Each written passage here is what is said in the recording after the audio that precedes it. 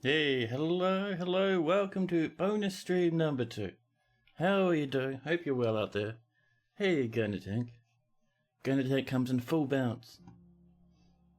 Yeah, that emote's really growing on me now. I'm thinking of making another one, actually. But my goodness, we're back here with Snarllashes. In the same world as the last fort, our previous failed Christmas fort was far to the north of us. Across mountain ranges, past hills, and into the snow, and a little bit to the left. That's our old dead fort. Holy nut.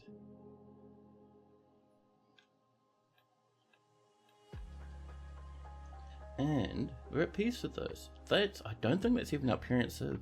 But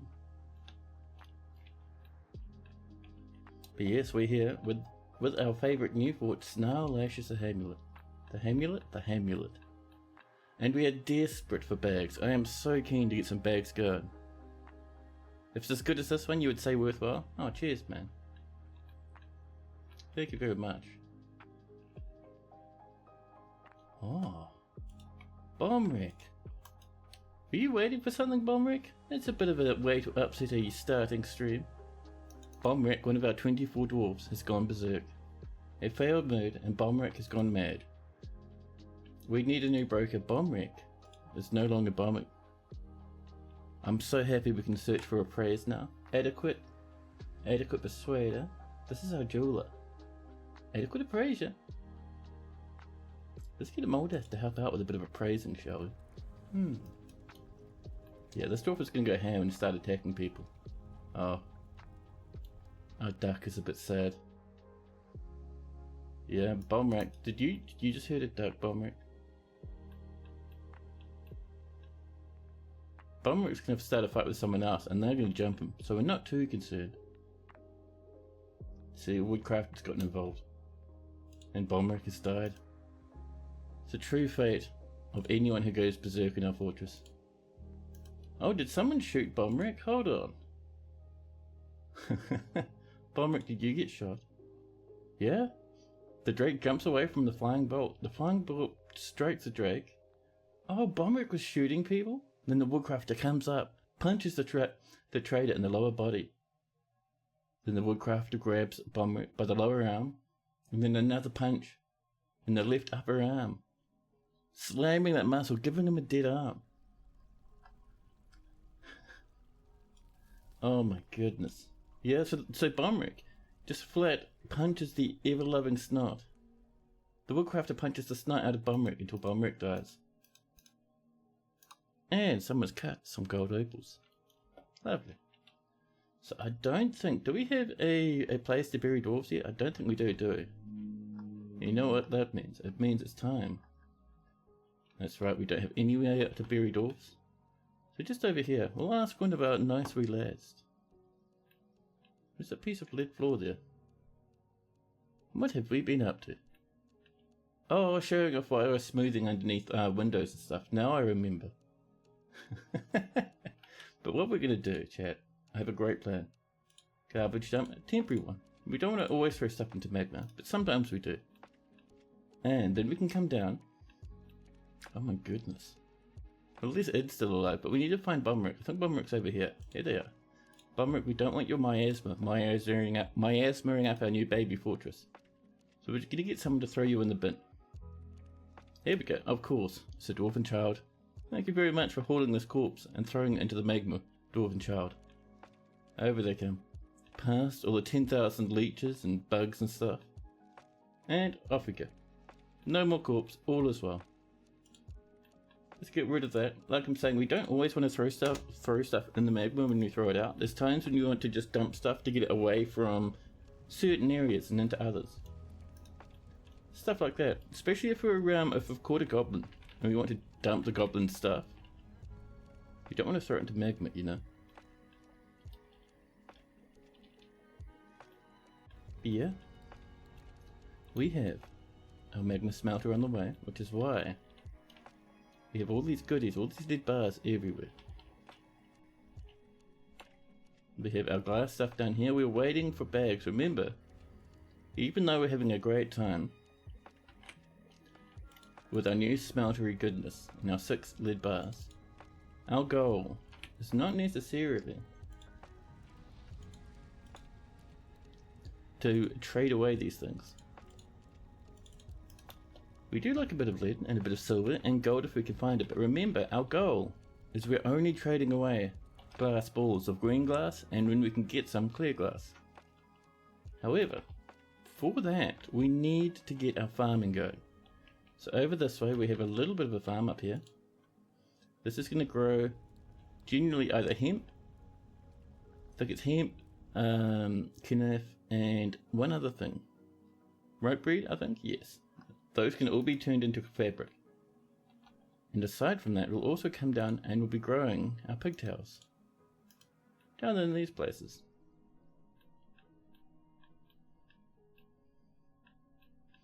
Now, I'm tempted to make a little pigtail seed stockpile down here. Just so we can get these planted a bit faster. So let's get ourselves a little bit of one of these. A little bit of this, just like this, nothing major. There we go. And this will be food, but we'll customize. We'll turn off everything and we'll come down and we'll say in seeds, we'll type out the words pig. And there we go. So we can let pigtail seeds sit in here. And it'll stop our farmers having to sprint all the way up to our main floor to get that going.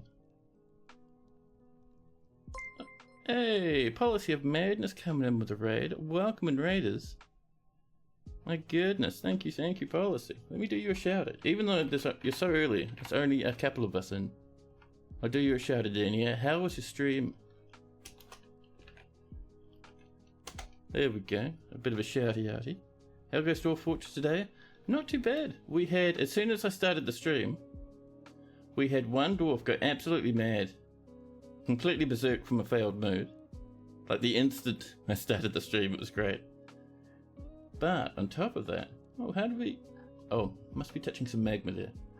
But on top of that, we're on a quest for bags. We need as many bags as possible. We have pretty much no spare ones at the moment. We have things in the works to get us some more. And the reason we want bags is we want glass to come out. So only selling menacing, gigantic glass balls.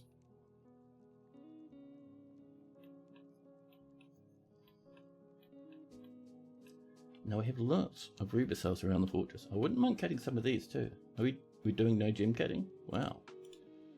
Let's do a little bit of this. And we'll go for 8. I like to cut from the largest to the smallest. For whatever reason.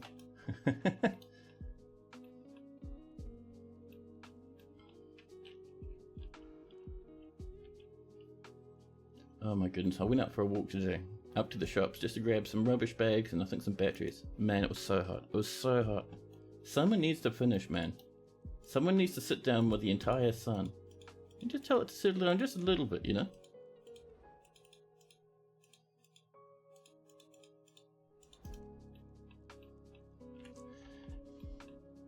We're doing a little bit of lead along here. No major reason. I just think it looks kind of nice next to the magma. The first time you've ever seen triplet dwarves. You're waiting for some children to grow up. Oh, nice. A stream of you 2 ago, one of your dwarves gave birth to triplets. That is not bad. Is that unmodded? I hardly even see twins, let alone triplets.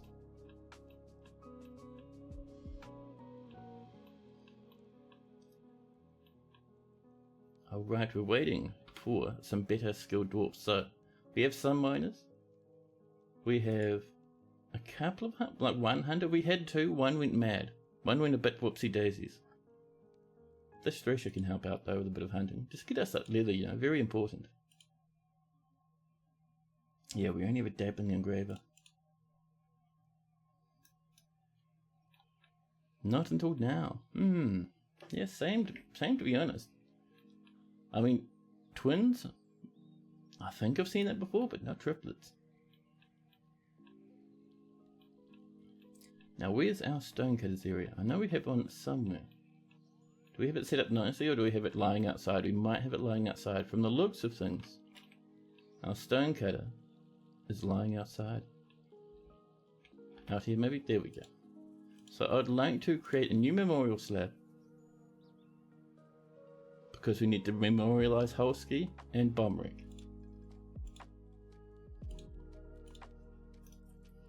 There we go. I think we have the slabs ready, so we should be pretty much good to go.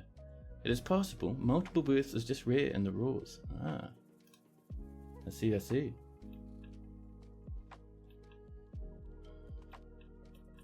So we've got to keep an eye out for rope breeds and Kenneth. I don't really know what Kenneth looks like, but I know what rope breed looks like, and I have a little bit of an idea on what hemp looks like.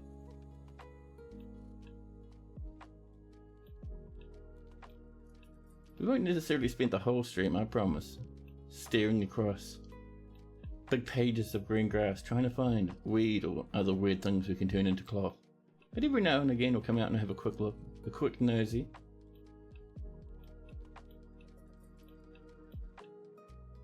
But I don't think we're lucky enough today. Rope reed always grows next to water. Yes, you're right, 100%. We found our first piece of rope reed up here, and our second piece I think was just down here. We don't have very much water, but we have a splash up this way, and I think on this side of our mighty mountain somewhere is another little bit of water. The reason I don't check it too much is I can never remember where it is. It's a bit of a mystery. The cave crocodile is fighting someone down in the caves. The allied daggers are performance troopers visiting. I love it. We do want more people visiting. And our quartz has been cut. Wonderful. I might add a new work detail now that we're messing around with gems quite often. Let's get an actual gem cutter on the way.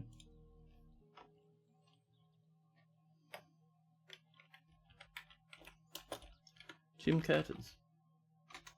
Just because the higher skill your gem cutter, the more likely they are to create a large gem or a fancy gemmy craft, which for me is always nice. So if we go in here, our broker, our metal crafter, we'll only let those two work on it at the moment.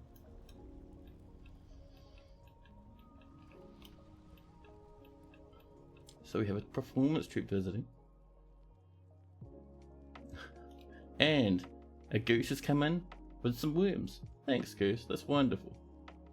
Please don't bring your worms into here. Yeah, you tell them, doggy. Oh, and a louse as well as some worms. Wonderful. So actually this isn't even our tavern, this is just like a hangout area. I don't even think we've carved out a tavern. What is a performance troupe doing here? What a mystery. Oh, we did carve out a tavern. Well, we thought about carving out a tavern. Here we go. Tavern. There's our tavern. Life is good. We have sandy walls.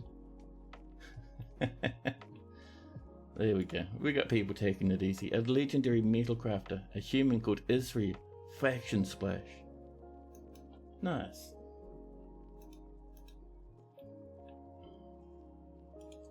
Randomly, an artifact lead ring lying on the floor. It's fine. So, we have 24 people. How many people here don't have bedrooms? Well, I see one problem to begin with. Oh, thank you. But let's have a look. Out of our dwarves, we have a human crossbowman and 2 babies. We're not doing bad. We made some more wooden pots. We haven't seen too much hunting, but I remain hopeful.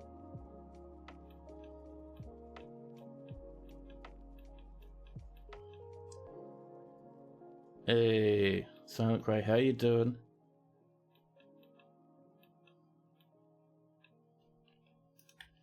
But you can see, because there's so many people hanging out in these meeting areas, that we're not overworking our dwarves. We're doing quite well. And we can see it in autumn. The leaves are sprinkling.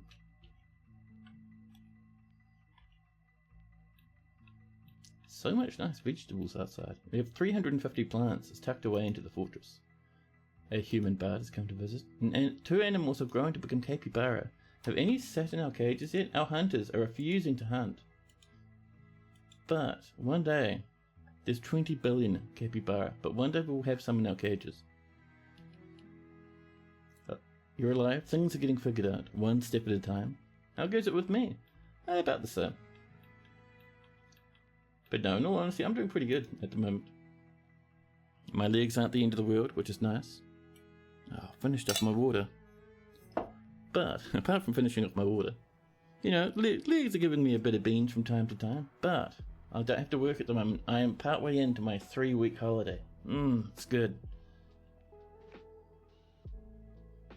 You're not going into corporate crap anymore. I love it. That is awesome, man. Yeah, if I did not have to work for a company, I would not work for a company. To be honest, if I didn't have to program for my job, I'd probably never program again. As bad as it sounds. To me, programming isn't a thing I do because I'm necessarily passionate for it. It's a thing I do because it's my job. So I see where you're coming from, man. Squeezing away from that sort of stuff and being able to live your own best life, that'd be heavenly. And we have winter coming upon us, another capybara making fun of us by giving birth to more baby capybara. If we were able to hunt those and butcher them, we'd get so much leather in the fortress, it'd be ridiculous. However, all our meat, if we have a look in our kitchen, all our meat is coming from donkeys and stuff that we put down. Our hunters refuse to hunt. One of your dwarves was being drained of blood. Peregrine, oh my goodness. You know, at this point I think there's more capybara than I think there is dwarves. It's very intimidating. A little bit of silver, a lot of lead.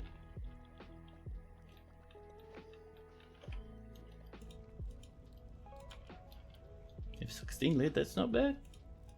It's not bad at all.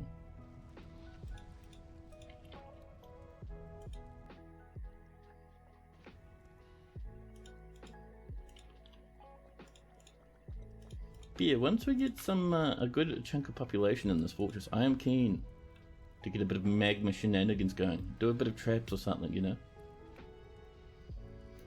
Yeah, our dwarves are having problems with lack of glass, or lack of sand for glass. If we have a look over this way, we're getting no output whatsoever. It's heartbreaking.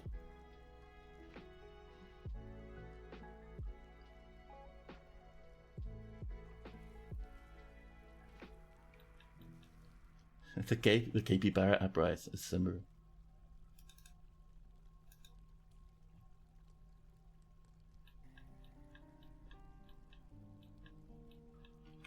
Yeah. Let's see, it's very lost in thought a couple of times there.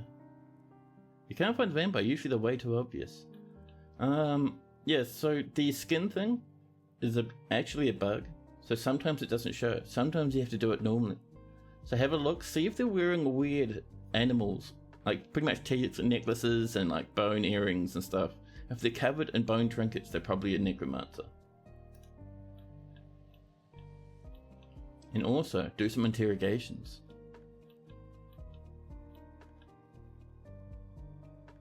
More drinks have been brewed.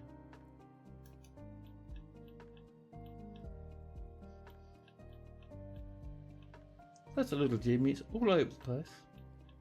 I am keen, man. We need to get some of these bags happen. It would make me very happy. We have plump helmets. We have nothing else to grow but plump helmets at the moment. Do we have much in the way? If we have a look at our stocks for our kitchen. So what are we looking at here? We have 4 pigtails and 1 rope bread. Should we turn off cooking for these? Just so we hold on to them. I was holding on to them because I wanted the seeds, but to be honest, I'm getting pretty desperate for various seeds to do a bit of planting with. If we have a look here. Yeah, we have no seeds at all. Damn, nothing good. Nothing good. No pig. I've got 1 pigtail seed remaining. Not the best, but alright. Yeah, our dwarves keep hitting them, which is a bit of a worry. Captain of the Guard, smackdown time. That's the one. Another dwarf found drained of blood. Oh dear. Check your mayor. Vampires love to get voted as mayors because mayors are usually dwarves that have very high social skills. And vampires are alive long enough to have amazingly good social skills.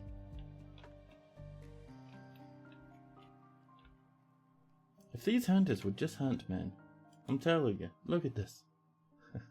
This trader even has gear. Edom. Listen, Edom. Edom, I need you to do something important. Edom, you're only hunting now. Do nothing but hunt, Edom. Please. So, switch by name, Edom. Oh, we're praying a wee bit, are we? Are we having a nice pray?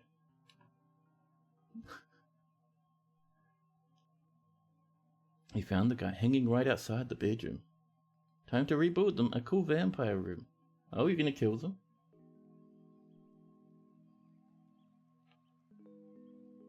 This hiding bat style outside the room, whistling innocently. Buddy, go do some hunting. I wonder why the dwarves aren't hunting. They can path outside. They can easily pass over the side of the mountain to where all the capybara are. I mean, look at this huge legion of capybara just sitting there, having the time of their lives, and our hunters are not hunting. We know we can get down there because we've set up some cages.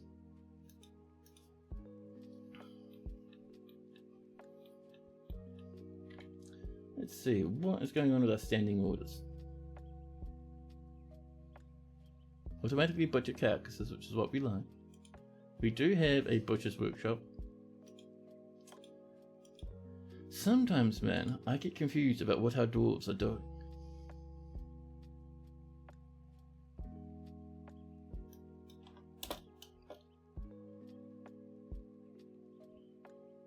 They get a cool room to hang out in? Nice.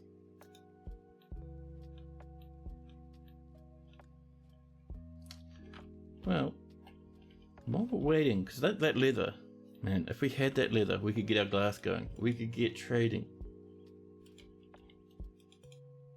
Wouldn't it be amazing?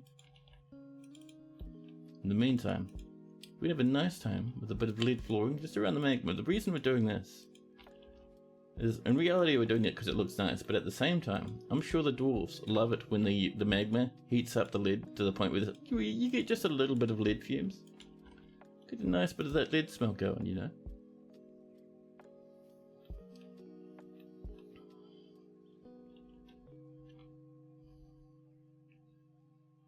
Now, is my coffee nice and cold?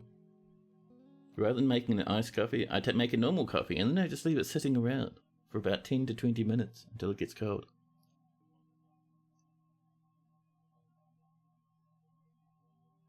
It's not too bad.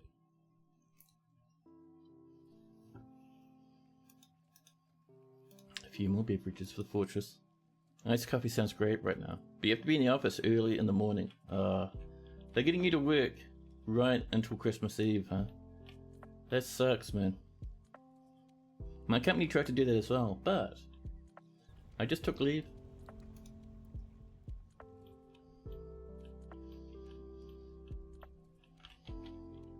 I'm still confused why no one's really hunting. To me, that's very strange. Oh, one thing I'd like to do actually. We need to get a little bit of a kitchen. Nothing too major. We can just make a temporary one, but I'm thinking if we start making meals, it'll stop dwarves from eating all our nice plants that we don't want them to eat, because they'll go for the meals instead. So let's for now make a temporary kitchen. Just over there. Just like this. We're going to make it out of ornament, because let me tell you, ornament looks amazing. Where's our ornament workshop? We did one a while ago, and it's like 10 out of 10. Oh, it's right outside, isn't it? Ornament. Amazing.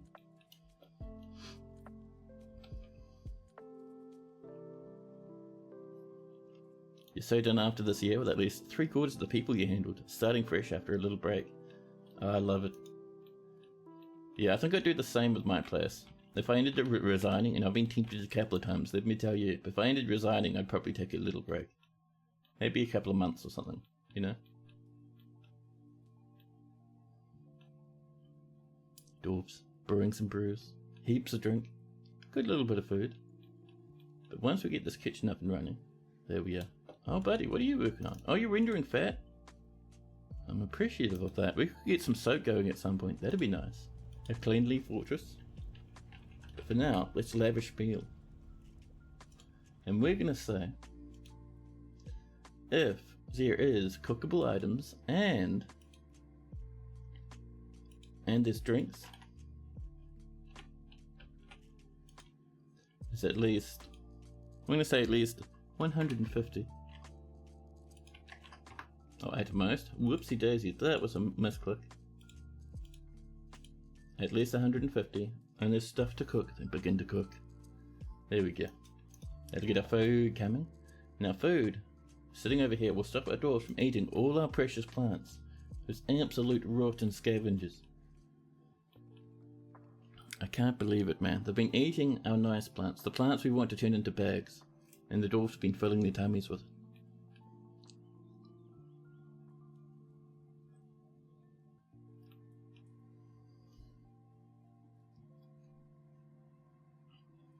Oh, you know what I saw earlier this week? An old blast from the past. I saw Robaz. I see his stream occasionally, but he was playing Dwarf Fortress, which I thought was pretty neat. It's kind of nice to see a big streamer pick up Dwarf Fortress for a bit of a go. There's some galena, a bit of lead, a bit of silver. Wonderful, wonderful. Now,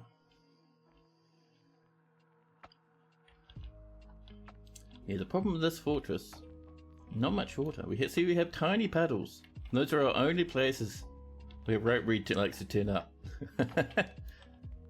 Hey, Spruce Mask. Hello, welcome in. Hope you're doing well. Oh, a rabbit parked up on top of some dead blueberry bushes, just taking it easy, in no big rush. But yeah, we've got to keep an eye out on these menaces. Our dwarves don't want to hunt them for some reason. You like the Christmas tree I have in the background? Thank you. I'm a huge fan of Christmas. So it's like, you know, I could do with a bit of a Christmas shenanigan. So this is pea plants and whatnot. I'm tempted to kind of like force dwarves to come down here to do a bit of gathering.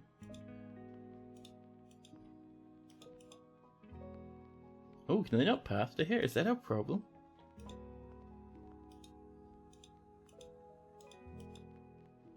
This highest priority, no one's coming here. Ah, I thought our dwarves could path around the side of the mountain. What has happened? Because we put that trap there, didn't we? Is this game as complicated as they say it? Not in the least. Not in the least. People like to kind of make memes about how complicated this game is, but it's all just a joke. This game is very basic. Well, not basic, but very easy to play it.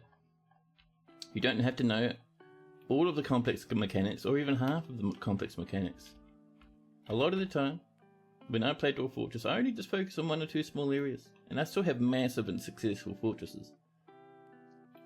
A lot of people just kind of get in their head, you have to go off, you have to watch every tutorial to know everything about this game. No, you can just jump in, just start playing without knowing anything about the game, and pick it up as you go along. It's easy. Chat, look. Delicious, delectable, awe-inspiring rope roots. We're snagging those right now.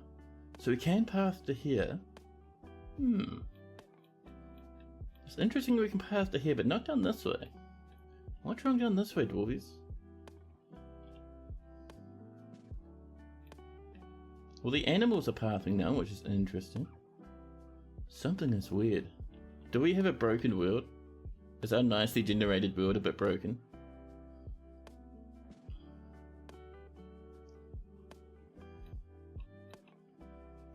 Like for the first beginning fortress, all you need to have a successful fort is something for your dwarves to eat and something for them to drink. It doesn't even have to be alcohol, to be honest. You can just have them drink water. I've done it heaps of times on stream before. And for food, you don't have to worry too much about farms. There's all this farming mechanics you can think about, but at the same time, you can just get your dwarves gathering. Like if we look up here, this huge green area, this is just a big order that says, come out here and pick up all the plants and berries and stuff. And that's where we're getting all our food from. It's nice. Fortress is made entirely of fishbone can survive kind of thing. Yeah. They do not wish to upset the capybara overlords. I know, I'm getting worried, man. A dwarven child, Kabook, withdraws from society. Good luck, Kabook. Make us a nice bag if you can. They'll grab a craft dwarf's workshop.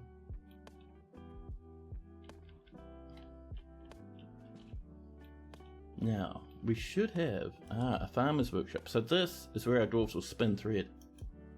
Lawn fortress. Yeah, it's a forage fortress.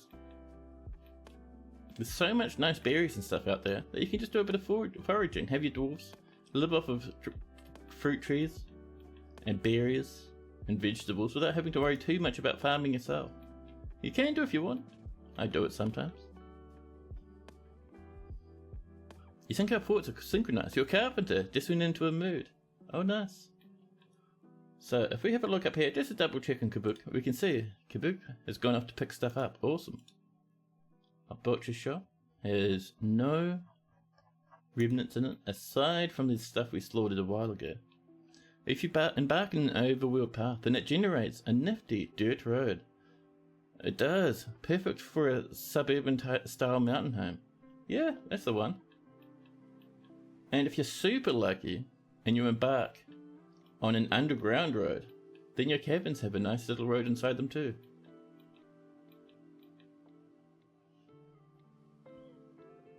Will DFHack kill all fire? You loaded your mountain home and it was riddled with fire to the point of it dropping to 1 FPS. Now there's none. Yeah, DFHack, not automatically, but if you put in an order for it in your launcher, something along the lines of, not fire starter, it's extinguish, that's the one.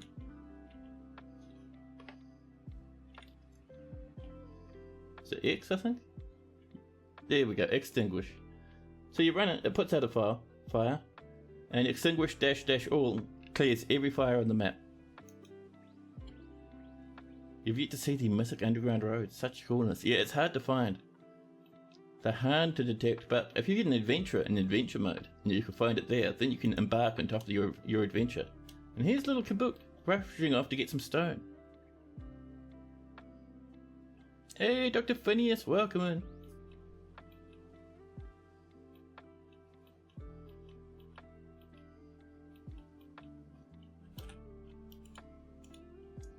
Get a little bit more lead happening. There we go. It's always important to decorate your fortress a little bit. It entices other dwarves and visitors to come, which means you have more hands to help. You forgot about adventure mode prospecting. Well, what a game. Yeah, it's a cool idea, right? You have your little adventure and you're doing your adventures and you find a nice little area and you look at it and you think, you know, this place looks really pretty. It'd be nice to set a fortress here. And then you can check on the world map. Remember where it is, swap to fortress mode, deploy your fortress, play your fortress. Once you're done with it, get a new adventure and come and visit that same fortress in that same spot you detected all that time ago. It is good, man.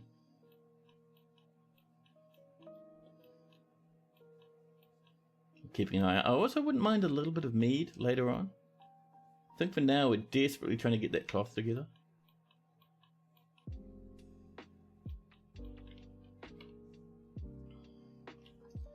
So I wonder, because we did get a trap down here, what if we do a bit of this? What if we slap down a piece of pecan wood right here?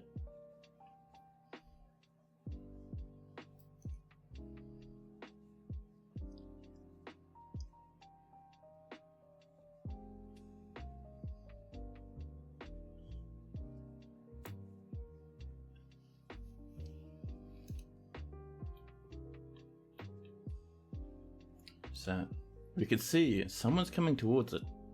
Because otherwise it would say, waiting for construction. You like the Council of Capybara? I do as well, but at the same time, we really need some leather.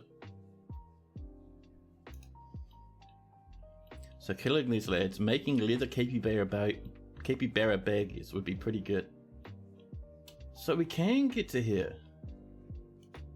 The capybara children are worried. And they're moving. Very strange. Very strange. Just having a look. Do we see some hemp on the map? Do we have some wondrous hemp plants? No, it doesn't look like it, huh? So our animals will come back again. Our flooring was successfully done. But our hunters, like if we have a look, we actually have someone whose whole job is to do nothing but hunt. but she's just meditating on trade. Very strange.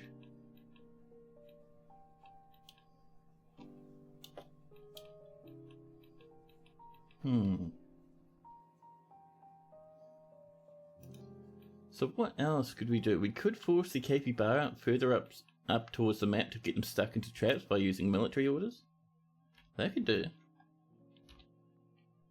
Because remember, we do have a trap just further up.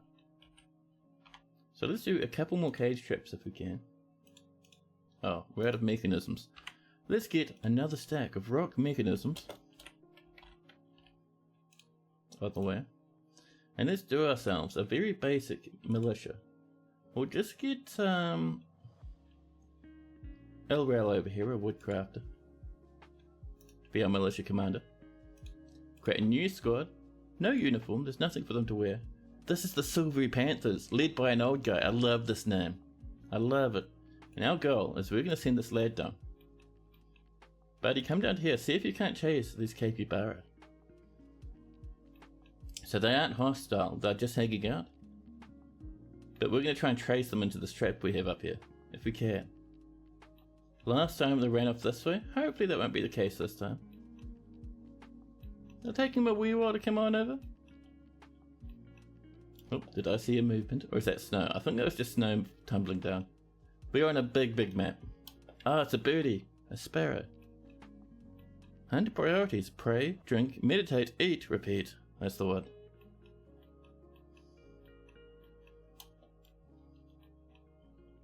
He comes in. Oh, one of the capybara has caused a ruckus. Yeah, get him. Push him away. Give him a scare. Get him. Chase around the capybara.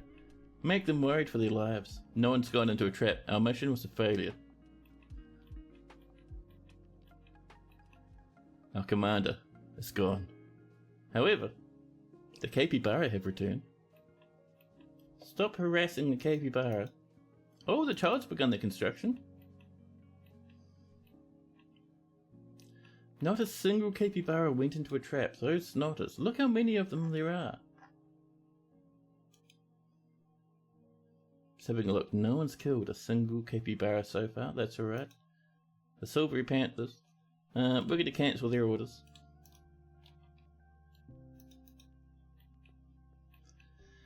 In the meantime, the militia commander, did you get a sad time from a capybara?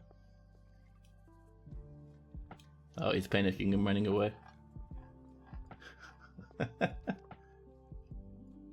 Oh, I see at one point, a militia commander grabbed the capybara by the ear.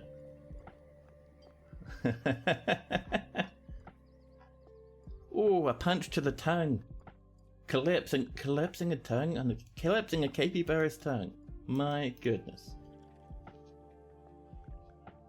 So we know the hunters can get that done that way. Because our militia did. But rather than hunt, they're just taking it easy. If we have a look at them, do you have what you need to hunt, buddy?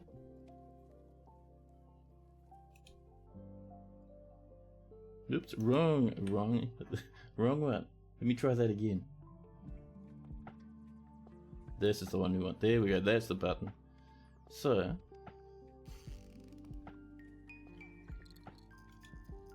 they have a crossbow and bolts and their quiver. They're crying, but they're not hunting. They have everything they need to start hunting. Instead, they're going to sleep.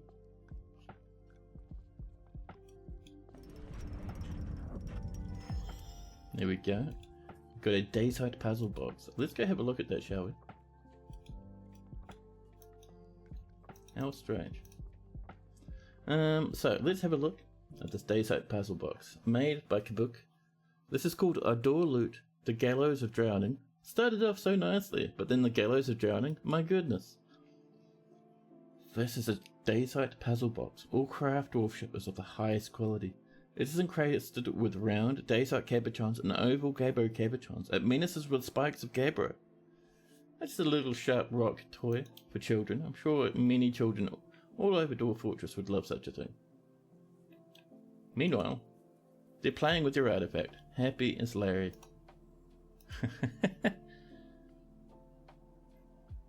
Your guy just managed to grabbed a bunch of raw sapphires for his artifact. Ooh, nice. I love it.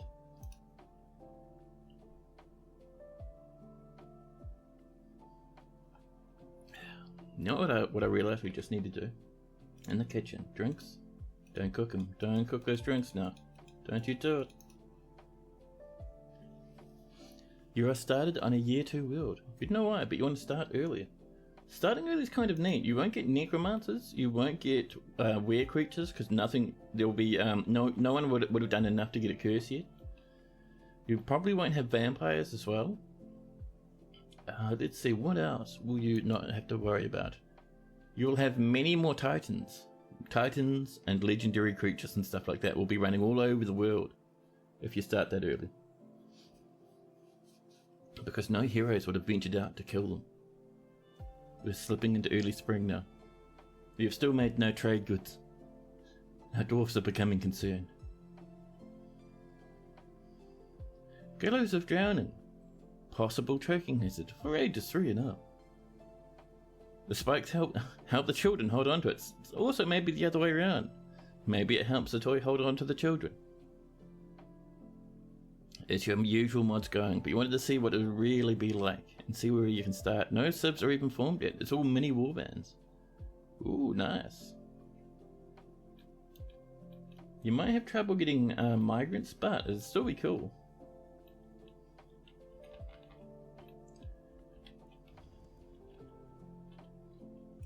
So I want to have a look how we're doing with our plant stocks. We've got 4 pigtails, 6 rope breads. We could just do a little bit of fiber shenanigans. So we'll come down to this wee lad over here, new task, process plants, and we'll just do that on repeat. And that should automatically spin thread.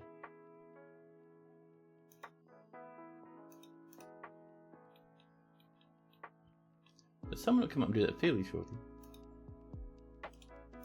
There we go. And we're working on some rope breads, 5 of them. This will turn into 5 rope bread thread.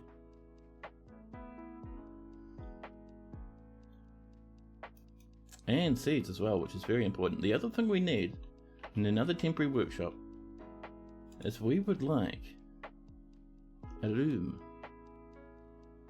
So it gets a spider silk from underground and it lets us turn thread into cloth. Maybe whatever civ you decide to play will be the inventor of major trading in the world, or the most hated civilization for banditing trade cards.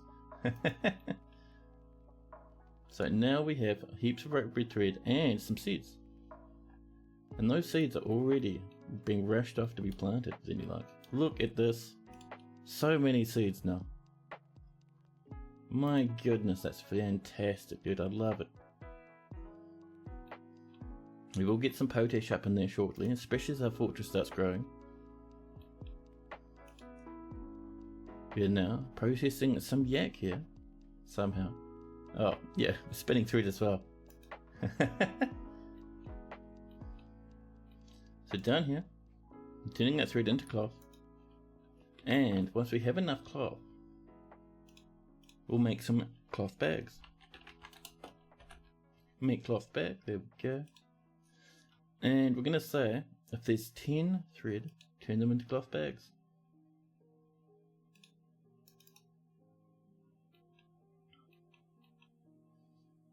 And look, people keep working, processing those plants. Oh, that rope bread, man. Jesus, good. And down here, this happens automatically, weaving thread into cloth. You think a lot of it is if you want to see it will come to full fruition from the start kind of thing. Oh, nice. Yeah, that's cool, man.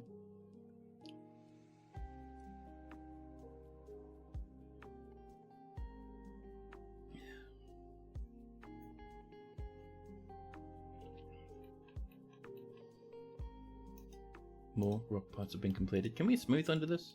We can't. Perfect. Lennox, hello, welcome in. You want to see the legends that can be made from the beginning of recorded history? Yeah, that's the one. And it's not always, that hasn't always been a thing that Dwarf Fortress let you do. For a long time that was completely impossible.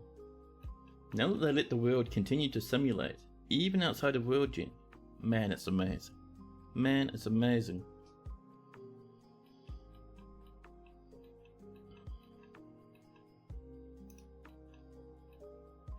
Here we go, we smooth that, that looks a bit nicer.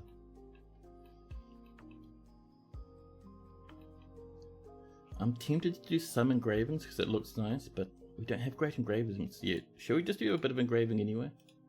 Just for fanciness? Oh, we still have that maximum priority. Let's calm that down a wee bit, shall we? You didn't get the opportunity to actually stream because you're trying to figure out OBS with your partner's help. But you've got some stuff set up. Oh yeah. Yeah, initially getting OBS running can feel a bit overwhelming. I get you on that one, 100%. Even these days, even after I've used it for so long, sometimes I'm still like, this is a bit stressful. Oh, you got all sorts of mods going there. Silent crap. I love it. Look at all these decorations. Engraved on the wall, it's an image of 4 mechanisms by Lofi. Because they're not very skilled engravers, we just get like images of mechanisms and waves rather than actual events. But it still looks nice on the map, and it boosts value of the fortress. Oh, here we go. Engraved is the Edush Kishakal rendition of the turquoise of trampling, a superiorly designed image of a scepter. It's the symbol of the Faint Rock, rather, a local dwarven government. Always you're a mod whore, I love it. Yeah, I've tried actually doing modding myself for Dwarf Fortress, and I always kind of bump into the same issue of the stuff I want to do is not quite supported. So adding clothes to dwarves is somewhat supported, but you can't have multiple multiple mods with clothing running at the same time. It has to replace the already existing clothing, which I always thought was a pity. A human dancer has danced their way into the fortress.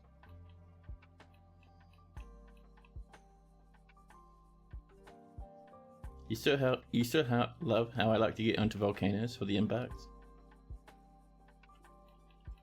Yeah, I do like a bit of a volcano sometimes, and once we get some people living here, man, we're gonna have the volcano spill out into the map every now and again, just for a bit of volcano fun, right?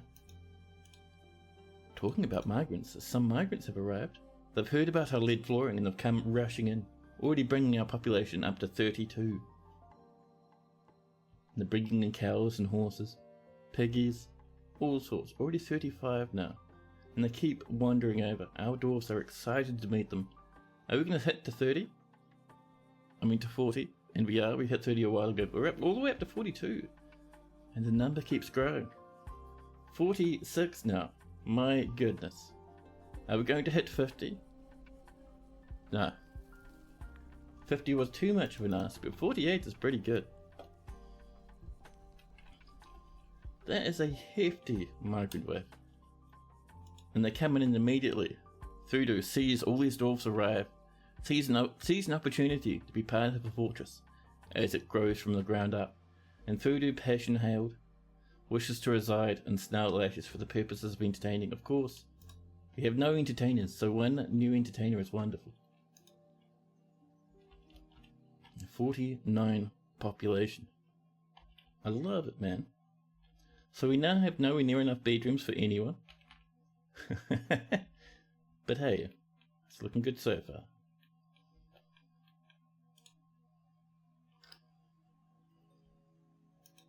So let's have a look at our orders here. What are we doing? We are making beds, making doors, brewing, collecting a bit of sand when we can, processing plants when we can, making our coffers, making cloth bags.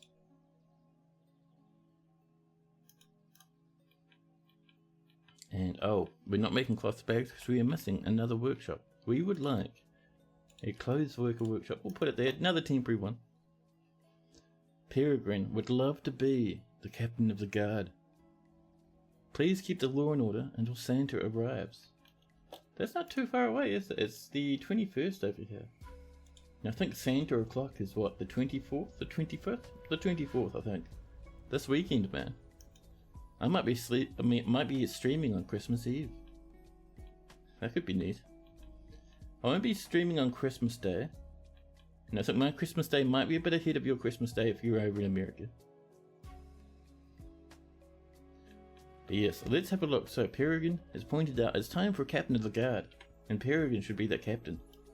So first, let's come to our sheriff. Sheriff turns into the captain of the guard as the fortress gets a bit older. But let's see. So no one in the fortress has relevant skills. But if we look down, we see the most ready to go dwarf in the fortress. Rovod, the fish cleaner. Rovod, known for his fish cleaning abilities, is come into a fortress where there's no water to fish from. Rovod is ready for sheriff shenanigans, and Rovod actually is also known, if we can find Rovod the mysterious.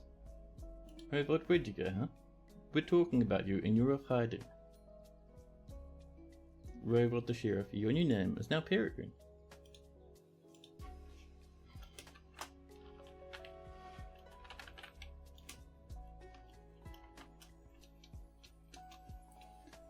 Peregrine is 59 years old, married to Ast Road Stockade, 2 lovers and a single child called Asob Lantern Braids. Peregrine needs some basic room setups so they can get into a bit of sheriffing. It'll happen fairly shortly, don't even worry. I talk to an acquaintance, I feel fond. A small smile on Peregrine's face. We can see they've come in with their wife, Ass, the peasant. The auntie is already in the fortress. Also got a few extended relatives in the fortress, including Blind, their niece.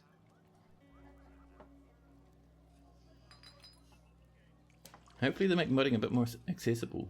The fact that select exit tags only work for specific tags means your multiple nobles mod is not nearly as neat as you was hoping to make it. Yeah, hopefully that becomes sort of Putnam's jam as they get a bit more comfortable with the DF code base. Because they have done a few good things, they've done a lot of bug fixing and stuff. So I'm always kind of hoping that they kind of step in and add a bit of the extra buff and polish that DF could use. Peregrine, the militia commander, the sheriff, has never killed a single creature. Peregrine has a sum of patience, but very bad intuition. Peregrine is a perfectionist and can easily fall in love or develop positive sentiments. He tends to make a small mess with his own possessions and doesn't often experience strong cravings or urges. He is slow to anger, doesn't cling tightly to ideas, and is open to changing his mind. I almost said exchanging his mind. Maybe this dwarf can exchange their mind. They do a bit of a swap. He likes to brawl and is a friendly individual.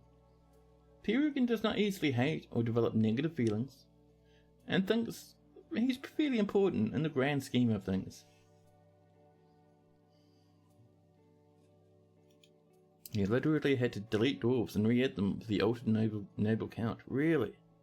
That is weird, man. I do remember multiple nobles being a thing in previous versions. I think there was mods for that, right? Yeah, the Dwarf Fortress modding thing is very powerful, but it needs a bit of flexibility, so hopefully that'll change one day in the future. Peregrine personally thinks friendship is important, values a harmonious existence, and finds eloquence in artful speech off-putting. Peregrine likes pudding stone, rose gold, targarai, the sight of the euphoric saffron, the colour auburn, and figurines as well. Nice. When possible, Peregrine prefers to consume seahorse, Perry, and Dimblecup's ball. But absolutely, above all else, Peregrine just hates snails. Thinks they're the yuckest thing.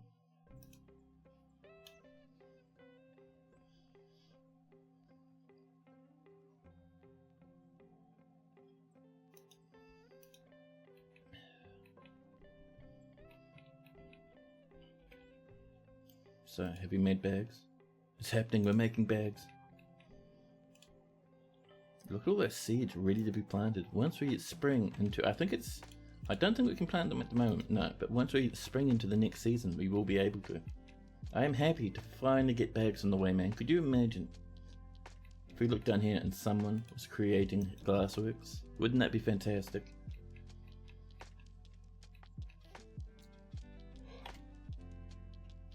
One thing I haven't checked. I want to see, do we have any good skilled dwarves that have turned up? Oh, a fish dissector who's good at hunting. Buddy, join in the hunt squad. You'll find they do nothing but sit around all day. We have one planter who's also a bookkeeper. A legendary herbalist and a grandmaster herbalist. We'll also get Olin, because they're pretty good. And these two. They have herbalist in their title. There we go. These three, they're able to do herbalism, but that's not their primary skill. Look at that. So they miss out. Some dabbling engravers. They do just a little bit, just for fun. A legendary wound dresser, and we have a couple of dabbling gem cutters. Not as good as what we got here though. Time to store pigtail seeds and rope reed bags. I love it.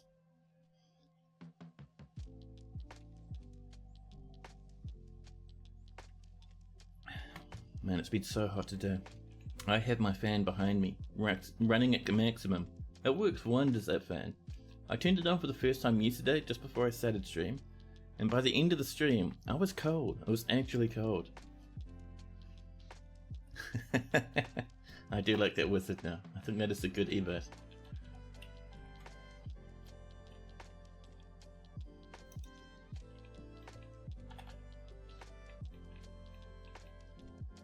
So are these marked to be rooms? They are. Cool. Let's get a bit of mining going. See if we can't knock in a few rooms. Maybe just up in this region. Although we are looking to pull bedrooms over this way now, aren't we? In between these two? Yeah. Oh, jammies. My goodness, such jammies. So this is going to start making its way upstairs. Up to about... Ooh, not that point. My goodness. We're going to go from here. Like this. And this is where we'll put our bedrooms. Some might say it's not a good idea to have your fortress scattered halfway across the map. But in response to that, I say, yeah, it's fine. It doesn't matter. Remember, you don't have to make your fortress as perfect as tutorials say they should be. Your fortress, the main point of your fortress, is to make you happy. And to tell a couple of nice stories along the way. So make sure, above all else, you yourself are happy with your fortress. If it's not running at 100% efficiency, it doesn't matter.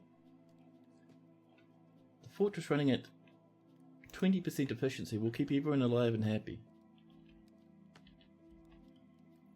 People are rushing in, grabbing seeds and whatnot. Hazelnuts in a horse leather buggy.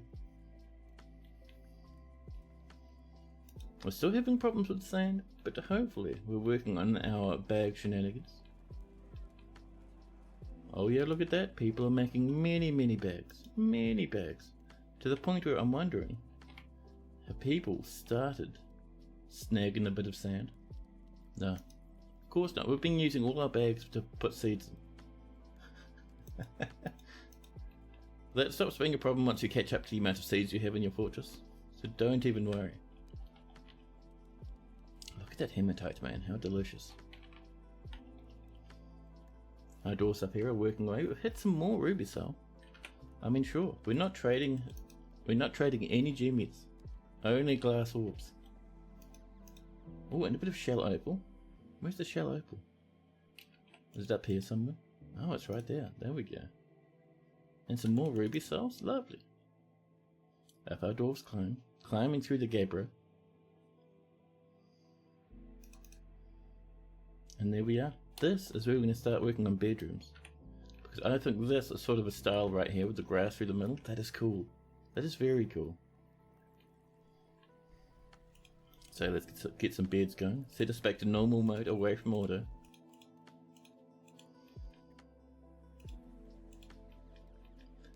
And we can do a good handful of beds. Oops. Move that over there. Do a bit of this.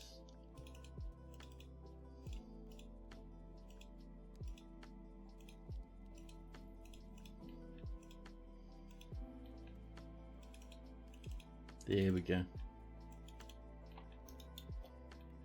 Just to get us started, we'll just do this little bit. There's our cloth baggies. Our fortress. I think it's beginning to function. We're trying desperately to grab that sand. Oh, we cancelled. We're out of baggies again. Oh, what are you coming for? Oh, you're playing make-believe? What's underneath you? A bag of sand. We have a sand baggie. So for now, we're just focusing on just at least getting green glass balls out. Once our green glass is coming and reliable, then we'll focus on clear glass. Because believe you me, I love a bit of clear glass. What is that cable doing? Wrapping itself around my leggy. Crisis averted.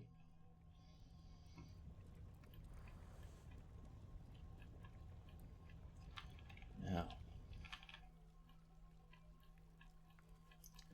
let's see. How are we doing over here? I'm seeing there's no evidence of people hunting. What about that new hunter we got? Is that new hunter hunting? Our fish dissector is meditating on mountains.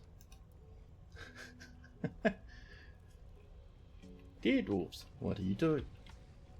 One other thing we can do up here. We have this little animal storage area, a little pen. We'll be expanding this later. Oh snap, we snagged some pups. We won't get much stuff from them, but it's a good starting point. But yeah, oh, lamb. Piglets, put these up here, we'll pop the piglet in. Just to stop it running around the fortress too much, there we go. We need to get this fortified at some point, so we'll look about doing that at some point. I've given an urge. I think Raven's heading off. Yeah man, have yourself a nice day out there. The heartwing emoji is amazing. I know, I love it man.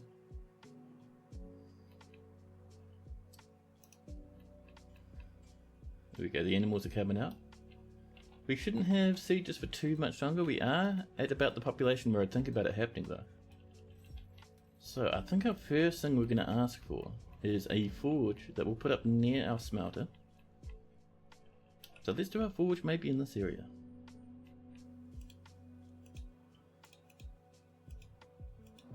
A bit of this going on.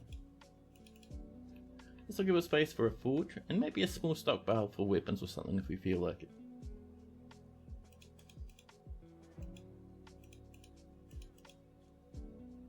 There we go. We'll get our miners running in to do that in just a jiffy. That's your Raven heart. It was the longest of your emotes because your artist wasn't happy with any of your own products. Till that one came out one day in frustration, and it's a beauty. I know it looks so good, so good. I think your Raven heart and your Bat Hug are probably the best. And Andrew Copping, thank you so much for that follow, buddy. Cheers very much, dude. Hope you're having a nice day out there.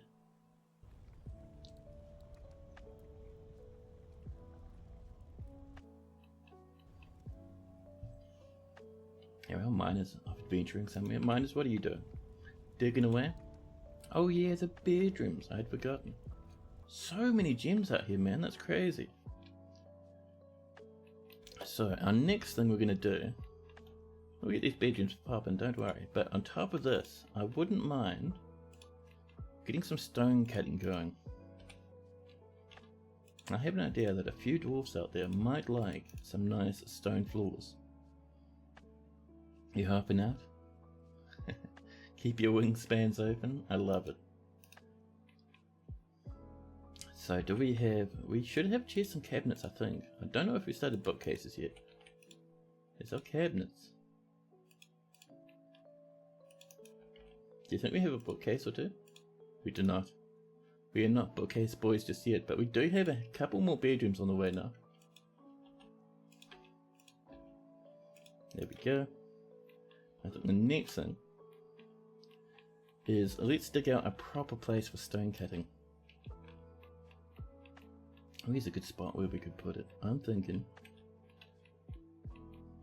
So behind this, we can have a little bit of space there like that, just so it looks a bit comfortable. We could put stone cutters up here. It's a bit of a squeeze though. However, look at this huge area. Perfect for a good double scoop of stone cutters. Just something like this. Oh, poor old mine has completely run off their feet.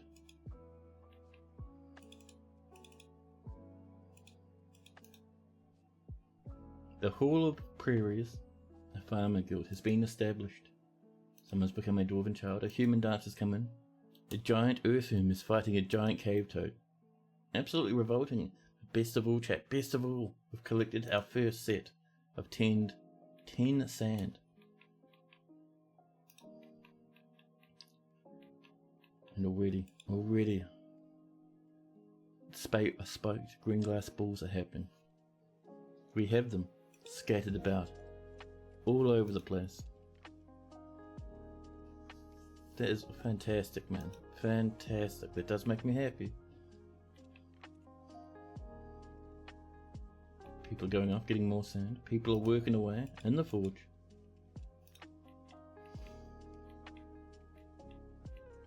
Our dwarves are cutting out a place for our smith, which is great. There's our first stack of green glass balls. We should have another stack on the way. Yeah, checked monthly. Perfect. So the next time we have traders, we can sell our first green Christmas baubles.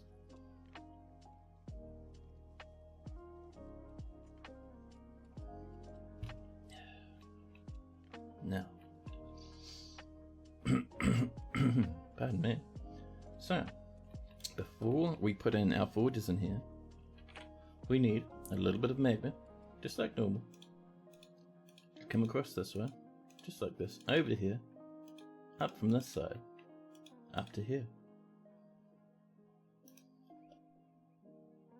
You see the bopper, mate? It's cool, right?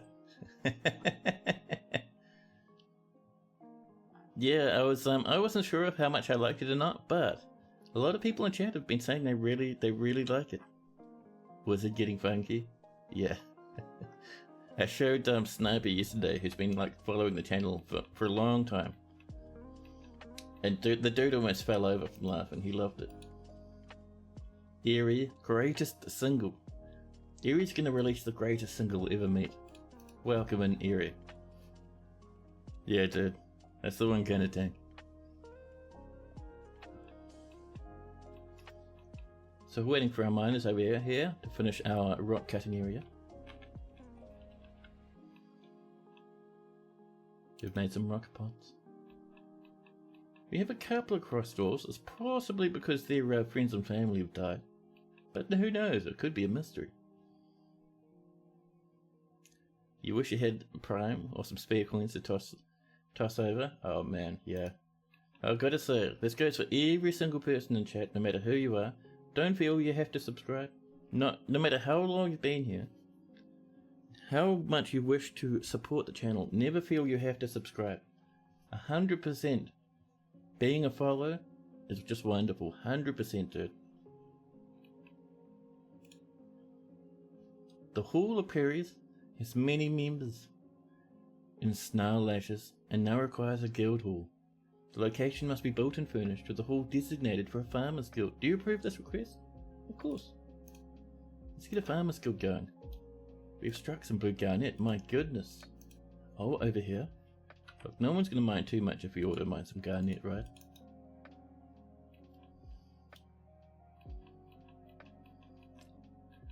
Oh yeah, I get you, Magna. I get you. I've been in the same place many times myself.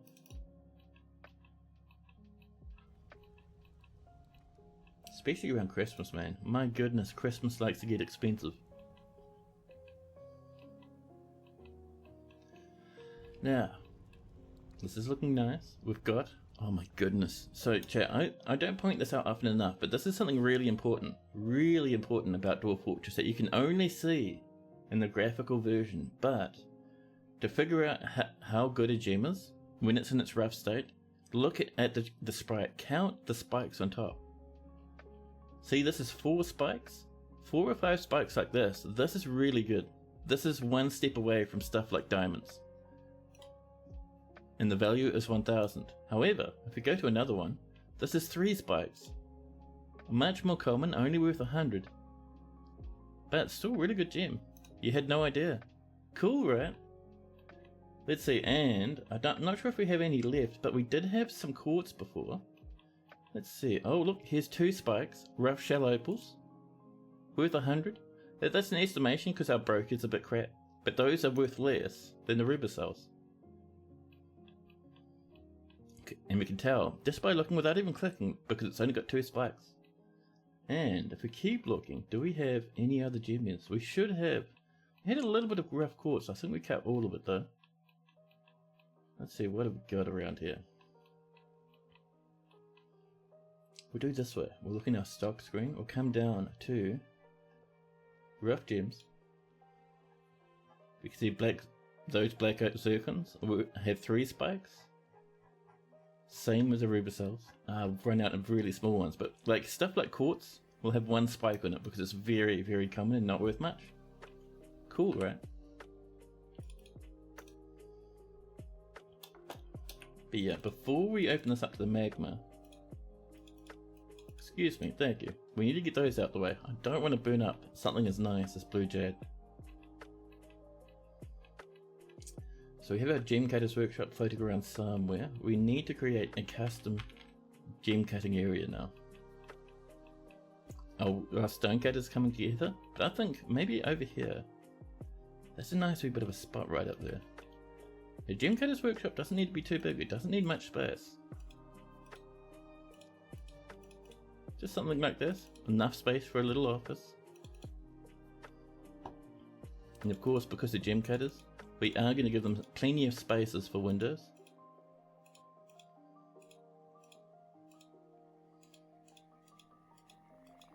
There we go. Just cutting around the edge of it. There we are. Cat Smoky Quartz was the first thing I did after the Berserk Dwarf was KO'd. Yeah, I was thinking that to myself as I was explaining. I was like, man, I should have waited for those quartzes.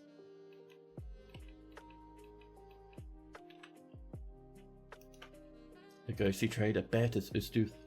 Bomb wreck. I know you're in a rush to have your slab built, but there's no need to beat a friendly dwarf. We have one here to Holsky, and one down here to Bomb wreck. There we go.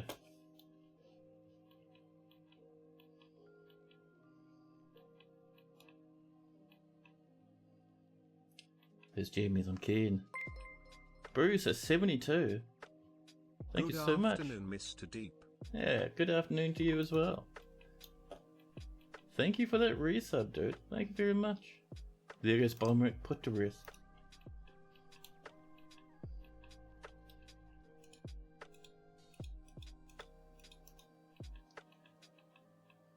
Over here, dwarves are coming in, working on our gem cutting area. So down here, why is someone's leg lying in here? That's a bit rude. Can we tidy that out? Ustuth. Holy crap, Ustuth, what happened to you? Hey, Clara, thanks for gifting that sub to Magna. Super kind of you. Thank you, thank you.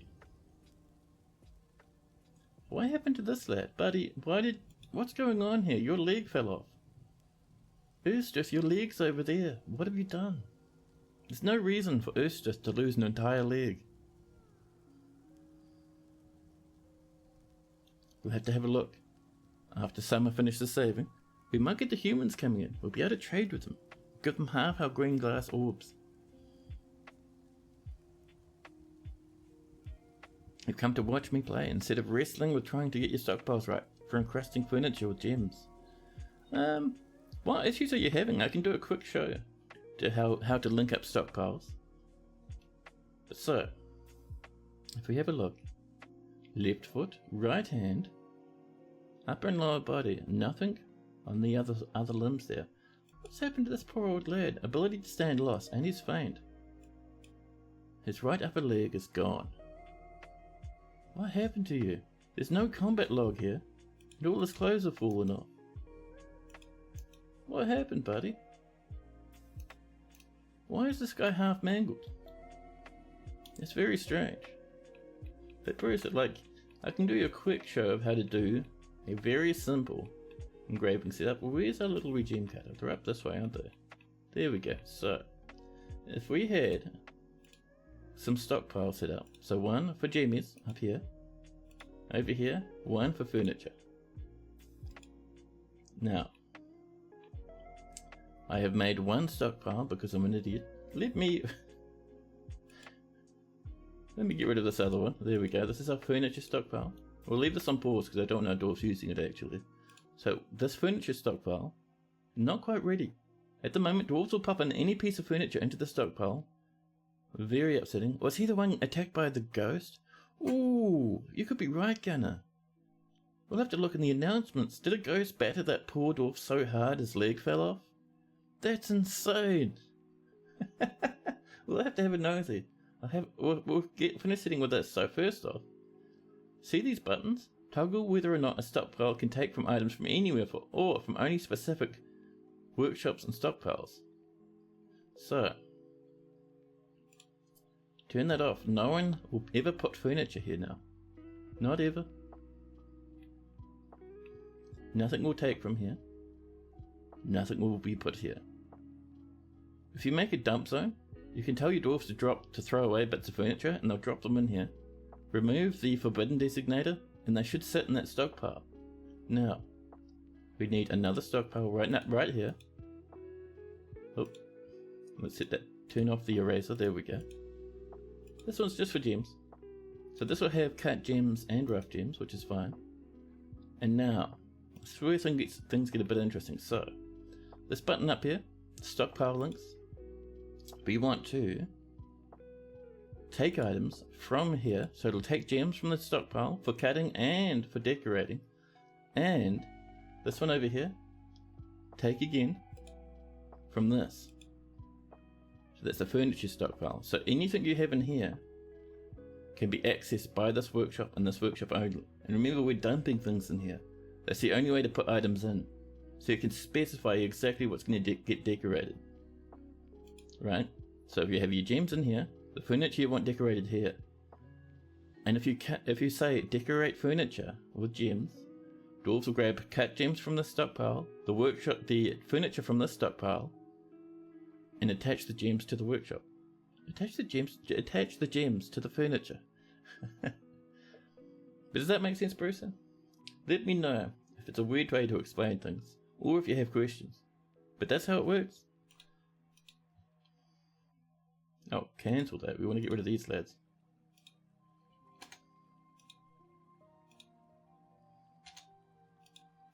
Now if you have a look over here, just making sure, yep, that's where we set now. Perfect. There we go. You've certainly been trying that, but the furniture stockpile you make never seems to get anything in it, let alone ones that you would prefer to be upgraded.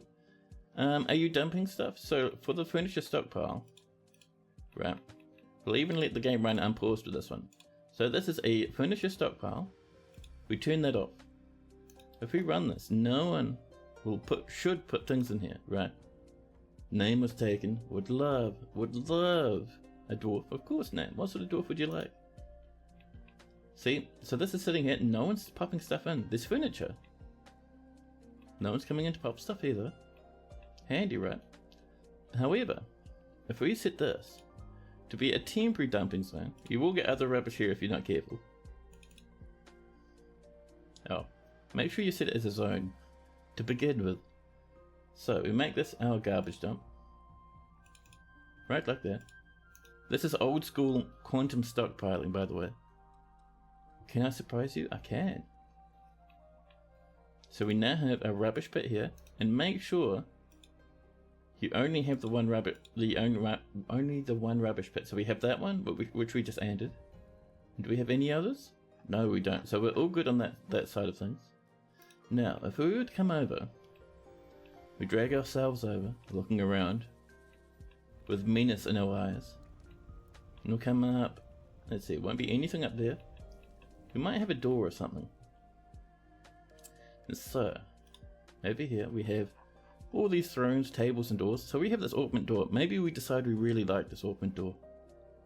We want to encrust it with gems. We throw it in the bin. We're outside, so we need to go into our standing orders.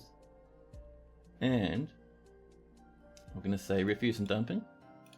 Workers gather outdoor refuse. And now if we look at this, someone will come in and throw this in the bin. We already have a little active marker. Someone's coming up. It's not this dwarf, they're standing around. Maybe they're half mangled by a ghost. Gathering plants? I appreciate that. Oh, there we go. The sled's moving slow now, and if we watch them, they'll be making their way over. Down towards our stockpile, where our rubbish pit is. And this is very old school. This is what you used to do before minecarts were a thing. I suppose you could use minecarts to dump furniture out, but this seems less fiddly. Around the lad wanders, making his way past others, through the fortress, past all of our other workshops, past some bedrooms, down towards this. We throw it in the bin, there we go. So, as I said before, because it's a rubbish pit, we will get other stuff like this one dude's dead arm. Whoopsie daisies. But if we delete this now, and we reclaim everything here, ignoring the arm, we now have the ornament door as part of the stockpile. So if we had that stockpile linked, things would take from that stockpile. Cool, right? So that's how you get stuff in stockpiles that no one can take or put items. You quantum stockpile via dumping. So if we, I'm just going to come out this way, and I'm just going to pop in a small bit of a rubbish pit down here. I did that again. What is wrong with my mind? There we go. I'm just putting that there so that arm can get moved out of our fortress. That's one way to force it. Yeah, dude, you gotta go old school sometimes. So someone will throw that other thing out, but this door, finely crafted ornament door, is now in this wee little furniture stockpile. See? Happy as Larry. We kind of don't want this at the moment. We will set this up later actually, in our proper gem workers workshop. This poor old lad, seriously injured. Let's make a temporary hospital, shall we? Temporary rooms as far as the eye can see, but no, over here we'll do ourselves a nice little emergency room, because we don't want that miner to die. We love them too much.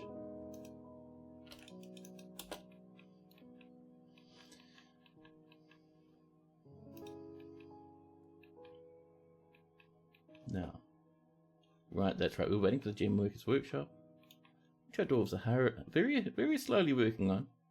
Only one dwarf is, the other one had their leg ripped off by a ghost. I want to have a look at that. First, don't let me forget, name would like a dwarf, they would like to be surprised. Let's see, who's really catching our attention as we scroll down? Someone cool. All these animal caretakers taking it easy. I love it. 27 woodcutters.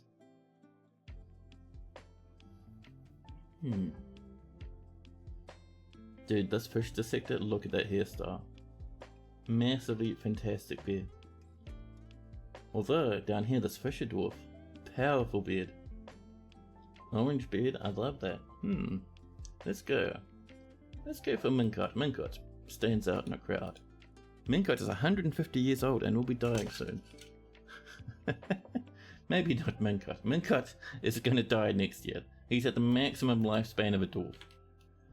We all love Minkot, but let's not get too silly now. Let's go for Kib. Kib is 64 years old. There we go. See, this way a name can actually enjoy their dwarf. Was taken 001. There we go. Name was taken, the fisher dwarf. Socializing in a very, very early and very roughly carved out tavern. Hanging out with what looks to be a human dancer, dancing on top of a dwarf. Spooky, but alright.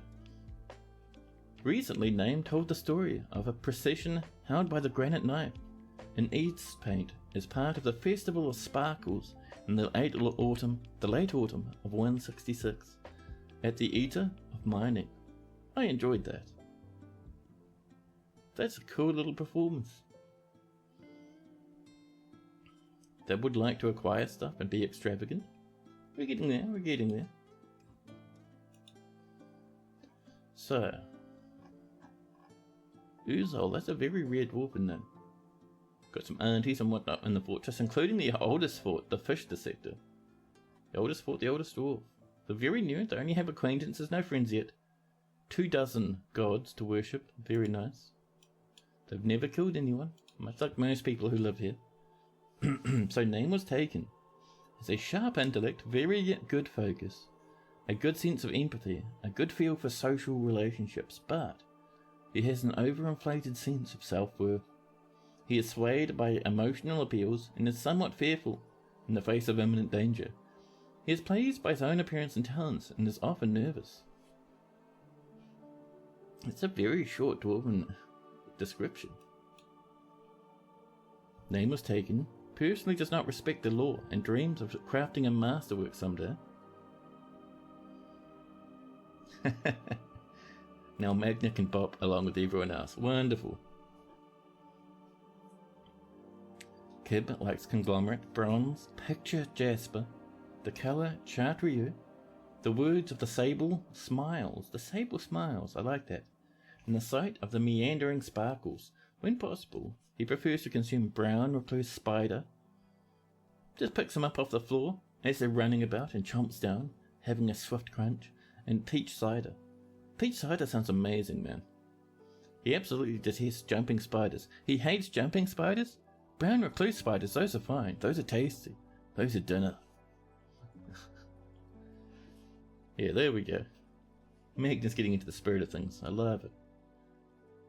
No, oh yeah, look at this. Name does have a nice wee bedroom down here in the southern part of the mountain.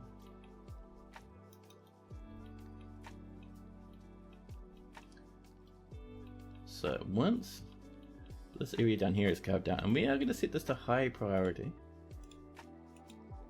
because we want this carved out so we can save that poor old miner.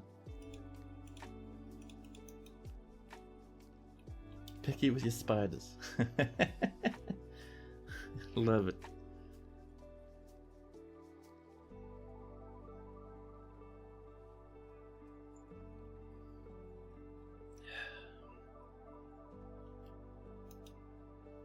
Udom has grown to become a hen. And we have some spiked glass green balls. I'm not seeing a lot of sand happen. Ah, we're out of empty bags again. Well, these dwarfs, man. A human bards come to visit. Let's have a look at our kitchen just to make sure we're not cooking things we don't want them to.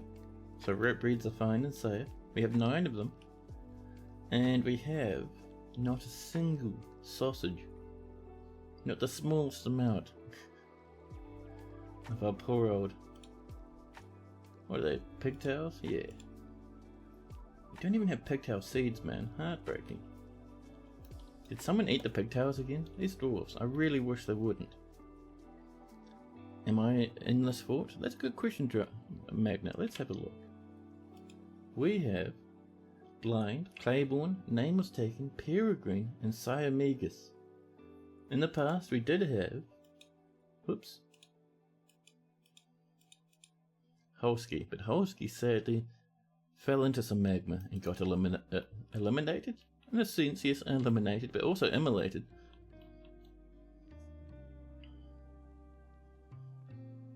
More drinks being brewed. Now, Rao we've read about, but we have these 2 new ones, including one here to Holsky. This is a finely crafted granite memorial to Holsky 77. The slab reads, in memory of Holsky, born in 160, went missing in the year 256, united with Citrine. And down here, this is Bomric. This is the guy who tore someone's leg off when he was a ghost. This is a granite memorial to Bomric, Rhino Zaneg, the Violent. The slab reads, in the memory of Bomric, born in 177, bled to death, slain by the dwarf Elral, In the year 256, brother of the faint rock. So broker of the faint rock, 255 to 256, lover of giant crow leather. A new petition. A new entertainer. Ukip climate handled. Ukip, that's not a cool enough name. Go away.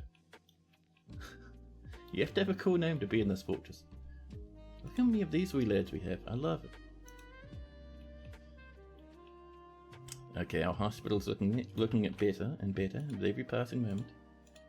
So we'll pop in some beds and some tables and some chests. We should have a couple. There we go.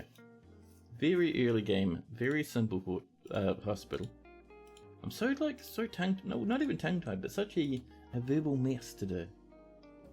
I know half of chat is used to that by now, but still, sometimes it's annoying. There's a hospital. The Sanctuary of Bridges. Wonderful. Now hopefully someone will come over and rescue that poor dwarf. So you're still parked up here. Our gem workshop's coming slowly but surely.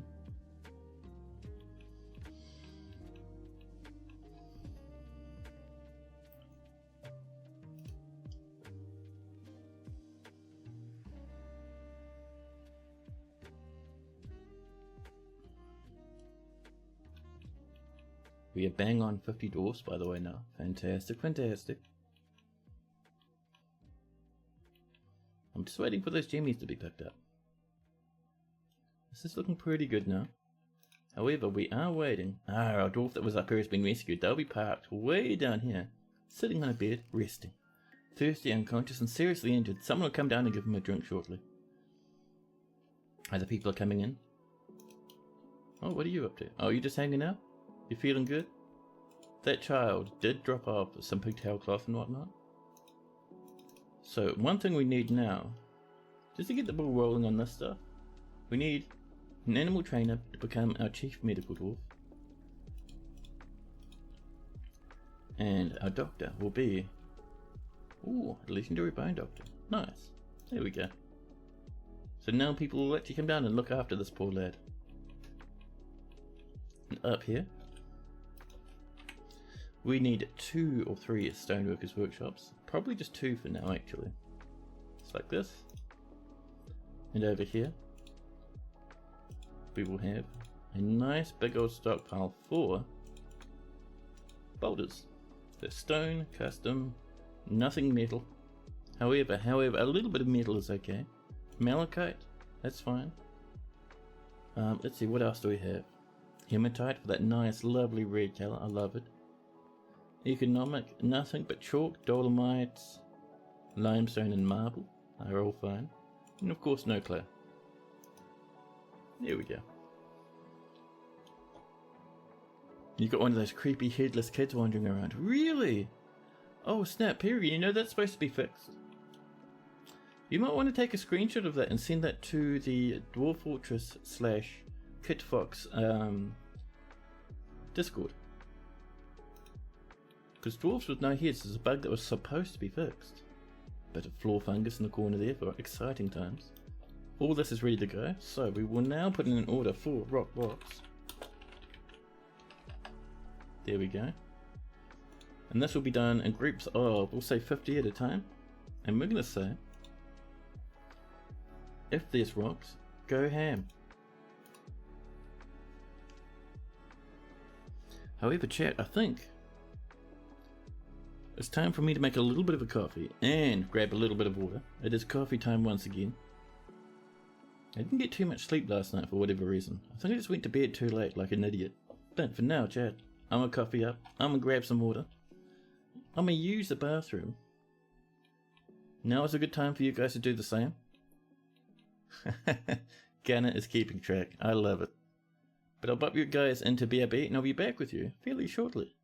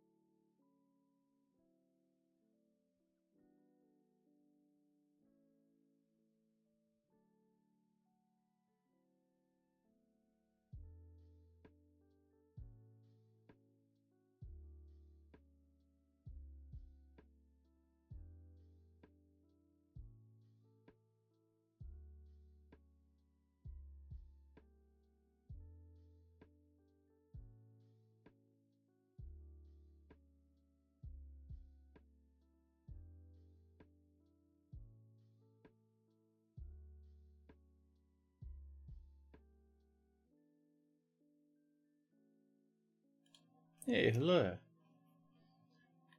Man, summer here in New Zealand, extremely scorching hot, oppressively hot outside. With my fan going, I'm actually feeling cold at the moment. Absolutely heavenly, I'm telling you. Welcome back, thank you. What's the temps out there? That's a good question. I could have a quick check using the power of the internet. Let's see, I'm looking for med service. The approximate, very approximate temperature is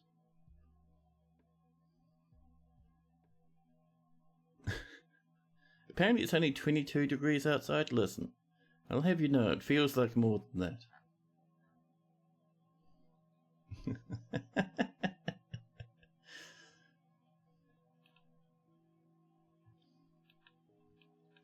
Or maybe I'm just a wuss. That's fine too. A human bar's come to visit. Our Woodley workshops coming along. Do we not have a manager? Why are these rock blocks not starting? We're still low on empty bags, but that's fine. Let's have a look over here. How are we doing with this place? Oh, we're planting nothing. Are we out of seeds? Really? I thought we had some. I thought we had... So obviously we've got no hemp, but I thought we had some rope bread. Rope bread. What's the problem, huh? Just rope bread at all occasions. How did we run out of rope bread seeds? I thought we had megatons. Did we eat our rope breads, dwarfs? Did you get a bit hungry? Did you have a munch on our poor old rope breads? I'm hearing a baby giggle.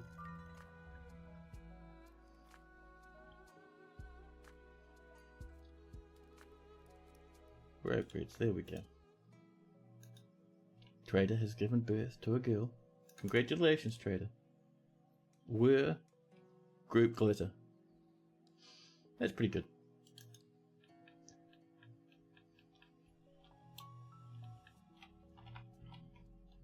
Now, I wouldn't mind a little bit more mining over this way. We have to wait though. Actually, I think we're caught up with all our mining jobs. My goodness, our dwarves are getting into it, man. We have some bedrooms over here. We have more to make. We have sand everywhere. We're going to have to replace these sand walls when we get time.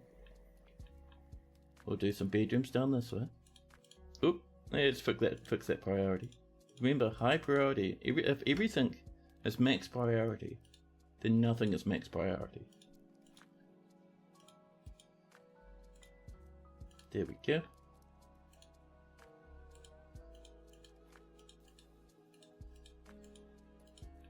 We'll mine all of this out. Bet it feels like at least 30 plus there. Oh yeah. Especially like out in the sun and stuff is pretty hefty. Especially for factory workers, man. A lot of factories are not air conditioned. So factory workers, like my dad and my little brother for a while, were into that sort of stuff. Man, they get there and it's like 40 plus degrees in the factory. It is bad. It's like an actual health hazard. You hate using earbuds for your headphones. And they decide to irritate your ears something terrible. Oh bad, yeah. I to be honest, I don't use earbuds. I only use the good old over-ear ones. Not even on-ear, over-ear only. Just so much more comfy. We have a bit of salt. Shell opals, 2 spikes, so middle of the road value. That's okay.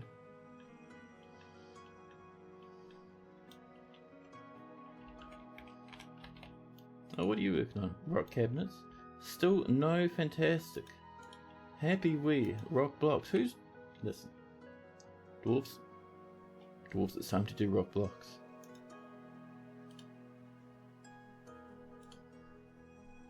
See? Just like that. Just do one of those. It's easy.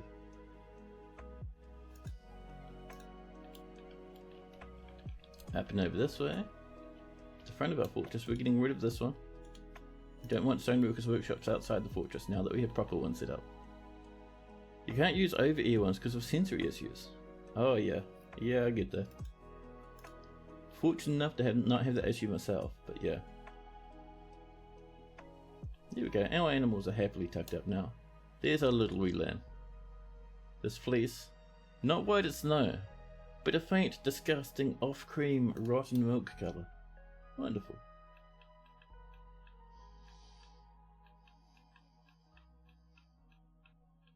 Now, down here, let's pop in a little bit of furniture. This sort of stuff increases dwarven happiness, lets them store their clothing, and... oh, we've doubled up. Whoops, there we go. But also, it lets them grab crafted goods, and you will get one of those set up shortly. Poet Manom has come. Our fortress is pretty popular, man.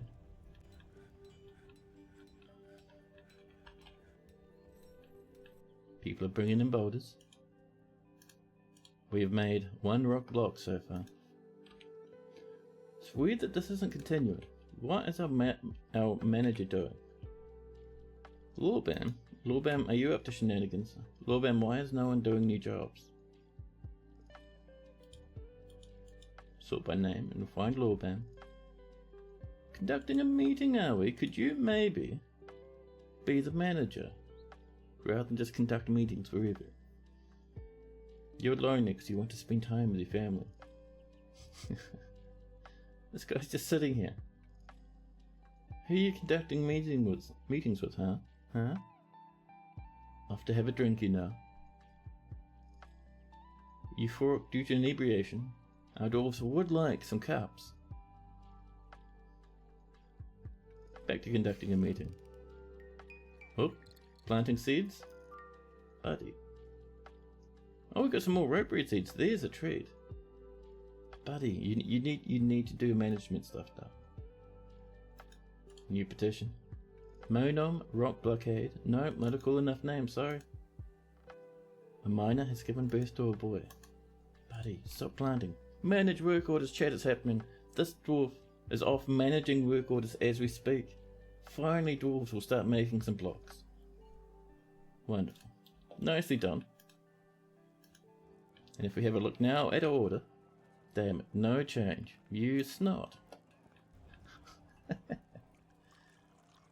Did you hear my Discord go off again?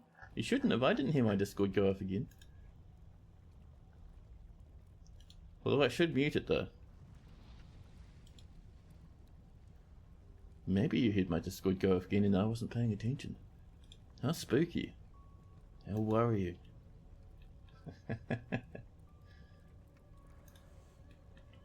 So yeah, having occasional problems with sand again, which is annoying.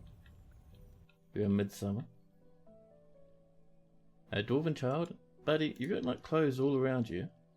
Oh, they're a little bit tattered and you refuse to wear them. Fair enough.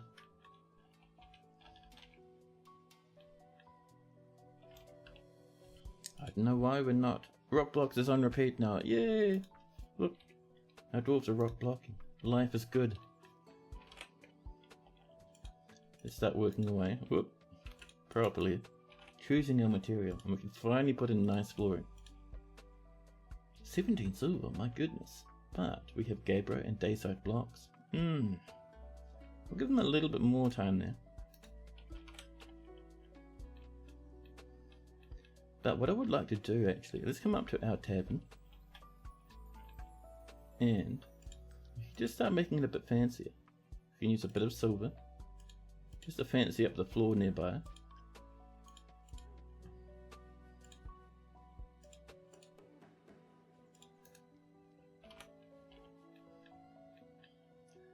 And let's see. Already the silver is coming, I love it. Just outside of the tavern, but that's fine. Dwarves will still feel a bit happy as they come past.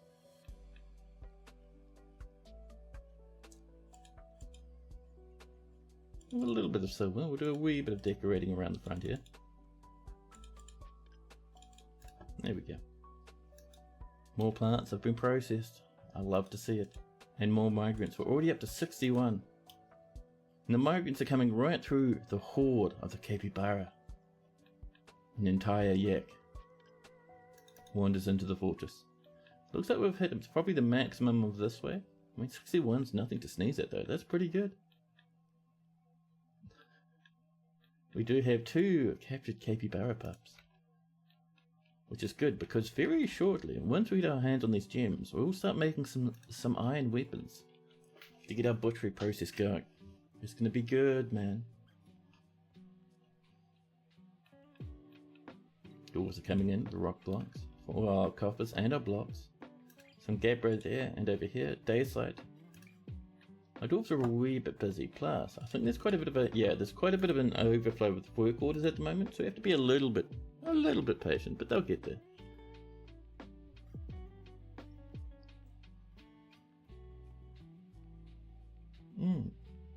Forgot that was a new coffee, that's quite hot. However, I do have a water, and I could do with a bit of water.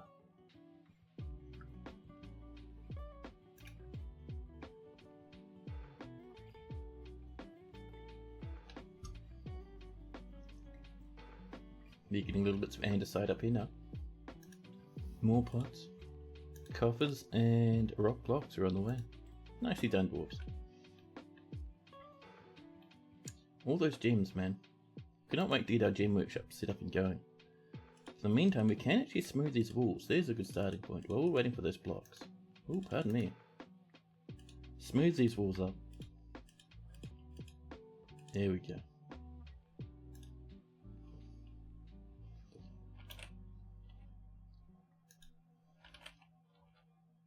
And start getting in some gem windows. Gold opals, I love it. 2 gold opals down here, perfect. All our walls are getting smoothed as well. Rock coffers have been completed.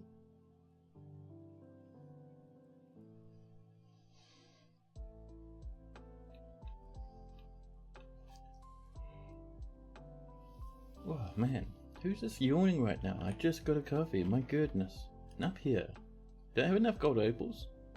We do have some shell opals though. So we'll pop shell opals to the top. Pop in a door as well. An orpiment door, wonderful. A cloth bag has been completed, wonderful. Suddenly, an entire yak turns up, wandering about the fortress and becoming hungry. This is almost good enough for a pasture actually in here. We could have a pasture dug into the small hill. That's pretty fancy actually, we might do that. But for now, let's get our animals tucked in here. Avoid a bit of the animal catastrophe by having them starve to death in the centre of the fort. Ooh, capybaras are getting ready for a bit of dinner. And let's get that goose up there, just to stop them like spreading weird animals all throughout the fortress. They keep spreading creepy crawlies everywhere. Very disgusting. 0 out of 10. Dwarves hate it forever.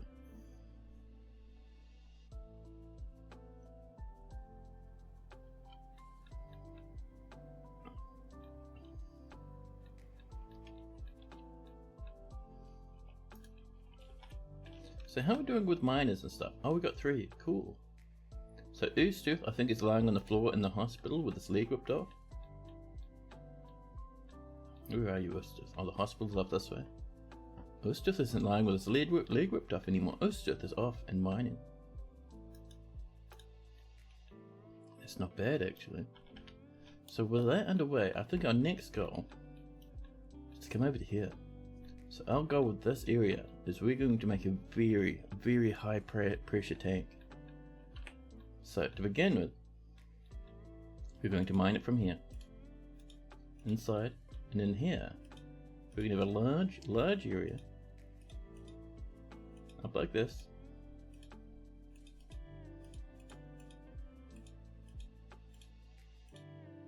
and this is going to be multiple Z levels. Actually, no, rather than doing it this way, where's the button? So we want this one? No. This one? Yes.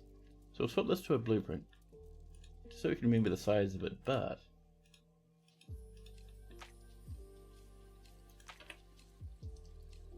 so let's get ourselves some steps. Oh no.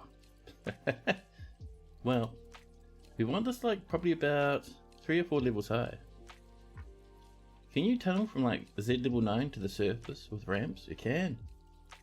You can tunnel from the caverns to the surface with ramps. You can tunnel from any single part to any single other part with ramps. Only be careful, aquifers will so happily leak water into your ramps.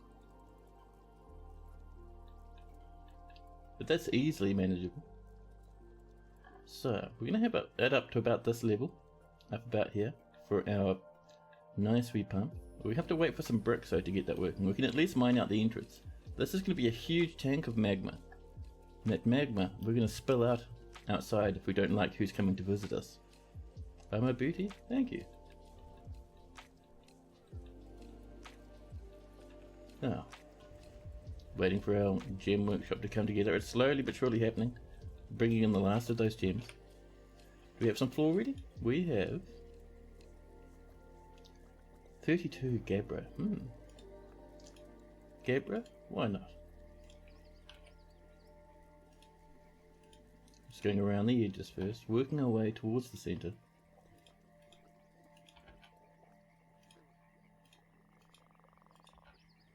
Oh, we have plenty. We have plenty of Gabbro. That's wonderful. We have about 10, which should be enough. We'll have one left over after you put all the Gabbro flooring in. Yeah, perfect. Amazing.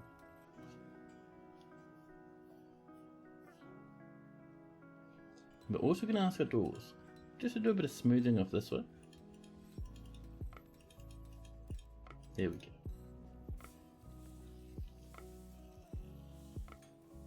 Now this stockpile, let's see, what have we got? 1 wheelbarrow? We're going to set this to about 5 wheelbarrows. We're also going to put an order out for wheelbarrows in the first place. Nice wooden ones. Wooden wheelbarrows, a good stack of 10, thank you. A giant orm is beating up a Gorlock down in the caverns below. And flooring is done. There we go. So, finally we can put in our new jeweler's workshop. We'll bop it up here. Actually, right here, so it's not blocking that doorway. And we'll make it out of ornament because it looks nice. We'll also smooth that because it's certain someone forgot. And in here, we're going to have 2 stockpiles. A simple one here for jimmies. And this has set up for bins, which is cool. Thank you. And then we'll do another one for stuff that we'd like to. There we go, we'll turn it off for now. But that is our everything stockpile. We will pop stuff in there we want to embed with gems. Cool, huh?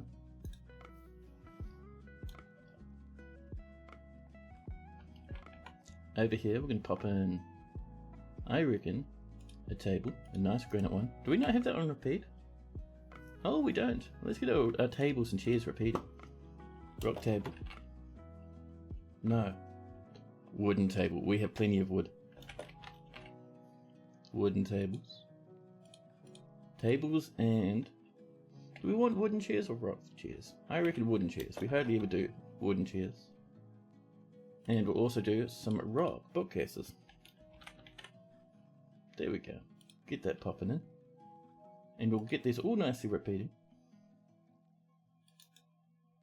So our bookcase, our chairs, and our tables. There we are. Neo Activo, hello! And Sexual, how are you doing? You don't know if you want to play Pokemon, WoW, or Hunt right now for the rest of your night. That's a good question, actually.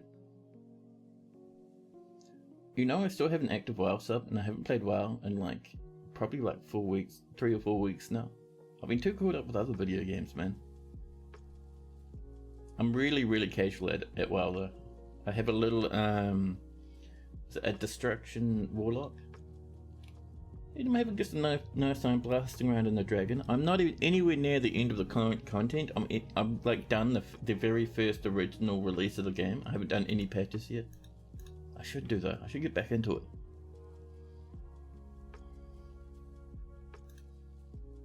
There we go. People are using the stockpile. Why?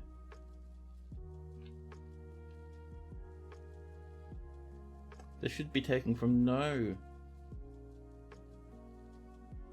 Should be coming in from no other place. Naughty. Why are those even in here? Finger millet beer pot, huh? You just noticed my handle is deep space? It's cool, right? You've been playing Wrath of the Lich King Classic, it's fun. Oh, nice, nice. You've only just hit 70 on your Beast Mastery Hunter. I have a Beast Mastery Hunter that I've had since the game was vanilla. So people put some stuff in here. I think that was being put in while we were maneuvering stuff around. Those should get moved out fairly quickly with any luck. Because we're not seeing any other furniture come in, which is nice. Or anything else come in, really. Do we have a throne? Do we? We have 4 granite thrones? Cool. So this is our new primary gem workshop. And we're going to link it like we said before. So it's going to take from there and take from there. Done. Nice and easy. And this means we can get rid of the other workshop now. Oh, but first we have to wait for the game to save.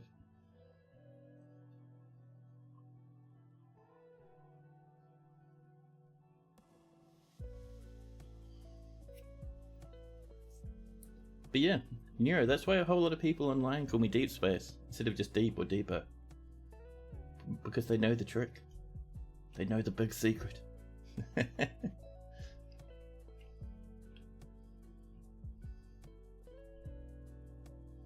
we go, we're saving. We're entering autumn. The dwarves will come trading soon. They'll come knocking on the door to our fortress, asking if we're ready for a quick bit of a trade. And we are this time. Our depot's getting ready.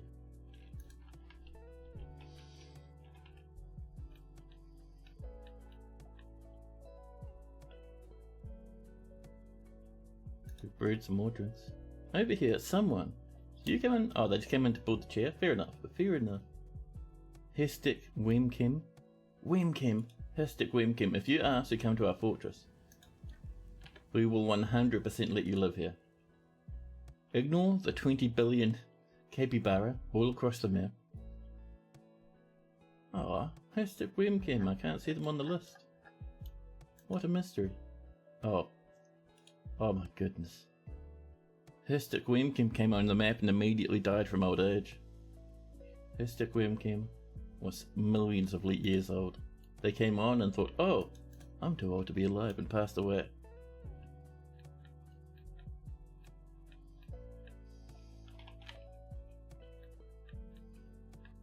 We have some jimmies in here. Let's make sure we get some bins on the go, huh? It's a big old stack of wooden bins. Are you eating? This peasant has come into the jeweler's workshop to have something to eat. Terrible. Get on out of here, you fiend. But down here, where are you? This wee lad. This can now get going. Oh, although look. Not often we see one of these. This is a shell opal scepter. Exceptional shell opal scepter worth 1,000 dwarf bucks. When you do gems the way I do them, you bypass the bug. An old weird bug that got added with this version, the version 50. But when you do them like I do, if you have a good enough craft off, sometimes you'll randomly get gemmy crafts rather than just cut gems. It's cool, right? You haven't played the game, but you heard good things. Have I played Deep Rock Galactic? I haven't, and to be honest, for some reason, I don't know why, but it doesn't really appeal to me. I like most other dwarfy things, but not good old Deep Rock Galactic for some reason. Oh, is there other gemmies in here? Other interesting gem items? No, it's just cut gems. But I like that opal scepter. An entire opal scepter. My goodness.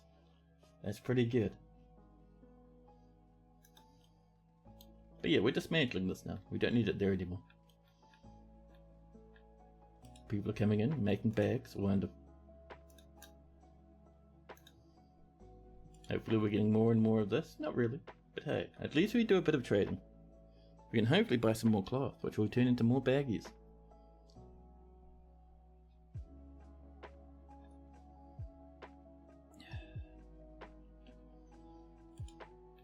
This has been mined up. We're waiting until we get a little bit more rocks on the go, and we will do fairly quickly, I'd say.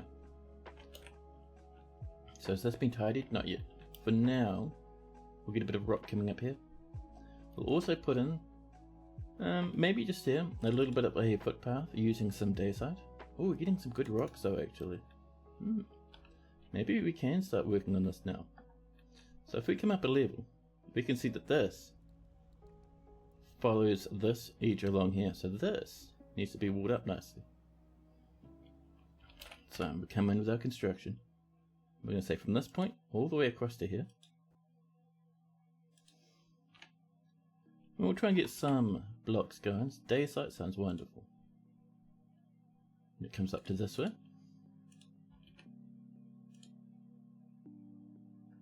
This comes to here, like this. And this is going to be a big magma tank, remember. So we have to wait until it's done, and then we're almost done with our magma trap. Getting all that dacite in, wonderful. And down like this as well.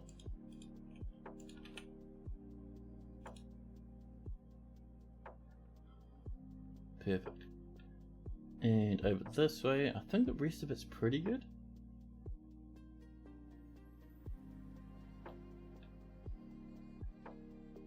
Yeah, so we just need that little bit there done, and then we can come up to the next section and build it again, and then up to the next section, and then we're finished. 3 things high. We will pump megatons of magma out, really upsetting any dwarf nearby. It's going to be fantastic. And while we're waiting for that, we do have our miners rearing to go.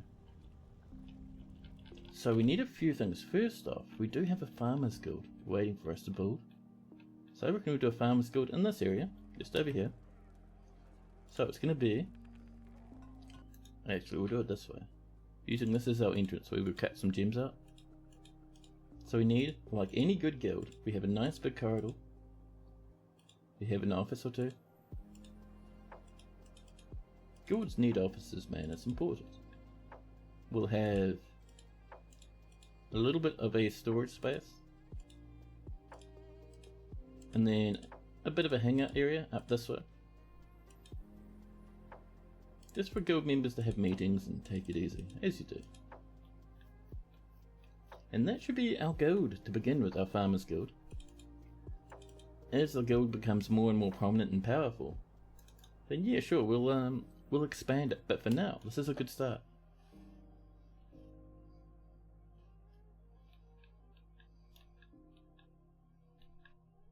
Up and over this way, dwarves are building our nice wee Gabbro walls. There we go.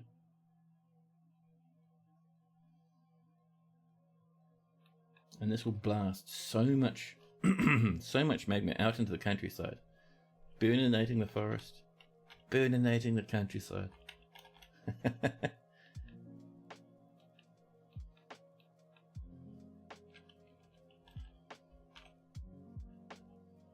Now I wonder, do we have a couple of bookcases ready? We do, we have plenty. Nice. And we're going to put in a display. I think we have some sweet displays. There we go. More sand's been collected. That is more and more green glass balls, which is great because a caravan from Snarllashes has come, along with our outpost liaison. So we'll pop over here where our trading area is, a nice wee depot, and we'll move some goods about. We're going to go for, let's see, trap components. 18 green glass balls. I don't think there'll be any in bins. We can have a look. We have 0 bins. Well, that means there's going to be none in the bins. Fair enough. But hey, we can finally do a little bit of trading. Hopefully enough to get us some more bags coming for our glass. There we go. Dwarves are rushing out. Dwarves are making more glass even as we speak.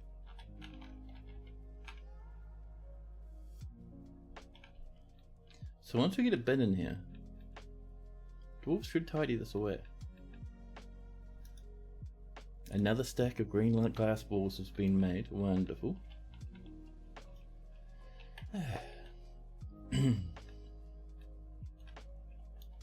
Oh. A diplomat could not complete a meeting and is left unhappy. The cloth bag has been completed. Really? Did we lose a meeting? Why? Do we not have a... We have an expedition leader. Buddy, where are you? Are you being a menace? Sheriff, trader, dancer, bone carver, militia commander, expedition leader, conducting a meeting, rushing about the fortress. I mean, they're trying their best, so I don't know what was going on there. Right, let's get our broker up. Time to trade, just a little bit. They'll be up any second, with a bright green tunic and a nice wee top knot. We have 400 value. Our little challenge is pretty cool, and I am liking it. They bought in heaps of pigtail seeds. That one there is too expensive. We'll grab every other one. They bought in some very cheap leather. We can't afford the whole bin, but let's grab a few of these. It is control click. No, it is not. It is shift click. Yeah, that's a wee bit too much, huh? We'll turn this down. There we go. A good wee bit of leather, which we do need. They've brought in a million other things. And one day we would have liked to buy these, but at the moment we don't have enough value to buy everything we want. So we'll grab those bags and those bins. There we go. 400 bucks. Nicely done. Our trader is happy.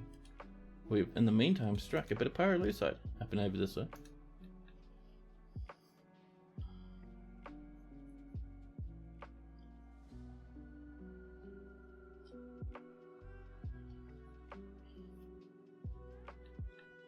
Here we go. This is coming together. Up here, this is looking pretty good now. We need to build it up another level. And we could have it 3 high. I mean, that should do. We could make it 4 high. Before finishing off this level, we need to clear out all these trees that are in and about the way. Should be able to chop them down without breaking anything.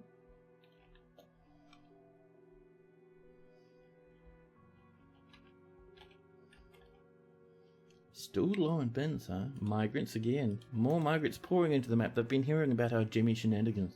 They've been hearing about our glass balls. So about 5 dudes turned up. Very small migrant waves now, but hey, I still appreciate them. I do. There's our bookcases coming in. Perfect. Now we can make nice offices. We can decorate bedrooms. Just like that. Oh, and let's put a gem up here, shall we? Let's come down to our finished goods. Our scepters, because I did see that one fancy scepter. Where are you, scepter? Down here, you say? A shell opal scepter. And that's going to sit on there and look very, very nice.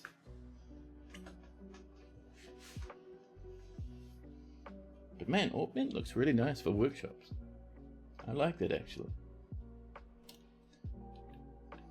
Now, let's cut some gems, shall we? So, cut gem. And we're going to ask for... Let's see. We have 22 ruby cells ready to go. We have 4 blue garnets. We're actually going to do the blue garnets first, just because that'll vacuum them out of our little wee magma channel. We'll set that to 4 rather than 10. There we go. Because it'll get them out of there, you see. A new petition. Cereal Bolt Syrups. Cereal Bolt Syrups. That sounds like a human name. And it was also not very much a cool name. Oh, they're not going to do the gems in the stock because they're not in the stockpile? Yeah, that's fair. That's fair. We are waiting for those binnies though. Once those bins are there, our gem workshop will go wonderfully. Have we made our bins yet? Oh, we're doing it. As we speak, dwarves are making wooden bins. I think we're a bit backlogged up here. We've been making everything out of wood, apparently. Here's a bin. Something to pop that somewhere.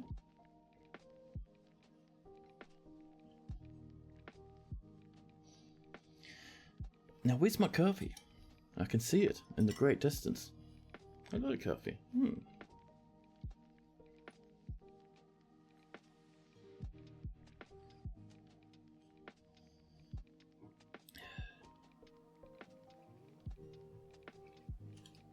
Our dwarves are working hard. We are waiting for... We've got our wheelbarrows in here, which is great, but we're waiting for a bin to come down to here. And the stupid stockpile. No one's ever going to touch these now because they're stuck in the stupid stockpile. Get out of there. It's herbalist. Giving up having a drink in the stockpile that should be empty. Oh, I see. It has 20 sips of Perry inside one pot. Man, get out of here with your Perry. I can't believe that. We're gonna have like... we're gonna have to dump these to get rid of them. It just started raining.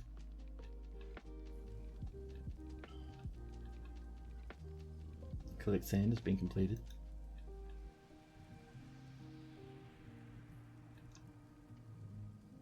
So I'm just thinking, how's the best way to get rid of those?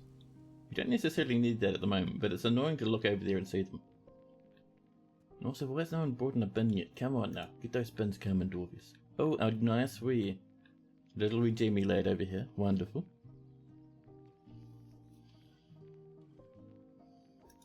Process plant's been completed. Wonderful.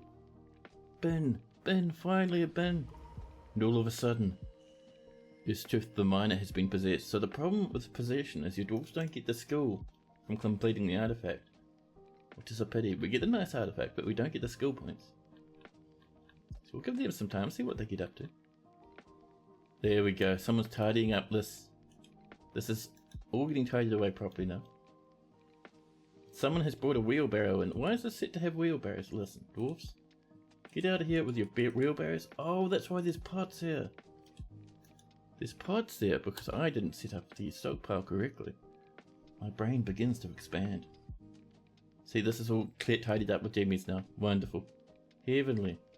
Someone's up having a sip from the pot in the wrong place. And Ustuf has claimed a stoneworker's workshop. Alright then, off you go. Have your fun, buddy. Yeah, use up some of the stone. That's the one. Good job, mate.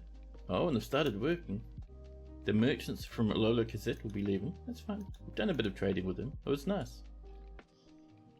They are muttering, Ekathust, Lanzel Doden.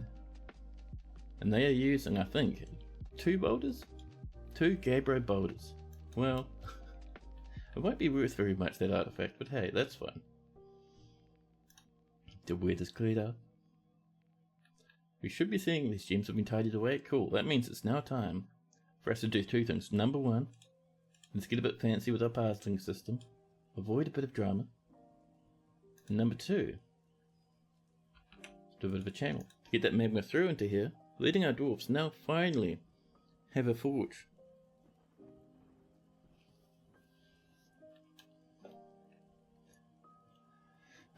And I'll use that to make some iron weapons and a little bit of basic gear because we have 67 population. We do need to take care of our dwarves a wee bit. We can expect some angry sausages to turn up from time to time.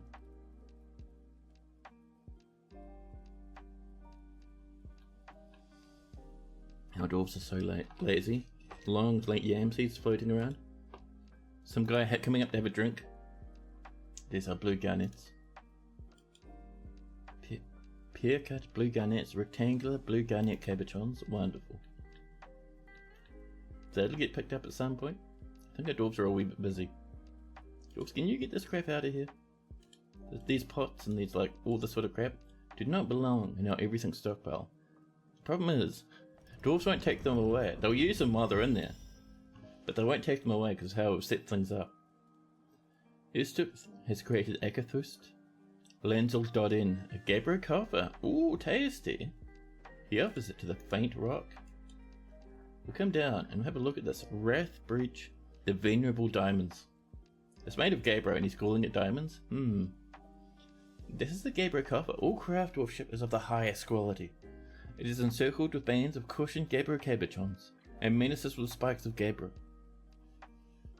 Now, we are actually going to build that. Now, it's always tempting to kind of build it up in our little dance area, but we won't really need... Actually, you know, we could put it up here and people could store musical instruments. Yeah. So to begin with, get ourselves a bit of silver down this way, and then we'll put our artifact chest in there. We got a bit of silver? We do, right? Just a little bit of silver? The answer is no. Oh. Well, what about, we have 4 lead. We can have some lead. It'll be fine. No one will ever notice that it's lead and not silver. Cloth bag's been completed. The merchants have popped off.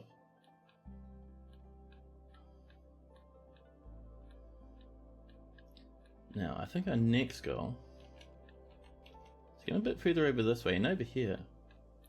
I reckon we should have a nice wee spot for making our wood charcoal-y products.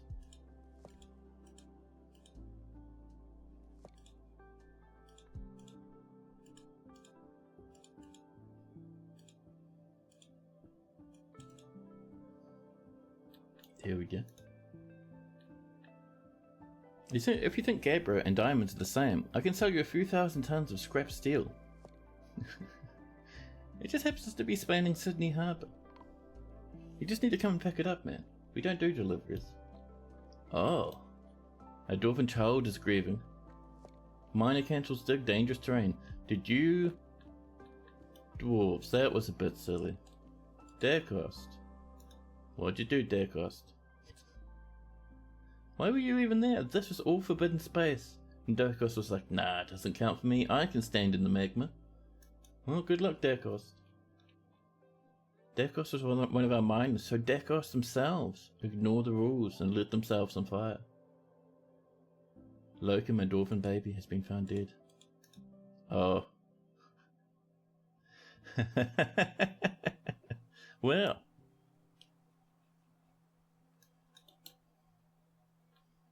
We'll give our dwarves a bit of time there, just to clear that up. And we do need... See, I was going to say, we do need a rubbish pit, but we don't. We've already immolated that dwarf, all is well. So, let's get ourselves a magma forge. We'll pop it, I think, here. Iron anvil, a bit of obsidian for fanciness. There we are.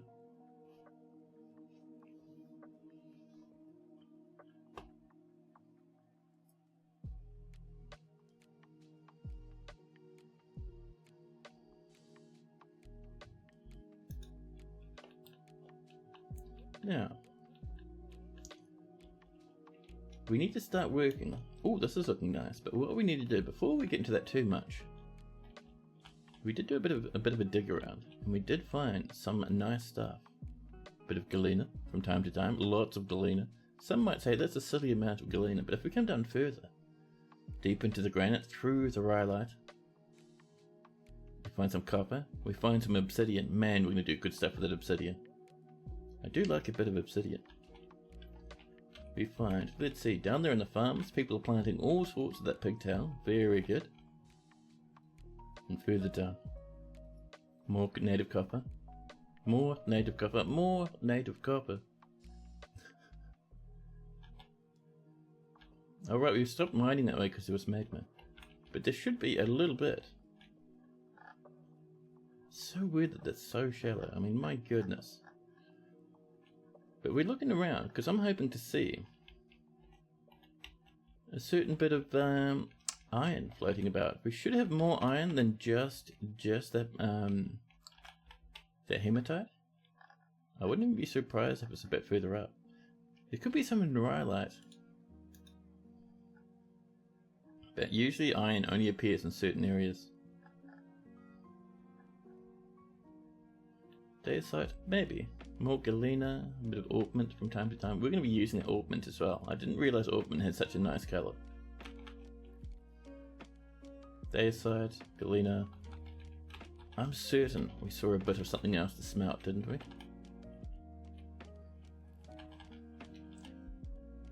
Lots of galena. I remember we saw... Was it magnetite we saw? Or was it just the hematite? I mean, if it were only hematite, lads, that's fine, but I would much rather some magnetite instead. Lots of clay off this way. Some more galena. More galena. A little bit more galena.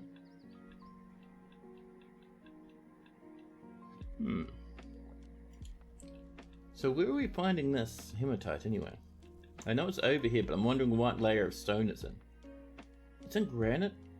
Dude, hematite, no. Hematite should not be in granite, that's weird.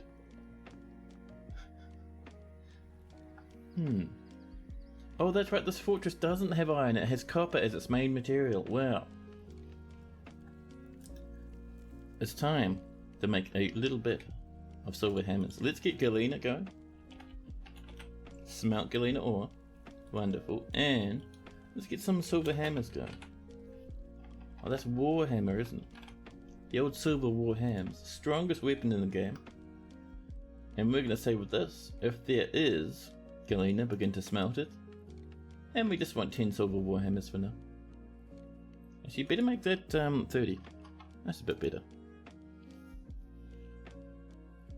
Roasted chestnuts over a roaring fire. Yeah. I mean, depends on your interpretation of chestnuts, really. I mean, chestnuts, dwarven child, it's fine.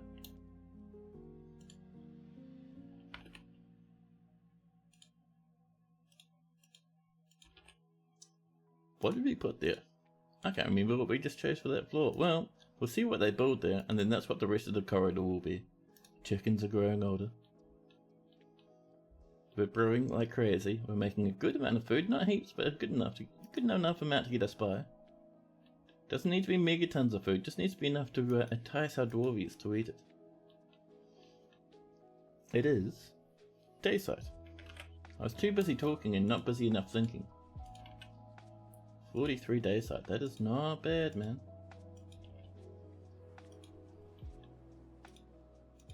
There we go.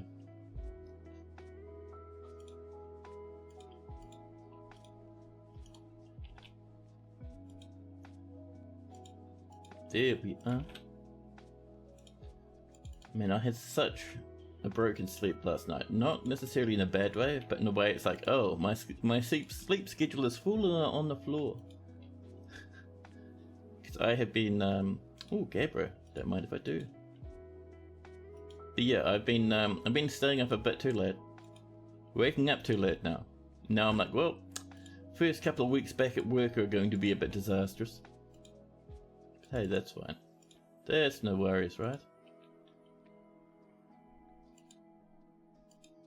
How much lead do we have? Do we have much? I don't think we have much lead. We can have a look. We have no lead. No silver, no lead. Only a little bit of Gabriel block. But hey, this is coming together. And let's not forget to turn this into our Farmers Guild. Just like this.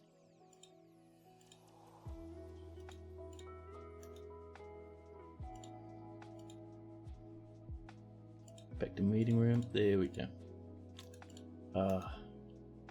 Who is this lad? Why is he so strange? You there. Please leave us. This one. Meeting area.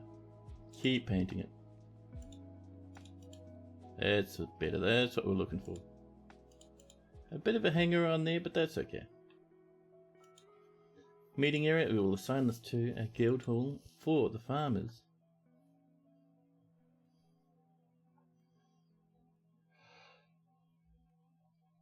A farmer hall. The Sweet Roses is the name of the hall. Man, if we get some rose gold going, you'll know where it ends up. You're pretty sure that hematite does occur in granite, albeit in very small quantities. Oh really? That's clever. I did not know. Oh. A miner. Their cost has been missing for a week. Oh dear.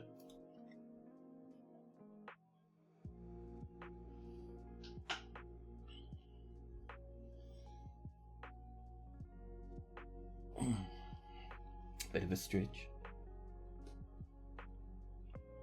We have no water source in the fortress. Although water keeps freezing, so that's understandable. But hey, this is coming along. Also hi? Yeah, Senti Potato, hello. How are you doing? Bit of smoothing along these walls. At least in the rooms we've completed.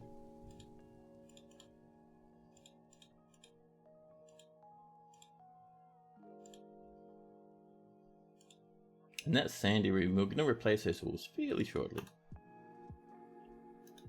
Collect sand's been completed. That's going to be another few of those nice wee glass balls of ours. This is coming together. This is our wood burning area. We can also turn this into a little bit of carpentry zone too. we might extend it a wee bit. So just back a wee bit further along. A little bit like this. And we'll do just a bit of an interesting pattern or whatever along the side, just so it looks a bit nicer, you know. Magda's going off to grab a bit of a sleep. Maybe this indecision means you should try to sleep instead. It's nearing midnight after all. Yeah, thanks for hanging out, Magna. It's always nice to have you here. Have yourself a good sleep. And hope to see you again in a few more days. We've been plant processing. We've been mining.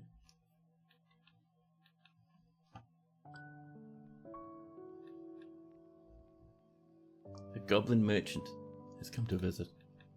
Nice. I wouldn't mind a few goblins in the fortress. It'd be cool. There's a wooden wheelbarrows and our spiked green glass balls. Wonderful. This is done. We're making our warhammers now. Look at them. Amazing. We need one more silver bar. That's fine. Our dwarves over here are working on it.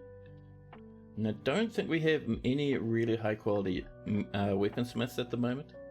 But that's okay.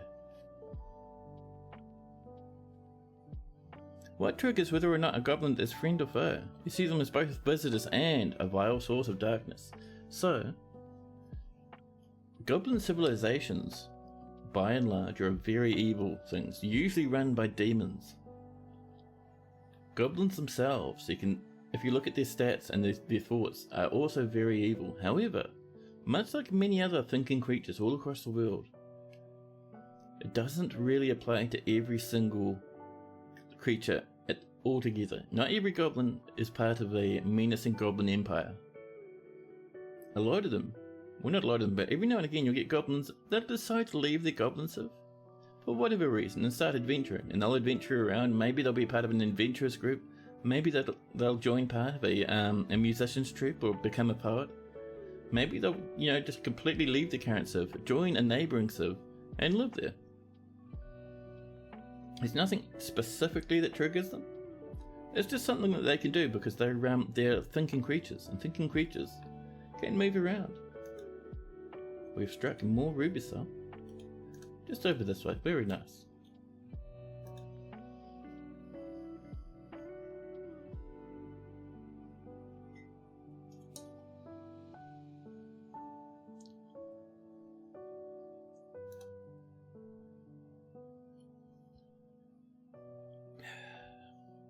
Now, our rock boat cases are coming together. Look at this place, perfect. So we are slowly but surely going to start getting a little bit of flooring in here. We will start with a little bit of lead for that corner, just so that door works properly. And this, to begin with, needs 68 bits of rock blocks. We have nowhere near that amount. So for now, we're going to start off by creating our workshops we need. We can always replace them later, remember. So we would like a couple of asheries. Or maybe one ashery should do, actually. So one ashery. And we would also like, let's see, should be in furnaces. We would like a wooden furnace. Have dayside once again. And a woodworker's workshop. We might go for 2 woodworkers, carpenter's workshops.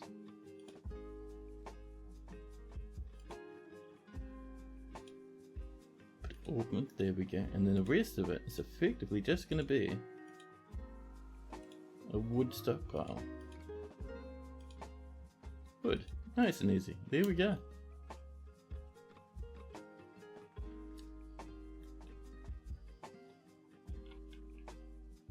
Where's my water?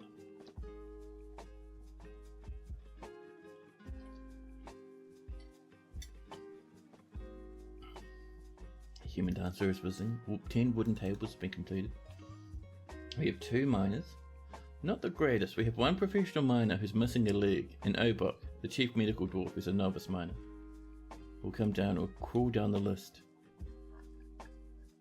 Down to the bottom, and these 2 peasants.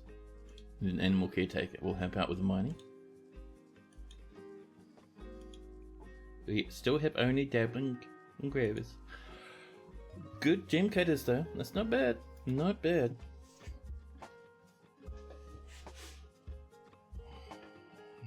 I think my chair may have gotten lowered when I was rummaging about in my room earlier. Stackerd is cooking masterpieces over in the cook's workshops, in the kitchens even. Ooh, Tunnel 2 bucket has gone bright purple, I love it.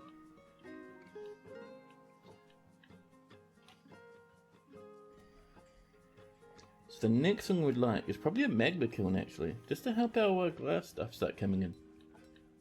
So I reckon a magma kiln would look very nice just down here in this wee little blob we've got. Almost like it was meant to be.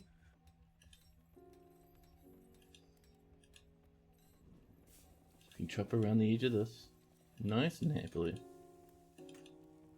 Pop in a little workshop entrance there. And this will also come down from the stream, or from the magma pool. A new petition. Eslo, Honest Dabbled.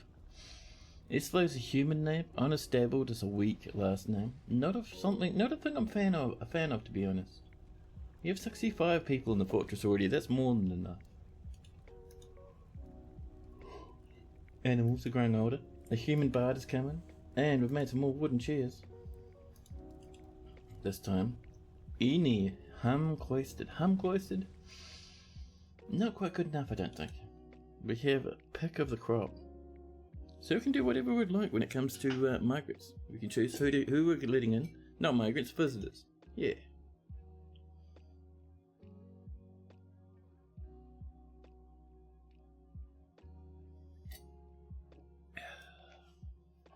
Man, I love that coffee.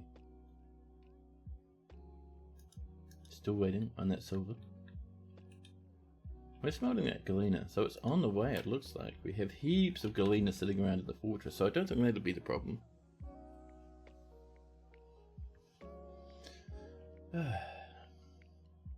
There's our rock blocks coming. Oh yeah, this is why no one's doing any other work. Everyone's moving some bits of wood around the fortress. So that means we can come out here to the outside area and disable this reload. Hop. Because now we can just use our wood inside the fortress, keeping our dwarves nice and safe from any potential invaders.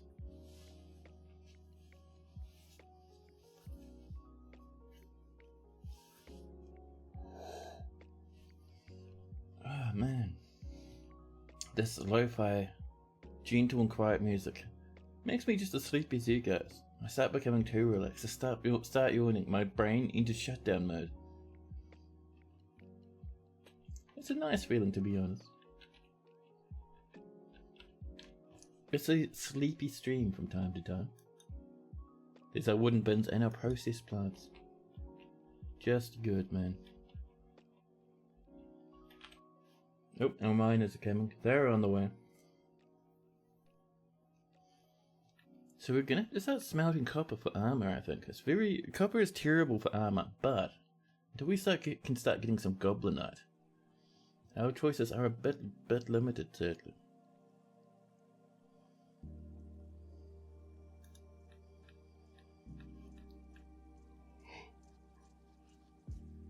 We slip away from autumn into winter. The first of the snows will be coming in shortly.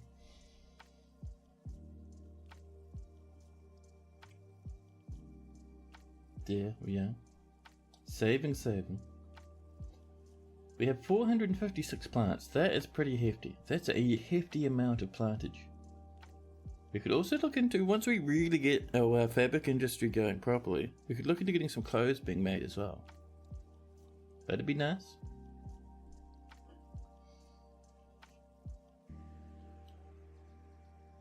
We are now in winter.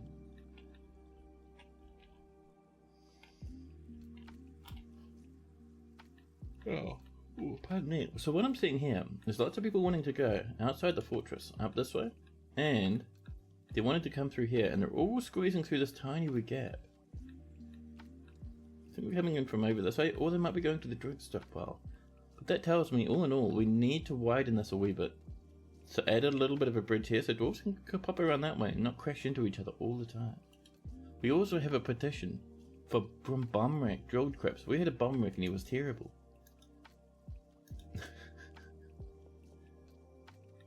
It reminds me of the No Homers episode in Simpsons. No, was it No Homers? It was No Homers.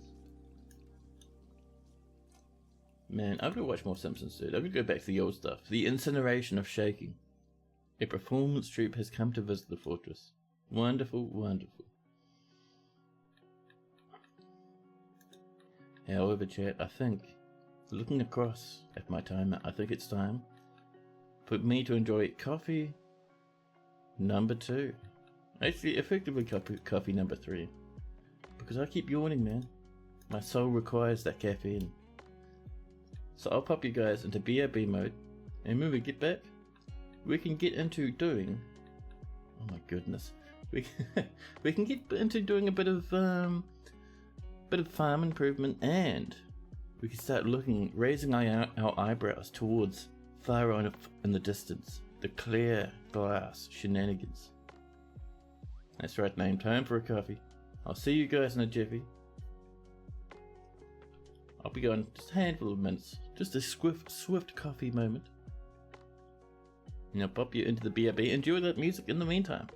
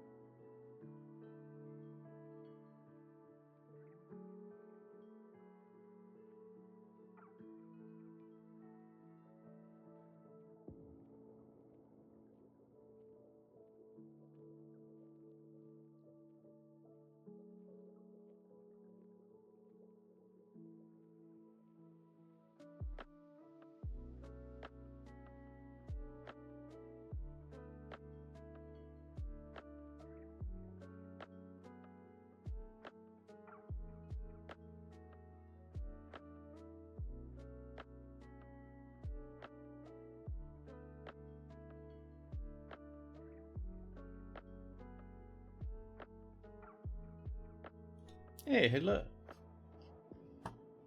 I'm back with my coffee. Now, dwarves have pretty much carried over every bit of wood they can now. Children are playing away in the wooden stockpile. Speaking of children, we do have a few kids in the fort, don't we? Let's go into our standing orders. Whoops. Labour standing orders into our chores. And we'll just stop our kids from hauling corpses and whatnot. So, refuse, burial. I think that should be pretty good, really. Oh, who's the saxophone blowing up the back of my eardrums? Welcome back, thank you. That little emote, man. I'm actually getting happier and happier with how it turned out. Fantastic. More spiked green glass balls have come in, ready to go. So we have our carpenter's workshops, we have some asheries, and a wood furnace. So we need, for our farms, just as an example, up and over here, rope reed farms. We want to fertilize and fertilize every season. So it'll be everything we're fertilizing all the time, which is cool. And to fertilize, we should need, I think it is it lye for fertilization? I can't remember if it's lye or if it's ash. It's one of the two.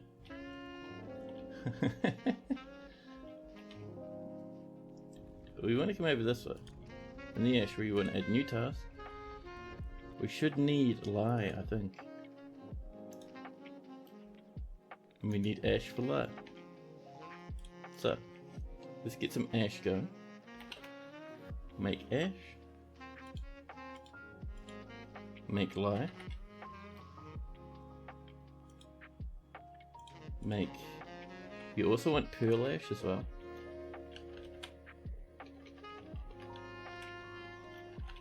There we go.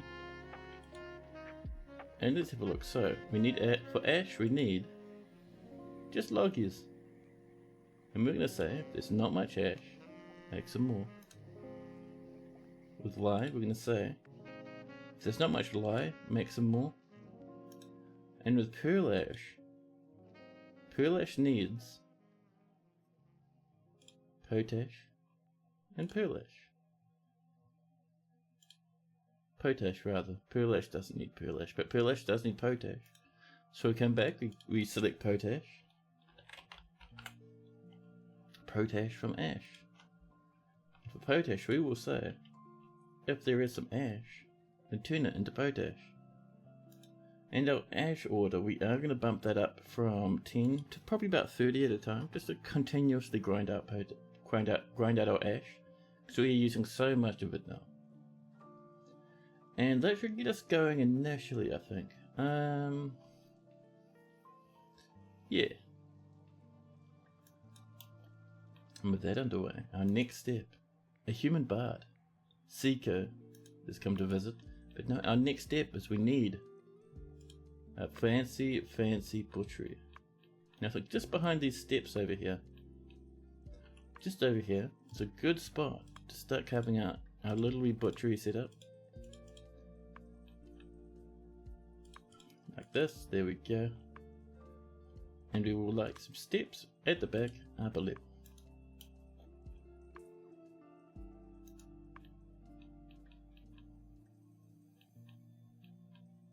Heaps of drinks everywhere. Absolutely no seeds in here, which is... Oh no, that's a plant, that's right. Plants end up everywhere, it doesn't matter.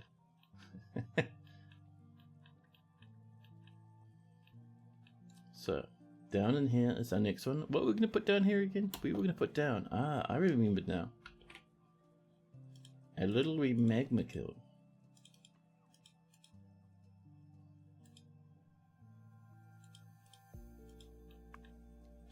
And this will make its way up and over just like before. Up towards around about here. And then we'll stop. Because remember, we want this all carved out before we're making our magma shenanigans.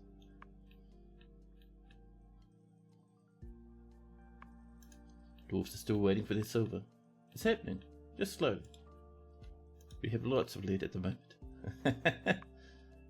Our dwarves are doing their best though, so it's just fine. But yeah, back down here, so this is a wee bit of a jam.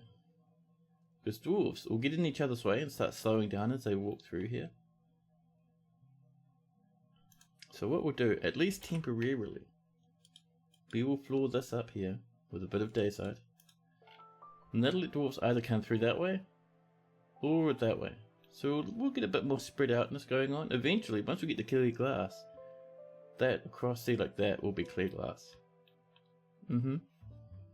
Maximum fanciness. I love it. Now, while we're waiting for that, let's get up this way, because we have a lot of blockies. It might be time for our next level. Okay, this has been chopped, which is cool. And it's now time to get this going. So if we have a look at the bottom layer, we can see from here downwards to here. And I think we're using Gabbro, aren't we? At least I hope we are. No, we're using Dayside. Damn it. Do we have enough Dayside to even get that going?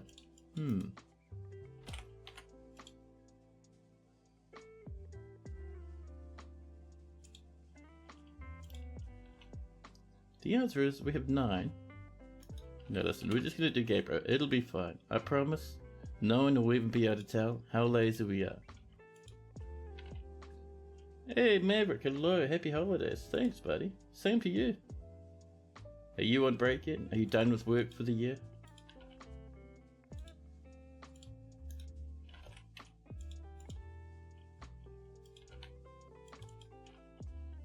Now,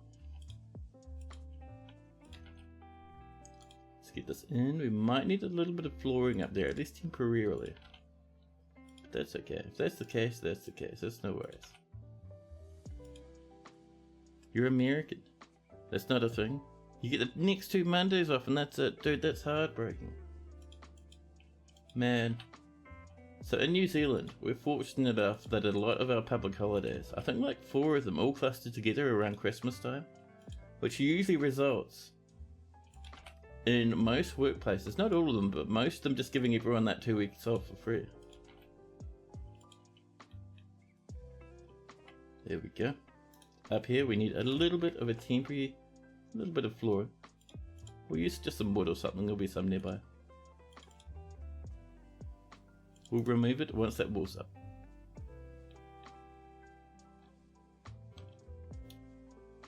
But that's rough, man.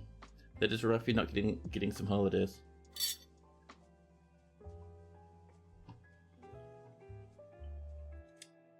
A human dancer cancels forge silver warhammer, needs 1 silver bar. A human bard, piss, or slug. We have someone called Piss in the fortress now. Wonderful. And restrict some galena on our trips. Wonderful. This is the top of our mining, sorry, not our mining, our butchery setup.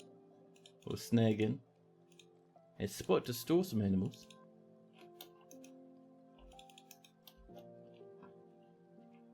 That's the standard. You're lucky, and you get the 26th as well, because you usually get the 24th, but it's a Sunday. Oh, buddy. That's rough, man. You took a week off last week for your flag football tournament trip. Nice. And this week's been slow. You're mostly just browsing the web. Well, that's not too bad.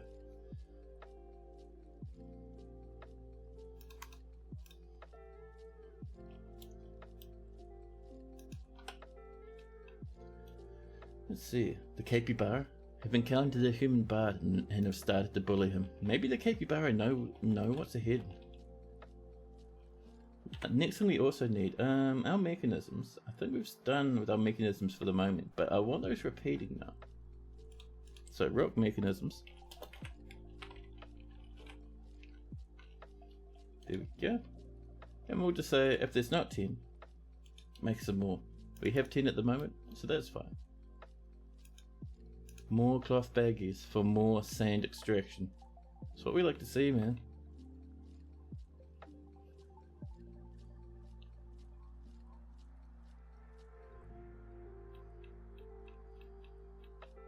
Our miners slowly but surely working on this stuff.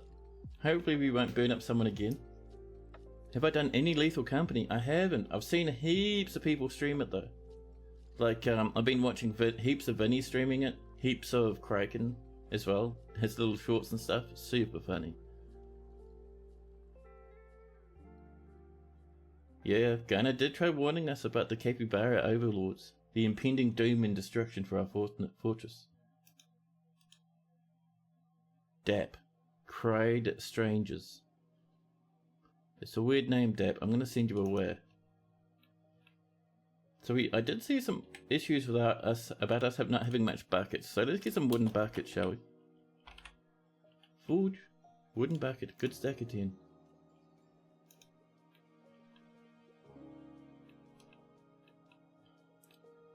Oh, here's a good spot for some coffers, all that sort of fun stuff. Let's make sure we're not going to build our artifact room though.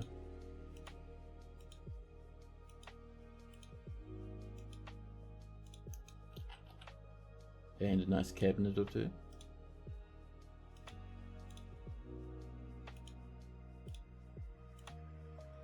There we go.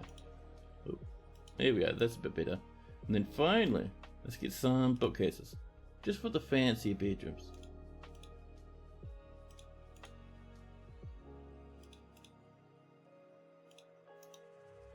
There we go. Now dwarves, with a bit of a mood boost from nicer bedrooms, and they get to store their stuff now. That's not bad at all. We've snagged a bit more sand as well. Good, good. Some forbidden goodies lying on the floor. There we go. Oh, a bit more ornament. What a treat. Ah, over here our dwarves are mining this up. Perfect. Perfection.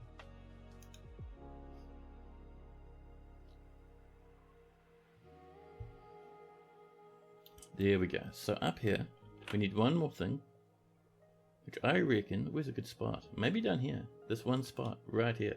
Perfect. And then up here we can have an animal stockpile. Just like that.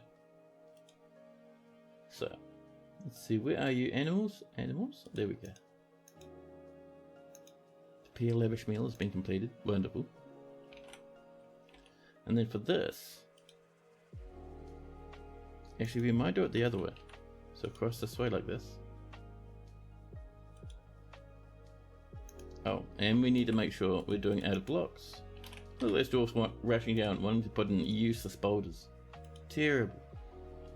No, look at this. Gabbro, dacite, granite, a little bit of ornament as well. What a treat. Let's use some of that lead up, shall we? Just for a very fancy butchery. Oh. What's going on? Cyril, the dwarven child, taken by a fey mood. They'll be coming up with a very fancy little wee arts and craft project. And I see the big pockets of the performance troopers coming to visit. If they ask to live here, I'm not going to say no. Oh, Lennox is warning, giving us a big alert. Do we have a blind incoming? We might do.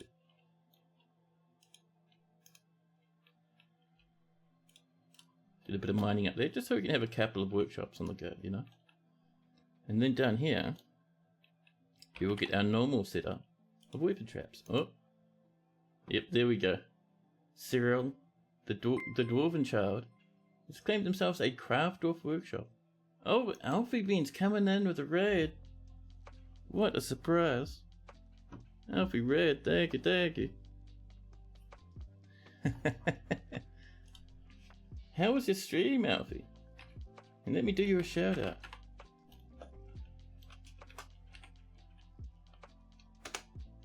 There we go. Make sure you guys drop Alfie a follow. Fantastic streamer. Amazing artist as well.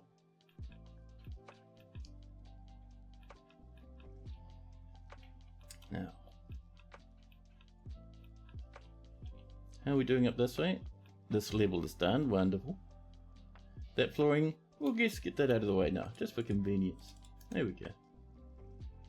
And Cyril has become a mysterious construction already. Cyril, what are you using? Past all the bolts, Cyril is making an entire artifact out of some ornament.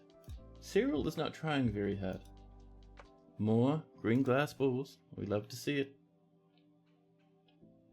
You're playing a little bit of Don't Starve Together. I love it. That is cool, man. That's such a nice game.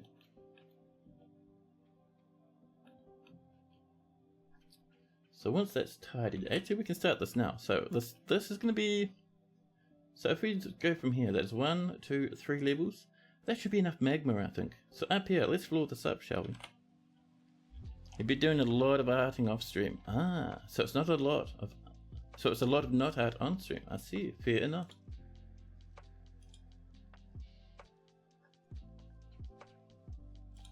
Oh, by the way, Alfie, I have one of your one of the mugs that you designed. The, what is it, the computer goblin? Dude, I love it. I love it. Such a good design. As soon as I saw it, I was like, oh, I need one of those.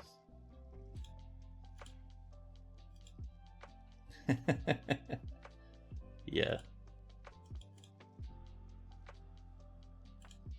Yeah, I was talking to Blind about it when I bought it. I was like, oh, Blind, this is an amazing design. And Blind was like, yeah, Alfie came up with it. It's nice, man. Let's get all that Gabriel coming in. We will leave a 1 space here to let us down to the level below. And Cyril, Mayfall and Shell, the Dwarven Child has created a Brook Thalel, an orpiment crown. An orpiment crown.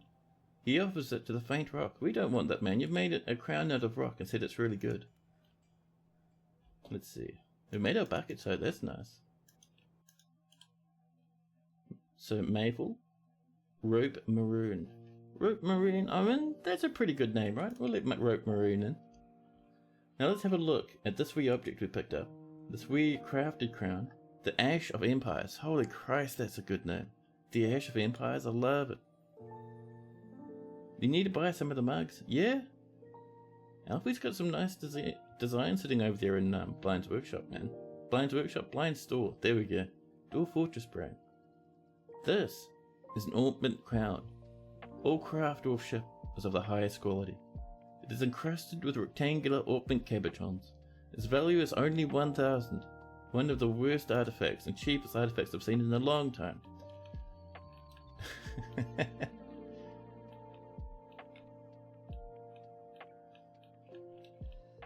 So, this is getting there. We need to tunnel this out. There we are. And then once it's tunneled, we'll do a bit of mining up there. A bard and a spear dwarf would both come in to visit.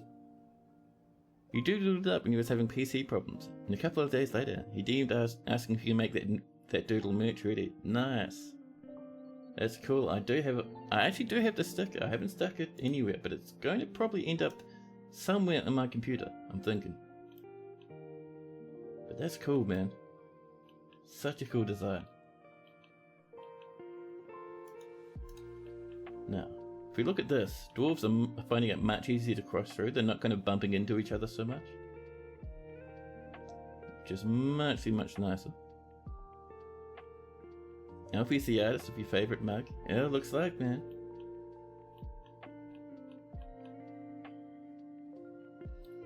There's our lie camping in.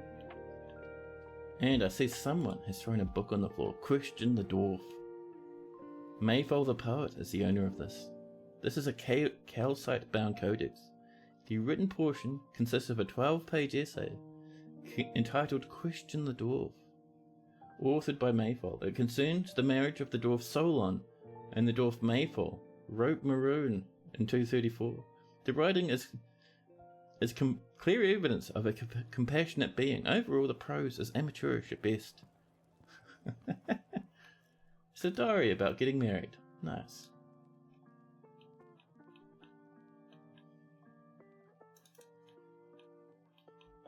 We need to keep working on this up here. I've been lazy with it.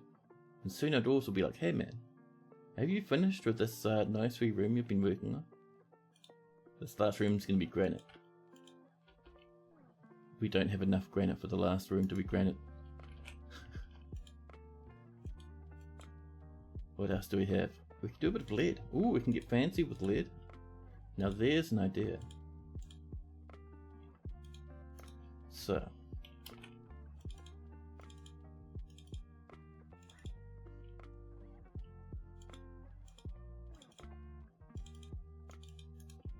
And we're going to replace that there with lead. And that'll kind of break up the floor a wee bit, so it's kind of a nice pattern. rather than just two massive slabs next to each other. Should be good.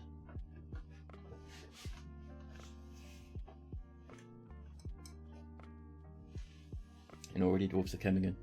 Nope, never mind, that guy was just grabbing a rock. That's fine. Let's get ourselves some doors down here. You know what we could do with doors, actually? Let's get over this way, because over here we have an interesting setup. First off, this stuff we're going to throw in the bin. Get out of there, all of you.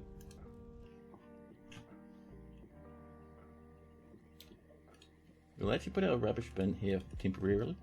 Will you guys throw it here? Come on, you can do it. Throw it out here.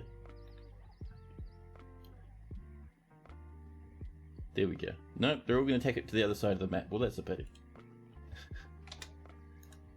Now, that's empty. And what we'll do is we'll create a very temporary rubbish pit over here. Except, now, just quickly, just for safety's sake, not this one, but the other one. Alright, fair enough. This one, over here, we will put a pause in it for the time being. People have been throwing stuff out there. We just don't want stuff to end up there in the moment. Now, more galena ore has been smelted. A human poet called Turot, Gonna Hitvid, has come visiting. So in here, we have this now. A garbage dump. And we're going to do our dumping trick I showed you before. But this time, instead of just doing it on something random, we're going to find a nice door. Let's see, where's our rock cutter's workshops? They'll probably be over here. There's some good doors. Our doors look nice. We have Gabriel doors. An ornament bookcase. Man, that looks good. Another one. Blocks as far as the eye can see. Okay, that's all blocks and cabinets. What about this? Ooh, someone's been making nice bookcases there. Oh, we've done no new doors. So, because all our doors are out here. Yeah.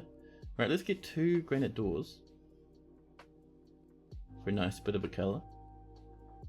We do have some dacite ones. Not nearly as nice though. I don't think. And look how nice those wooden tables and wooden chairs look. Cool, right? But yeah, so we're going to come up here. And we'll move these to the bin, these 2.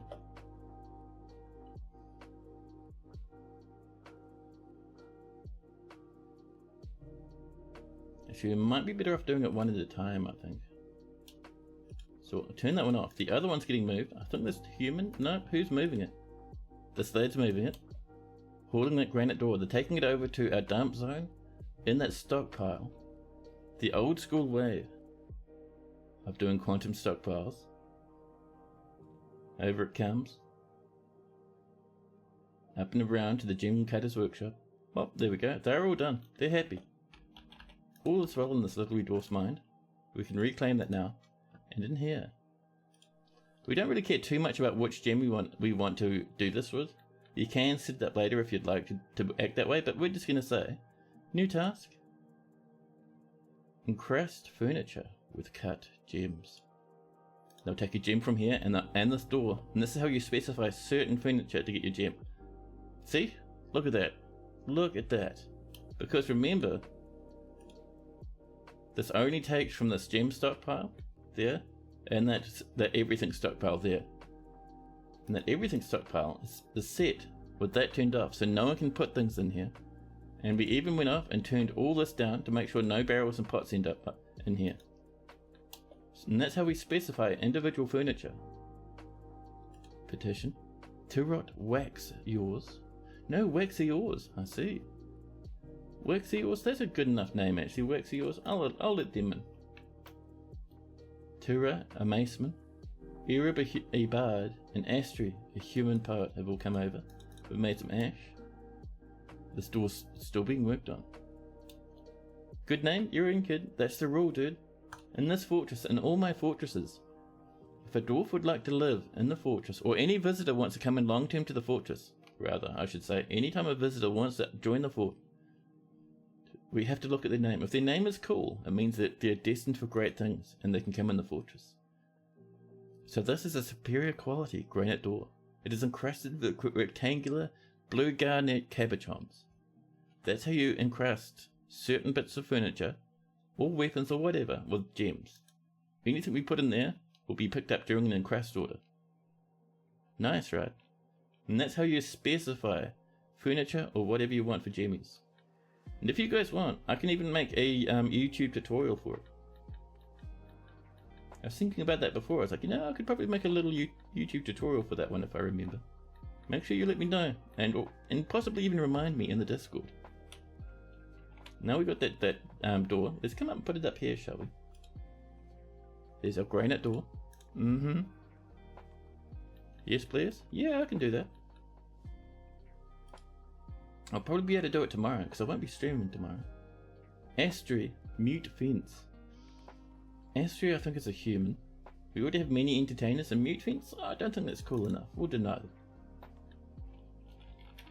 Now, let's get another granite door, pop it over there. So, we have... What quality are you? Your value is 14. Yours is 23. That might be better. Yeah, let's throw this one. So we select that to be dumped in the bin. And because our dumping area is where that stockpile is, someone will come up and grab this door very shortly. More sand's been collected. Wonderful. They grab the door. They're bringing it over to the stockpile. They're in love with someone called Perplex Mode. So, Meg, it's a good job. Over the can. So people getting worried about being unable to acquire stuff, we will get that coming along fairly quickly, I think. We need to create a crafting area with a craft stockpile, so dwarves can just pick up goodies from time to time and own them. Here comes this wee lad, round the corner. Past our in progress little magma trench. Up and over. Towards the gem cutter's workshop, hauling the store. So Megas, helping up the fortress. There we go. So, this is forbidden, we'll unforbid it. And now this, seeing as this can only take from this stockpile and this stockpile, we'll encrust furniture again with cut gems. And it'll be from gem from here, furniture from here. There we go. Fantastic. We've made more cabinets, wonderful. Petition. Saxel. Mirror spell. They want to eradicate monsters? Mirror spell, that's pretty good actually, Saxel. Welcome in. Oh, and by the way, you can keep doing this, so if we got this granite door, and marked to be thrown in the bin again, it'd just go back there, and then we could do another gem upgrade on it, see? So we reclaim it again. And by the way, it keeps coming here because this is our only active rubbish tip at the moment. Our only garbage dump is right there. And we claim it, so it's now part of the stockpile, which means if we encrust furniture with cut gems again, someone's going to pick it up, grab a gemmy from there.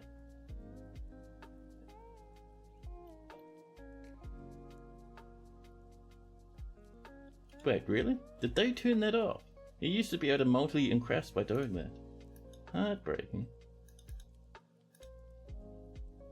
Maybe I'm wrong.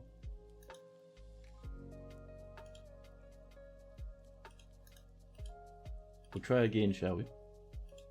You used to be able to do that? No, flat denied? Okay, we can't multi-encrust one piece of furniture with gems.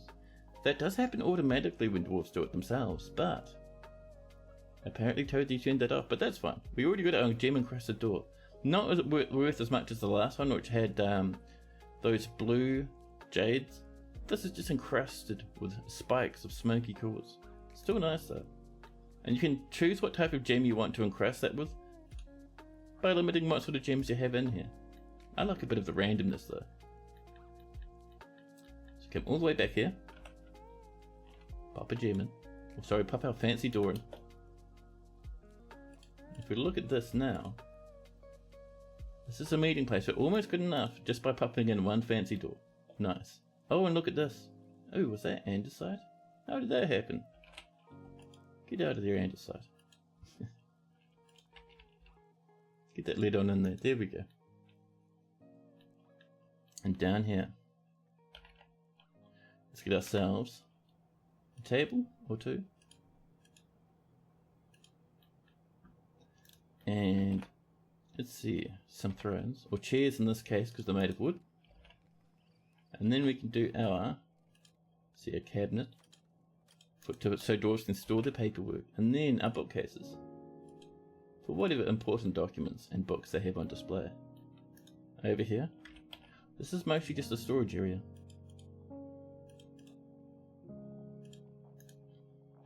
So pop in our chests, slam in a random door, and there we go. A new petition. Earth threat, braved speech? Nope. Brave speech? Come on, man.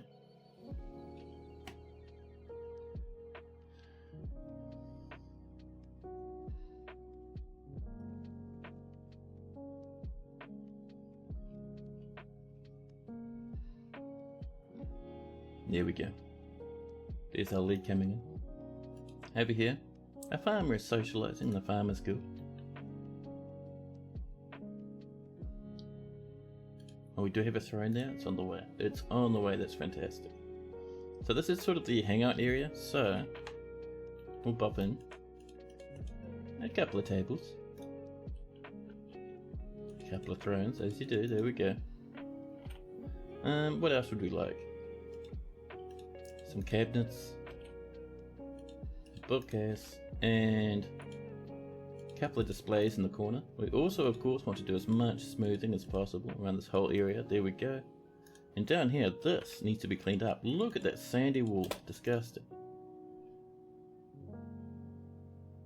The guild hall agreement with the Hall of Prairies has been satisfied. Fantastic. That'll be a bit of a mood booster around the fortress now. A human bard is visiting. There's our nice wee granite doors covered with gems. Love it.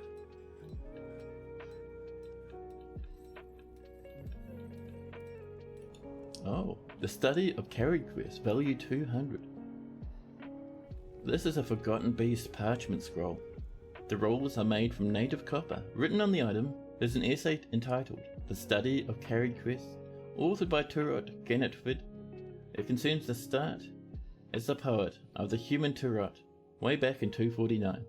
The writing is forceful, but the prose is amateurish at best.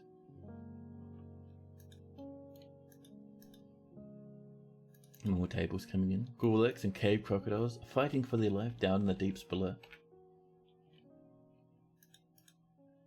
There we go.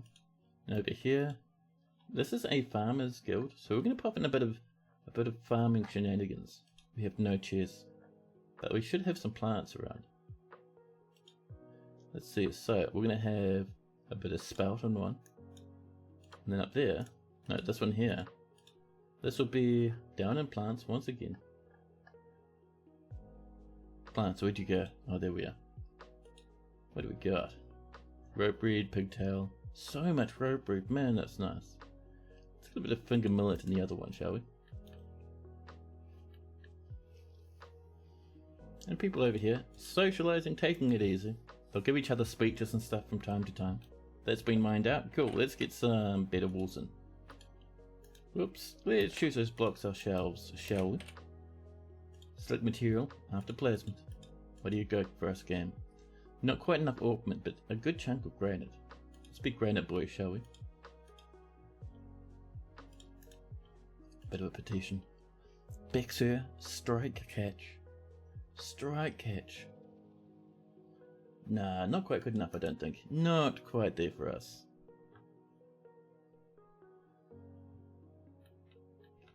Now,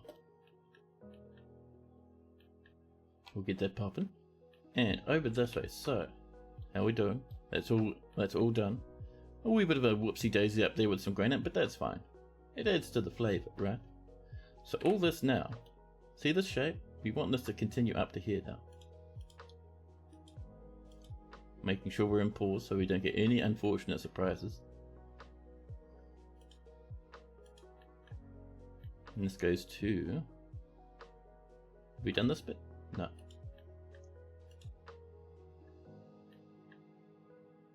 from there, all the way across to... Really? All the way to there? My goodness.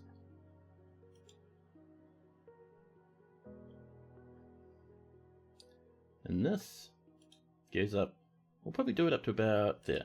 Like that.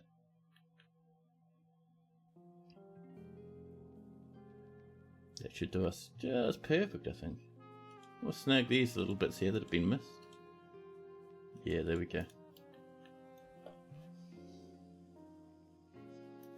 So once this is ready, we'll let a bit of magma in.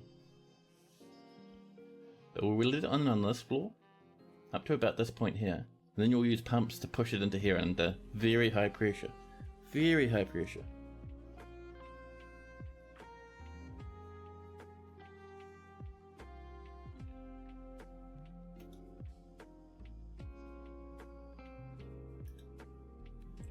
We've struck. Ooh, a bit of hematite.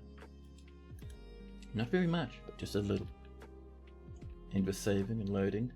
We'll mostly save it, really. Because we're now entering early spring. We should reach out to the elves, man.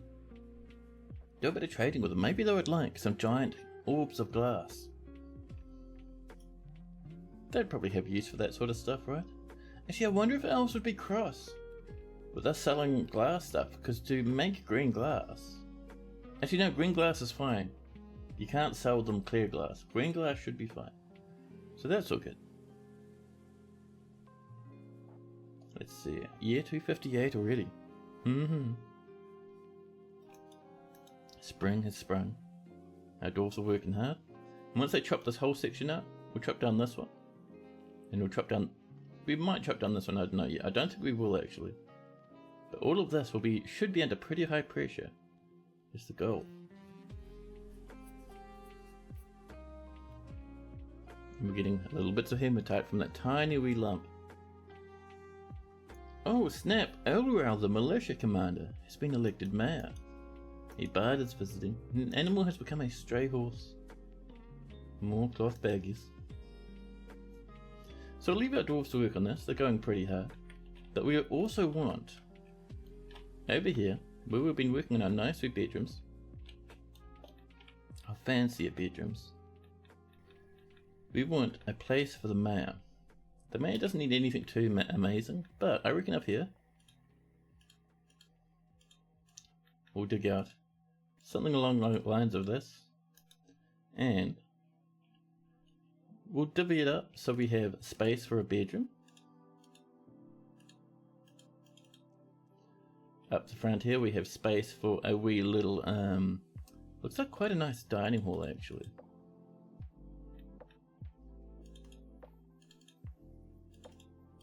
There we go. We might actually widen it a bit. We'll do it like this.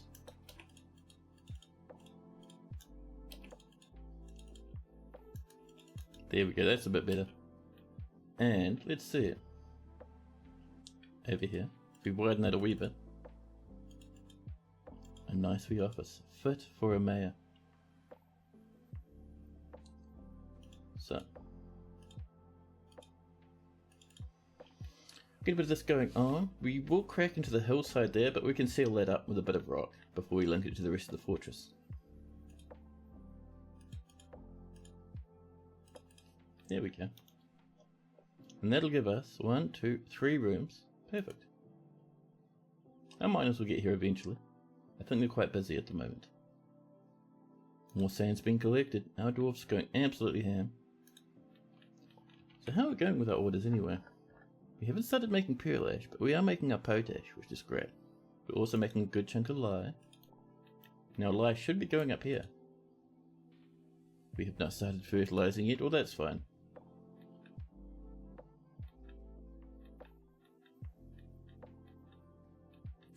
Now, this is looking nice. We've got all our stuff in it. There's a hole in the floor. It is time for our weapon traps.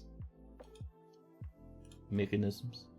And we're not using those balls. We will use these weapons. We'll start off by loading this first one up with all the copper crap. Actually, maybe not those battle axes. Damn it. Let's do that again. So BTO for our weapon traps. So all the warhammers and the maces. Those axes are good for chopping trees, so we'll leave them. Over here. We'll stuff in some silver warhammers. Some of them filled with more traps than others, that's right. And this is gonna be how we butcher people. Butcher people? No, butcher animals. Hey, good old Silent Cry coming in with a raid. Thanks for that, buddy. Let me do you a shout out. I can even type the word shout out properly, like a human.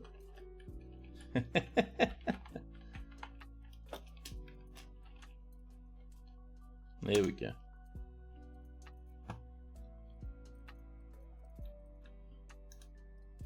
So that'll do us some traps. We do want a couple of butcher's workshops, made of course of augment.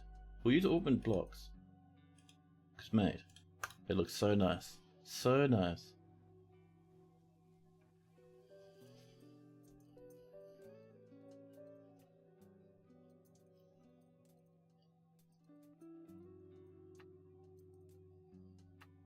Oh, you're doing a bit of Dwarf Fortress. Nice. That is cool, dude.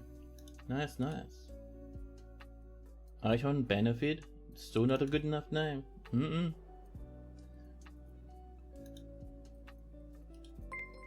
And the Smitch will drop in a follow. Cheers, buddy. Thanks so much for that. There's smoothing coming in with our dwarfs here.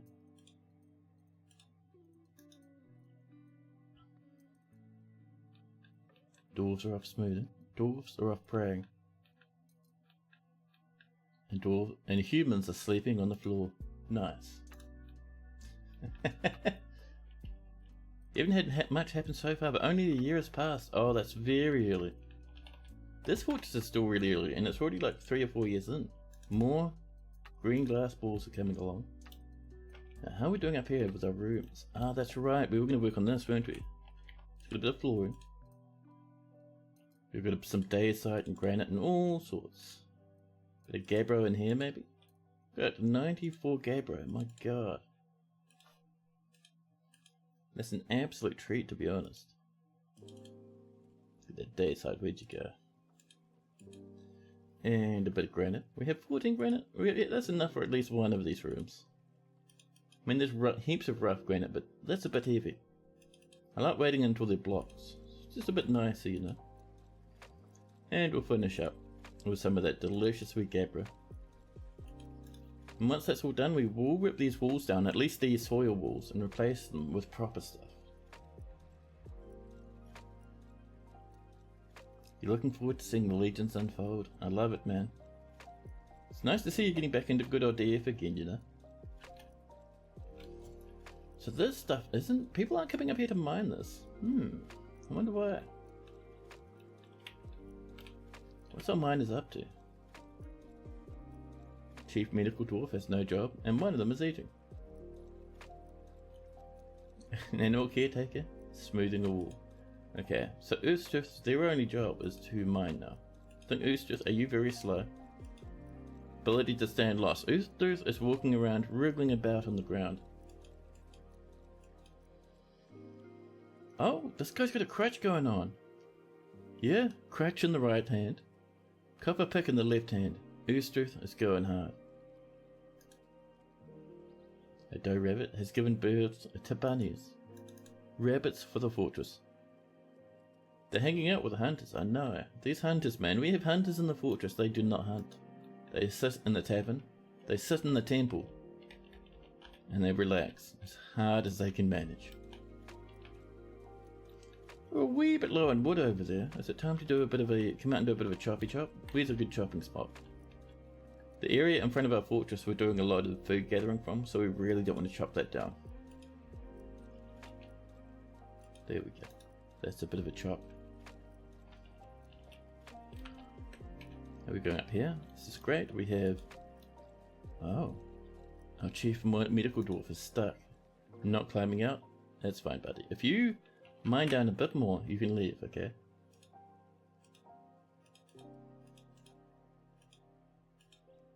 This dwarf should be able to climb out, and they probably will do eventually. But first, they'll become cross and slow. And maybe they'll start starving just a little bit. There we go, that's the one, buddy. Once this dwarf comes down and gets this done, they can leave. You can also get rid of this now. They did a little bit. Oh, they're holding on to the wall now.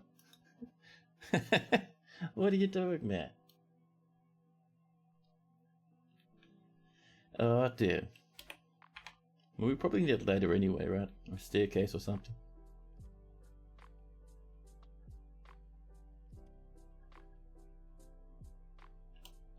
So I think we'll do a staircase actually. Where's a good spot? Here maybe? No. From here downwards. Down to this layer. There we go. There's our 30 silver warhammers for our butchery area, which I think is probably getting close to finished by now. Butchery area. We're getting there. Not quite done, but we're getting there. Your elves are all years older than written history by at least 170 years. I love it, dude. Yeah, civilizations only just started, they've only just started recording their history.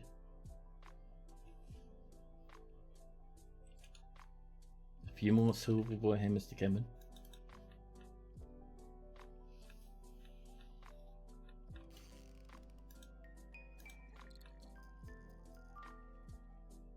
There we go. Wizard spout. It shouldn't be rotting when it's on display like that. This game, man. Oh well. We have rotten plants in the farmer's guild. That's fine.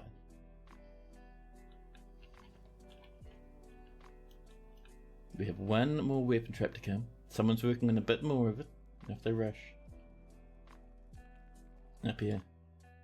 2 capybaras are waiting, unaware of what's approaching. Oh, one thing we should do actually. Let's get up this way to our jeweler's workshop and let's give this a pause. And over here, our other one.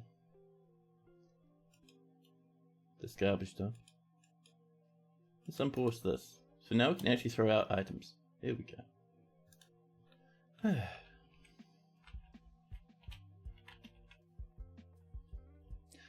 Someone, a herbalist sleeping on a table in the brewery.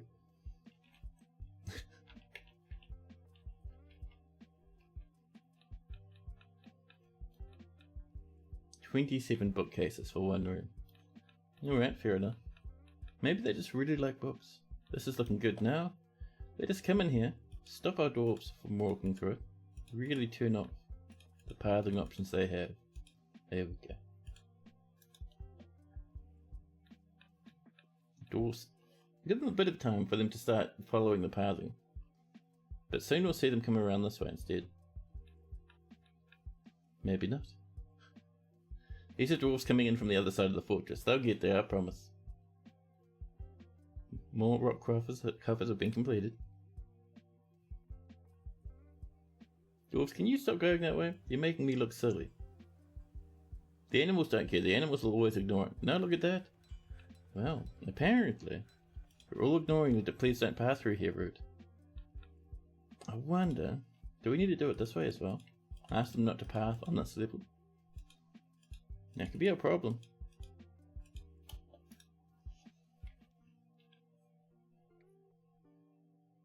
How are we looking now, dwarves? Animals don't care, that's fine. Animals again. I'm thinking. Yeah, there we go. Now we're working. There we are. Cool. And that means we can now, very happily, channel that out and get some magma down there. There we are. Okay, some dwarves don't care, so I think they're a bit too hardcore to walk through the little thing. Although that could have been a visitor, actually. Yeah, coming all the way up to the tavern. That makes sense. No one's come up to work on this. Do we have no miners? We have a great miner, a skilled miner, and some random rubbish miners. that does tell me we need to get down to our copper mine. We'll start off with copper mine. We do have a bit of copper down this way. Down we clamber. Here's our copper. We'll snag that. From time to time we'll get a bit of copper smelting going. And that will let us make a couple of picks here and there. And also some armor. We're going to have to use copper armor. Pretty terrible, but it's all we got, man. Until we start getting stuff from the goblins, all we have is copper. And we will need a militia, just for emergencies. The human bard is visiting. Some lie has been completed.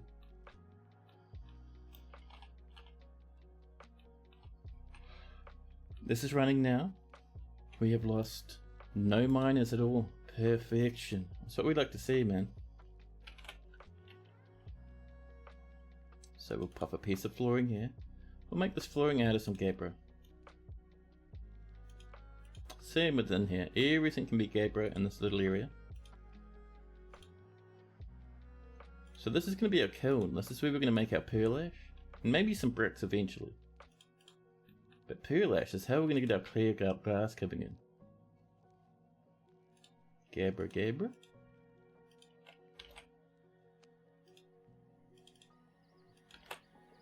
Oops. There's our gabbro. There we are. We'll get that other side done. We're just waiting for that little piece of floor there to be done first. More rock blocks, more potash. And the poet has wandered their way into the fortress and has started visiting.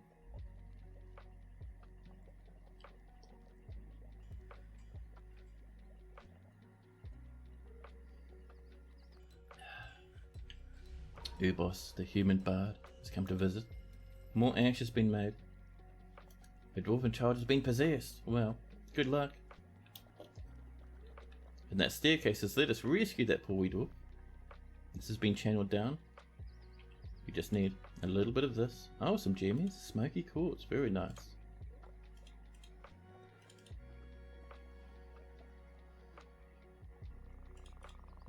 There we go. Oh, they'll claim the craft dwarf's workshop. Yeah, we still need to fix that.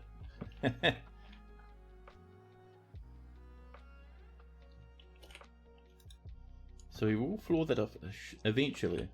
For now, we'll just put a piece of floor here. I think that's all gabbro. Cool. Bit of the old gabbro to get things going. Gabbro blocks, thank you. Now, on this level, this is where the magma's coming in. Yeah, up on level 3 over this way. So what we do is we mine up to this edge. And then we mine over a little path like this.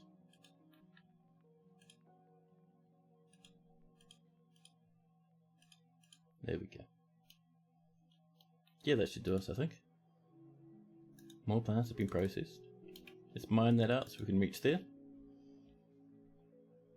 And once that's dug out, we channel there to get a bit of a pull. And then, once we have that pull, we have 2 magma pumps, probably pumping up this way. And that'll pull us very quickly and put it under high pressure. We could have them pull this way actually, that might be nicer.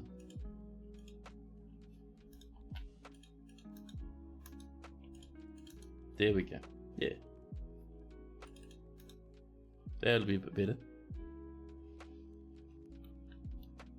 Suddenly, we've made some cloth bags. So dwarves will come up, climb down this and start mining shortly. The mayor has mandated the construction of certain goods. Mayor, what would you like? 2 ballista parts. Get out of here. Ballista parts. Man, at least we can make those out of wood, I suppose. Now, where's our siege workshop? There we go. We'll put in a temporary one. Just up this way. We'll replace it once we get a proper setup for it. Whoops. Pardon me, let's try that one again. Siege, up there. Out of day site, please. There we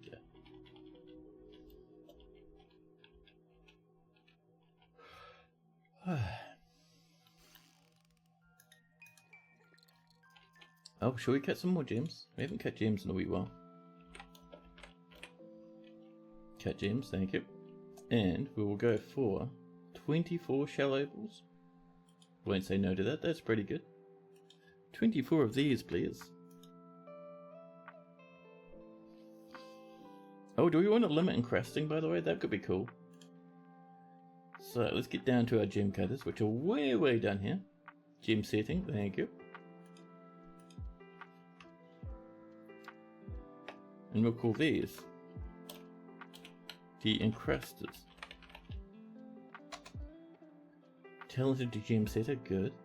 Adequate, not so much, but they're talented, that's pretty good. That's pretty good. Let's help Broker. And we'll get, actually we will get Omegas to help out too. That'll be fine.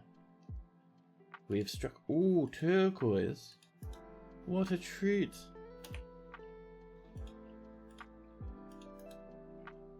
A new petition. I tape at door lamps, no. And strap sounded, Uhos. Uhos is a nice name. Strap sounded a bit boring, but Uhos? I know, I just like that. Congratulations on your new home, Uhos. Also, look at all the sculpture we have now. Let's get, actually, let's do it this way. We'll smelt 10 copper, 10 native copper. Smelt that. Native copper. There should be gold somewhere. There should be native gold somewhere. I don't know where it is. What a mystery.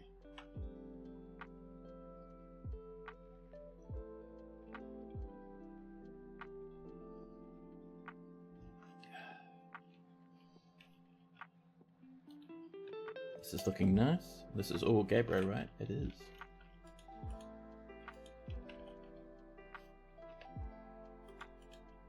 A bit more there. There we go. Once that's done, we'll pop in our forge. Not our forge, our magma kiln.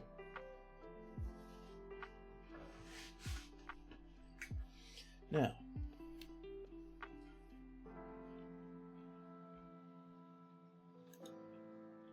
people getting this done, the last little bit. There we go. And let's go in, snag our furnaces, a magma kiln. And that'll get us our pearl ash. Very important. We'll make it out of obsidian, so it looks cool like the other workshops we have.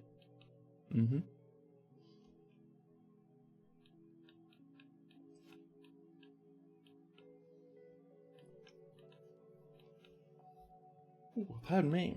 All of that yawning. My goodness, is it coffee time already? It can't be. An idol begins their mysterious construction. Is this child using more than 2 or 3 items? Yes. So idol is starting their artifact with some gabbro, a huge boulder of gabbro. They have some pear wood and some birch logs,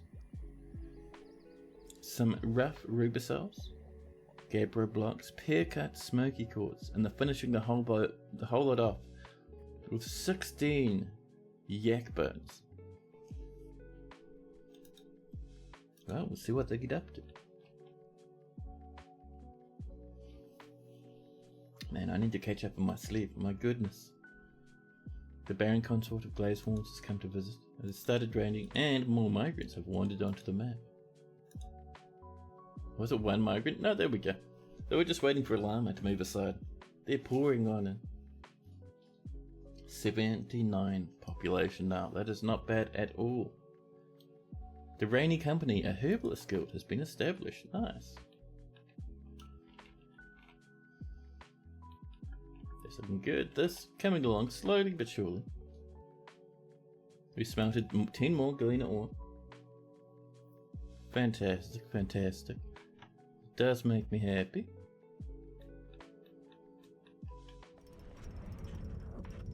An idol, Tamimas, the dwarfen child, has created Rigoth Sachets, Echelon Lechelle, a pear wood ring. She offers it to the faint rock. Nicely done, Birdie. Tell us about your fancy ring. It is called Crafted Rashes, the Nut of Morning.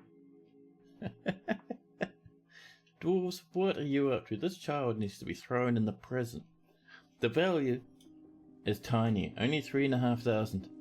This is a pear wood ring. All craft dwarfship is of the highest quality.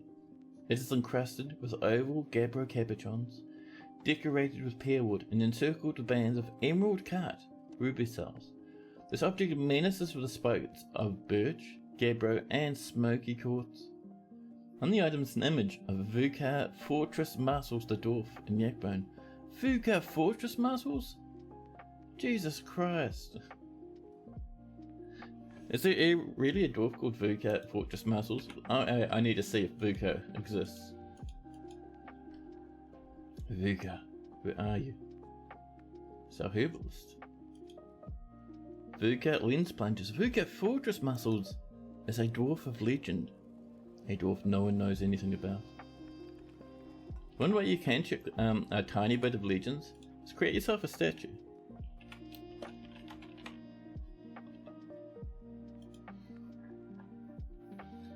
Check out the images. So, historical figure. And can we search for Fortress Muscles? Vuka, Fortress Muscles. This is a dwarf born in 216. He is the eldest son of Vuka, Mirrored Maze, and Reef, Heaven's Towers. Let's just make a statue about them, huh? Out of rock. I want to see what they've been up to. Fortress Muscles. Mate, I would be happy. I would be happy as I slam into the desk like a lunatic. Pearwood ring. I would be happy to have someone called Fortress Muscles in the fortress. I would make them king forever. Now over here, this is looking nice. This is getting carved out. We need, the next thing we need, a bit of a bridge over here. Let's see, one bridge that raises this way, like this. Perfection. And we're going to make this out of orpiment. More sand's been completed. Rail root castles. Nope, that's disgusting. Get out of here. More cloth bags. Wonderful. You would need to make a bouncer position. Fortress Muscles. Oh man. Yeah. Have them the leader of the defensive militia for the fortress. The Rainy Company has many members in Snarllashes and now requires a guild hall. This location must be built and furnished with a hall designated for the Herbalist Guild. We can improve that, sure. The Herbalist Guild is a subset of the Farmers Guild. So we could do it. I think nearby, just down this way. It's the Herbalist Guild. They'll have their little wee corridor.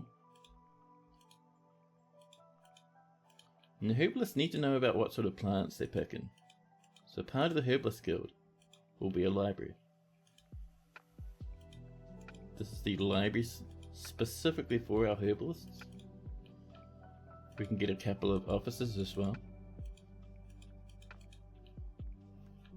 Let's see, what else would we like in the Herbalist Guild? Of course, we need a place for meal taking and drinking and whatnot. Very important. And over this way, I'm thinking,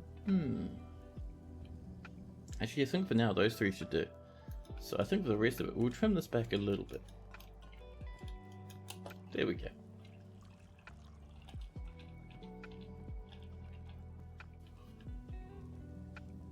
More potash coming on in.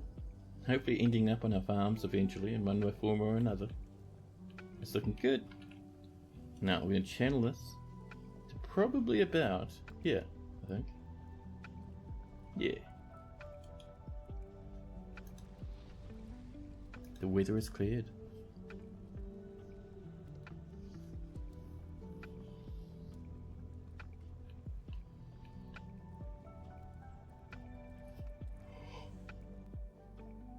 Man, what are these powerful battle yawns coming after me and approaching me with such horrific and tempting propositions?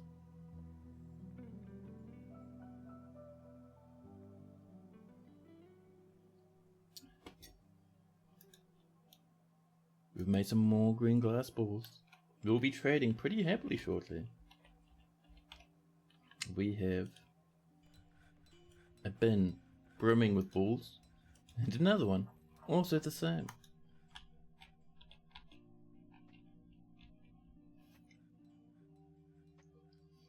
Might just snag a bit of water in a wee minute, I think. Now, so dwarves are hooning about, doing their very best. Someone's Grabbing a piece of gabbro to make some blocks with. Wonderful. So we're waiting for this to be channeled. And once that's channeled, we'll mine a spot there to let the magma in. And then we can build our windmills. And then we'll come up handful of levels to power them. And that will pump heaps of magma out this way and keep it under high pressure with any luck. So when invaders come, down and over here, we can pull a lever that'll drop this bridge and let magma shoot out this way. This of course means we do want our fortress to continue around here a wee bit, but that's okay. That should be a thing for taverns. I'm kind of worried how that'd work though, because like we get tavern brawls and stuff all the time, and it seems like Dwarves' major idea for conflict resolution and for crime breaking is just mega violence. So there'll be a huge riot starting, a huge tavern brawl, and the tavern keeper just walks over and just, not the tavern keeper, the bouncer walks over and just starts murdering, just like absolutely mangling the poor old dwarves involved in this punch up. A bit of shell opal. And some fruit drink. Amazing. Oh, over this way. My dwarves are working hard.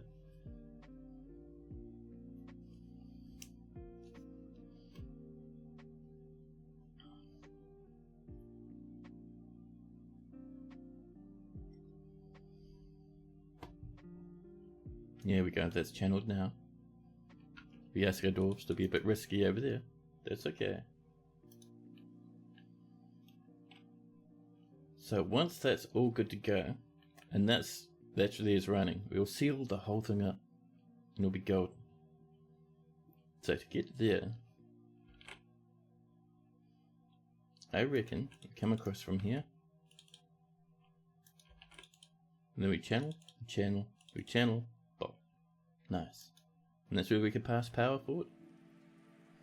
Patented dwarven pacification technology. Oh man, that is terrifying in concept. Maybe it would work better in a squad-like formation to remove brawls from taverns.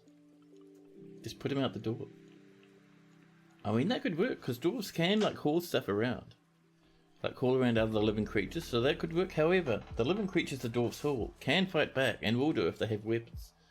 So we could see just a mega brawl like launch out of nowhere into absolute chaos as bouncers turn around and just keep bullying and smashing and punching. It'd be crazy, man, just wild.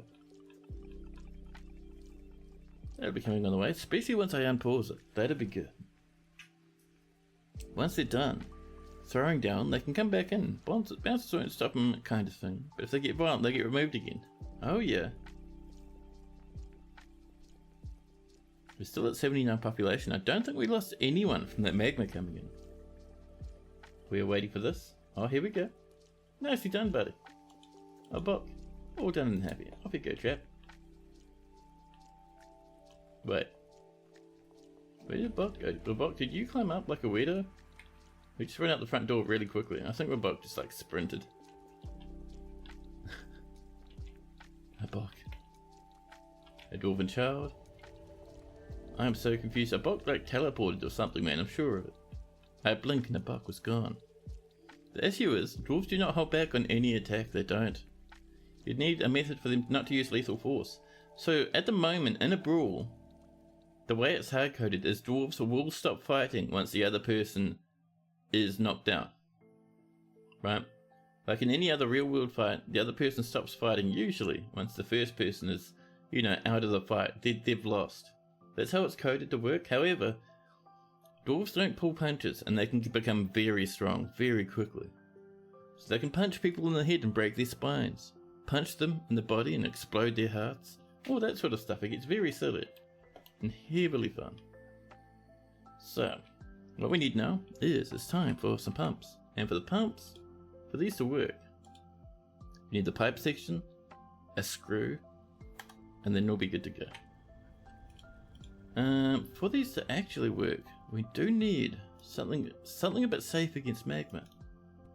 For that I usually use steel. However, there is another choice. We can make green glass trap components. So So we want glass pipes, or are they tubes?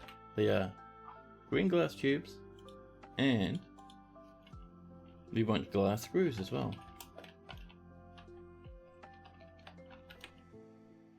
There we go, green glass corkscrew.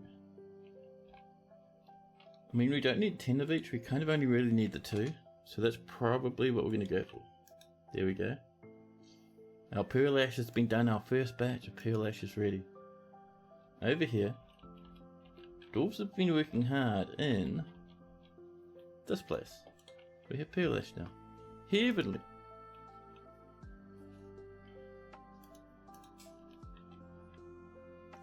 Let the lava flow. I know, man. You also can confirm after doing a few rounds, LC is actually pretty good. LC. Oh, Lethal Company? It seems kind of interesting.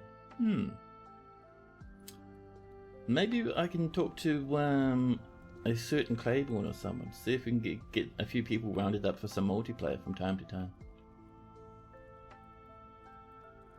Hit you up if I ever want to play. Could be keen. It all depends on the time zone difference.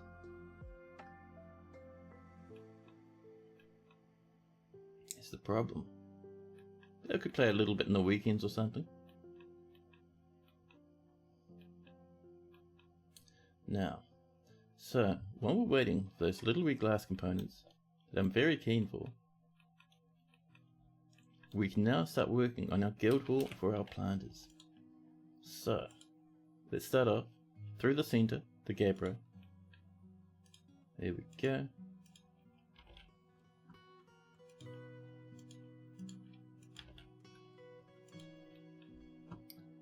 And there we are. We'll keep coming around with... We have a bit of copper coming in. We're getting those pickaxes coming soon. That'll be cool. Let's do some granite in this room. A little wee office with some granite. Over this way. A little wee office with some daysite would be a nice treat.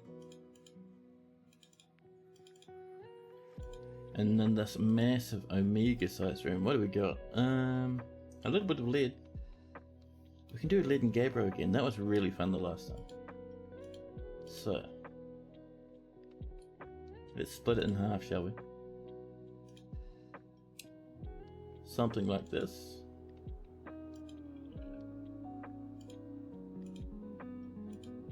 There we go. And just before we get that lead in,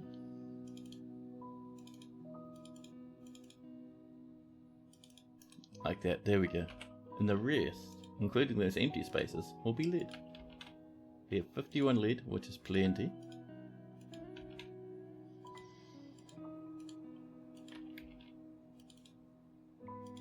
You should even have enough lead for the other room as well, which is nice. Just over here. So, if we go this side with 20 of something. Oh, maybe we don't even have enough materials for this yet. This one power portion. Oh, we have all that extra gabbro. Ah, it'll be fine. We can be lame gabbro lads again.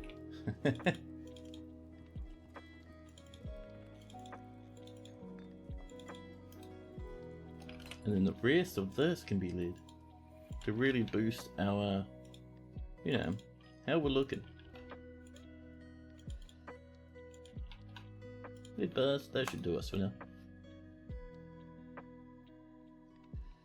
Once we get that there in, we'll do a little bit more of our fancy doors. We do need to tidy this up a little bit first, but that's alright. We're getting there, we're getting there. More shell opals. There we go. We're saving.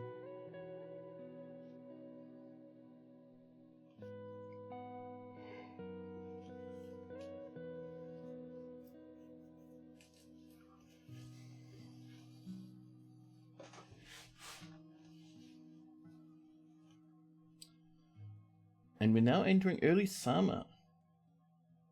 We should reach out to the humans at some point. Once we get ourselves a little bit more settled, we'll reach out to the humans and see if they want to come in and buy some giant spiked glass balls. The most powerful of Christmas ornaments.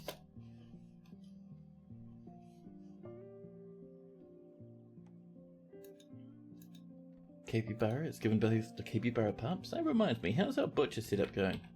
It's all ready. It's all ready. Now is the time for us to implement our first few butchers. So we'll create our pit, just like this. And in this, it is time to put in a capybara. Someone will come in very shortly. We'll see them hooning down. Thought that might have been it, but no, they're grabbing some stuff. It has started raining. Here comes the child. Alright, here's the fancy butcher setup. I use this every time now, it's so cool. The child comes up, they grab the capybara. The capybara goes down the hole, falls into a weapon trap, dies horribly. Where'd they even go? Capybara, did you just absolutely gib? No, they're there. They're jammed inside the weapon trap. So, one of these will fire up a butcher an animal task. And now we don't need to train animals in cages before you butcher them. So wild animals don't need that training anymore. And we're butchering it automatically. All we do is drop them down the hole. It is cool. You'll for sure have to launch one of those glass balls from a catapult just for the boys and girls. One's gonna shatter before war. I love it. There we go. Bit more meat for the fortress and some more leather. We do have a tanner and a leather worker nearby. But yeah, bones as well, a skull, some nervous tissue.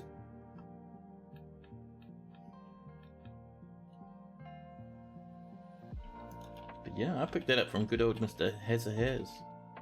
Fantastic DF player. Over here, we're making pearl ash. Mega tons of pearl ash. No, I think it's time. I think it's time that we get our next setup coming along. I think over here would be nice.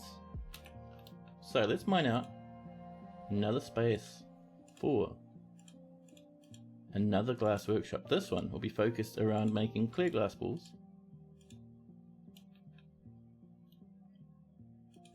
There we go.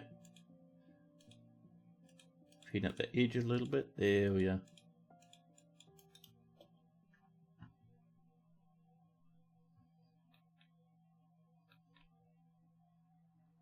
A bard is visiting with processed small plants, the small baggies. And look how happy our fortress is, with us doing barely any farming. There's our green glass tubes. We're just waiting for those corkscrews now. And we'll be able to pump some magma.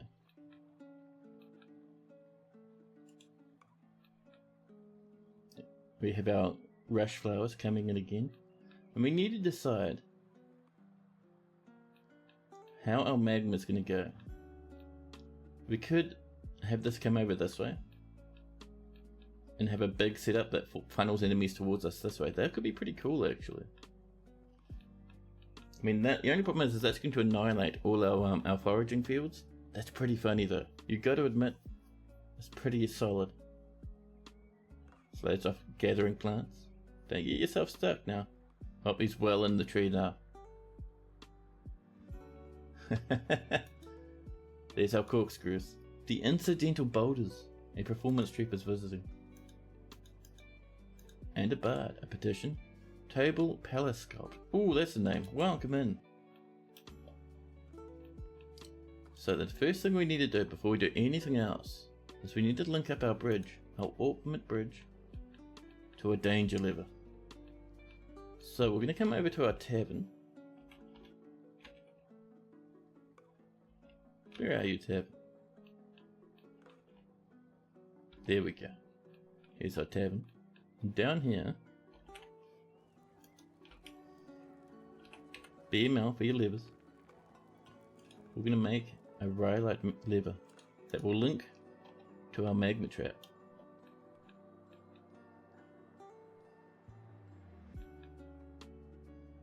And while we're waiting for that, we can get our pumps in. Our pumps will be pumping this way.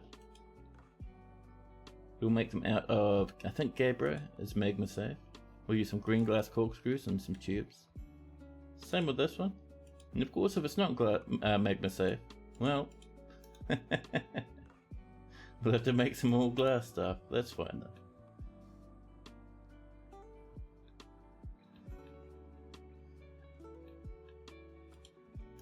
No one's come to... Actually, we haven't finished building the lever, have we?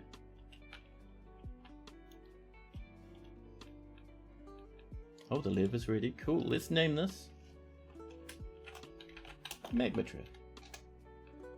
And we can link that way back over here to this wee lad. This one's already linked up to our entrance lever. Mr. Mind Burned. We are setting up a magma trap and Mr. Mind Burn turned up. We'll let them in. Mayor has been re-elected, and I did see a child growing older. That's pretty cool. Ash Road Strayed Whisks. Almost good enough. If that was Strayed Whiskers, it'd 100% be in the fortress. But Strayed Whisks, I don't know. I don't know.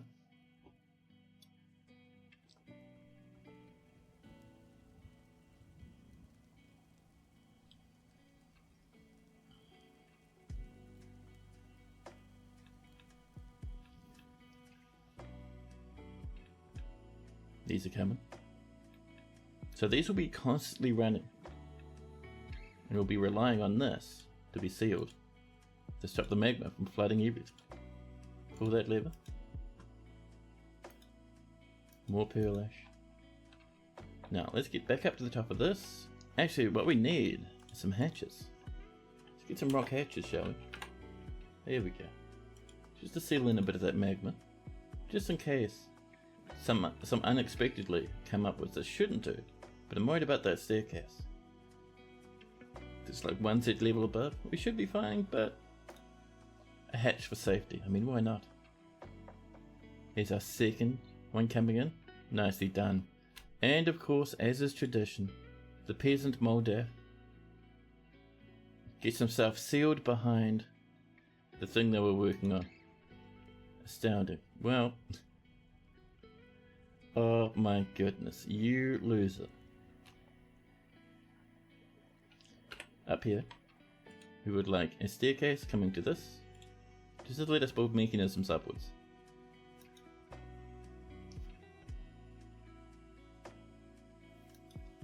Babies growing into children, children growing into adults.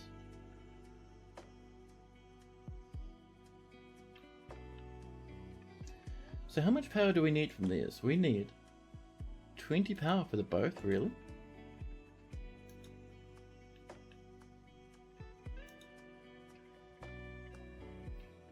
Now there's a good chance that she starves to death and becomes a ghost. Moldath Tagstinks, also known as the dumbest dwarf in the fortress. Now let's see, what are your skills? Let's see, so dabbling, she's legendary in something because her name's blinking. A legendary musician. Moldath, it sucks to be you. More green glass balls already. Oh, this is looking nice. Right, so we could do vertical axles using whatever log takes our fancy. We could do oaken vertical axles. And this one actually, cancel that. This needs to be a mechanism. One gear assembly right there, out of granite, of course.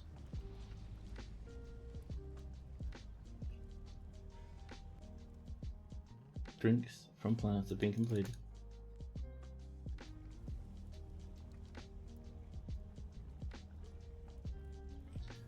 Here we go, already dwarves are working hard.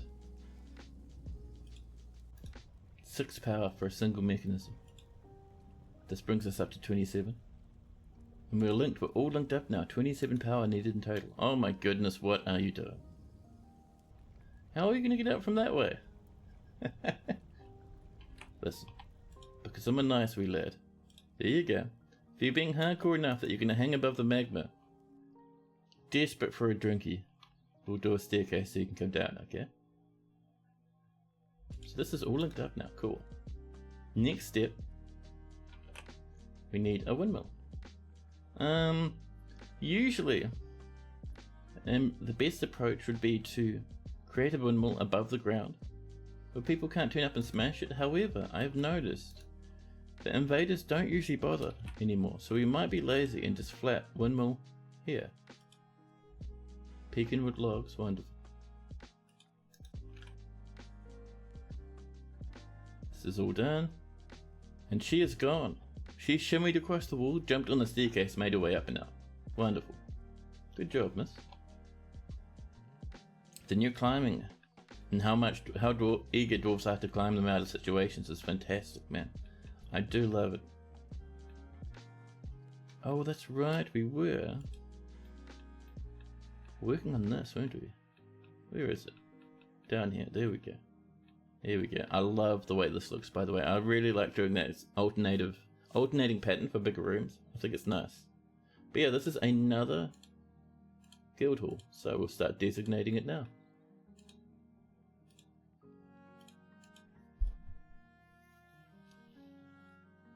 You don't think you've seen that outside of Invaders?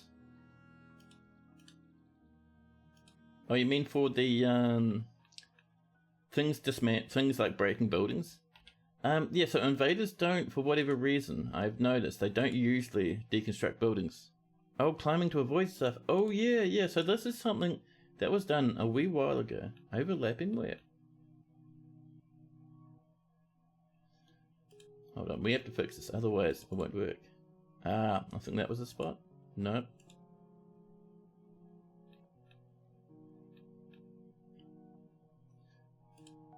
Let's delete this and repaint it. But what I was going to say before the confusion began. So to combat dwarves getting stuck in trees and dying from dehydration, it still happens. This guy's got his lighter, that's all good. They've really made it much more likely that dwarves will climb themselves to safety. So they do it in trees, but they'll do it in everything from like climbing out of weird little chambers like this. I've had them climb across entire chasms, dodging like huge water, like massive underground rivers and aqueducts and stuff that I was working on, and also just shimmy their way along. It's really cool.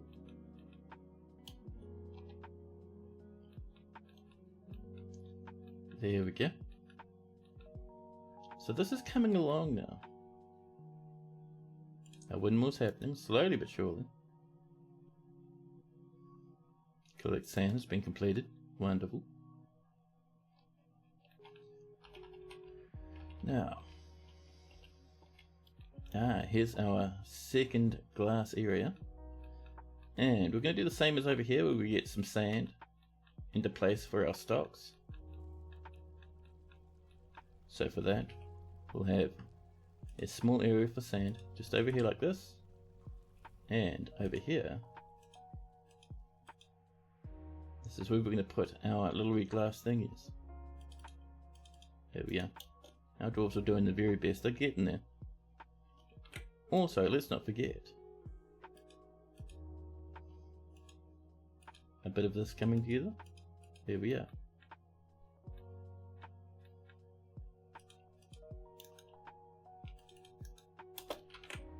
And we'll move this across.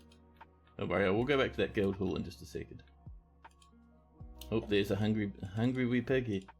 No, not even a piggy. Like a deer or something. Deer, what are you doing? It's not the best way to behave, my friend.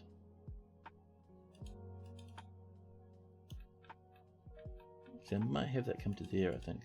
Yeah, like that. There we go, that's better.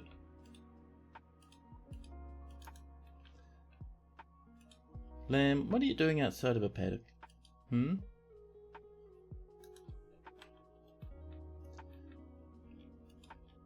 Let's get up this way and make sure we're not missing anyone. A lamb, baby alpacas, a foal, all sorts. Various geese that people have brought with them. That duck, some doggies. No, we should be good. No, we should be doing pretty good. More cloth bags are coming in. Wonderful. Now off here. Now this is getting there. We do need to do those walls. But first... Ah, there's our problem. Right, that wee spot there. I see you, you fiend. How did that even happen? Get out of that. All of that. Look, terrible. Disgusting. What is wrong with these dwarves? Oh, time for a new meeting area, shall we? No.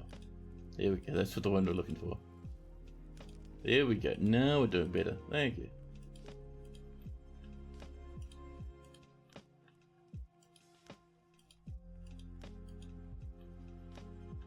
Here we are.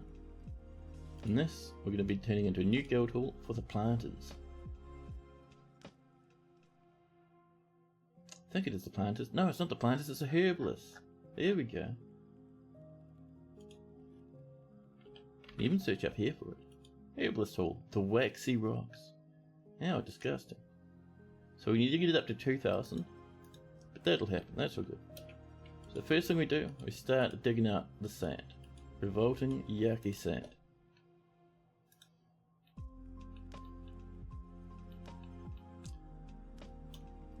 People are saving these little wee animals floating about. So the next thing I'd like to do, these two granite doors or the daytime doors. I think the granite ones. Let's do our usual trick. So step 1. Wrong one, this one, there we go. This one here, we enable. This one here, we disable. And then out the front where all our doors are for whatever reason. Actually, have we done any inside? Are we that lucky? No way could we be that lucky. I refuse to believe. First, we must find the workshop. Up this way, there we go. Cabinets, bookcases, bookcases, cabinets, doors, granite doors, granite hedge covers, nothing too amazing. Like, there's some nicer quality ones in here, but nothing crazy. A goblin statue of Vuka. Oh, Vuka's a Gabra statue, never mind, brain rot. Detected. What have we got in here? Go down the bottom, that's where our newer stuff is. Hatch covers, hatch covers. At least those doors though, I know dwarves have been working on them. 2 Gabra doors. Nothing too amazing. Alright, we'll just use the ones that are out here. And we'll bin them, both of them at the same time. There we go. Once those are binned, we'll continue with our gem cutting.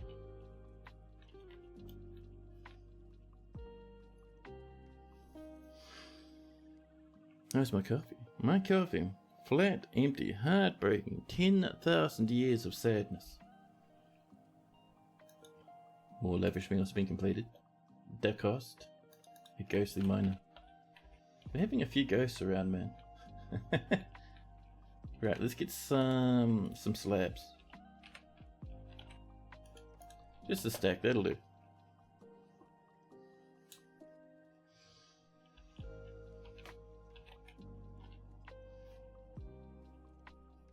Well, these little wee dwarfs having their best time down here. Wonderful. I think that our miners might be a bit overworked. Why is this guy? Why are you harvesting plants? You're not a plant harvester. Your only job is to mine. Who's stuff? You fiend. So we should have some copper actually. That reminds me. Let's get some copper pickaxes, huh? Good stack of copper pickaxes. That'll do us a treat. That'll get us going.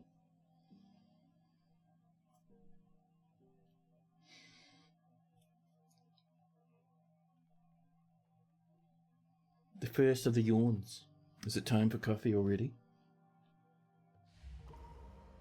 A stray alpaca, nice. A performance troupe, the Hames of merging. And Edom Utterlock has become a planter. All of a sudden, Tobel the Bard, possessed and running off into the fortress. Mink, hello, good morning. How are we doing?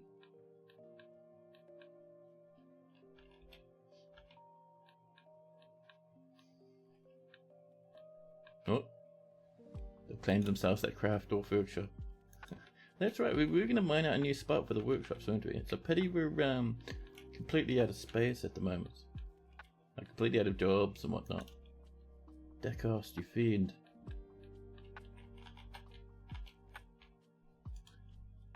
A new task. New slab.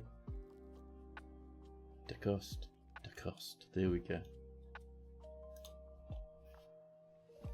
Put rules on your dwarfing, or can you raise from the dead without the silent cry this time? Oh, you can pretty much ask for any dwarf you want. Basically the worst that can happen is I decide I don't want to give you that dwarf and then refund it, but that hardly ever happens. I think it would only happen if it was like you wanted to be the king and I had plans for the king. But no, yeah, you can ask for any dwarf with any name you'd like. People have come up with all sorts of weird ones. You have some more migrants. The Raven King has asked for a dwarf. And we've got some lads flying on in.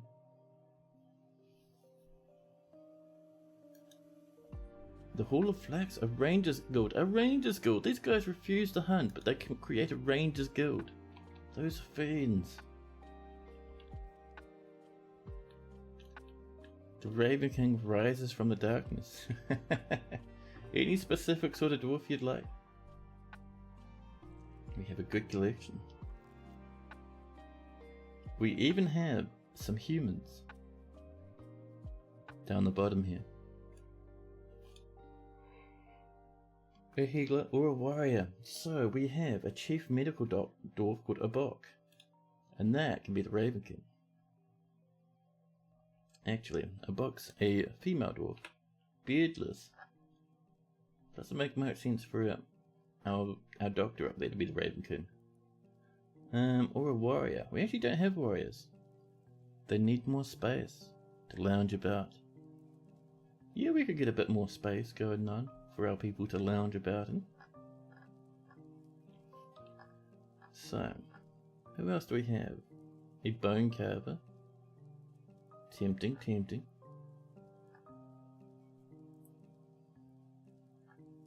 Let's see, who else? We do have a normal doctor somewhere, I'm certain. Bookkeeper, manager, doctor. Adel, again. Hey, Mr. Mika, hello. A bone carver would be dope. Oh yeah, we can do your bone carver then. Where did we see our bone carver? I think no further up. Bone carver, Ed. Yeah, there we go. So that's our only bone carver? That's right. Oh, you're talking about the amazing hunters? Oh, the hunters need more space to relax and not go hunting. Fantastic. So Ed the bone carver. 131 years old. Geez, she's getting on. But this is the Raven King.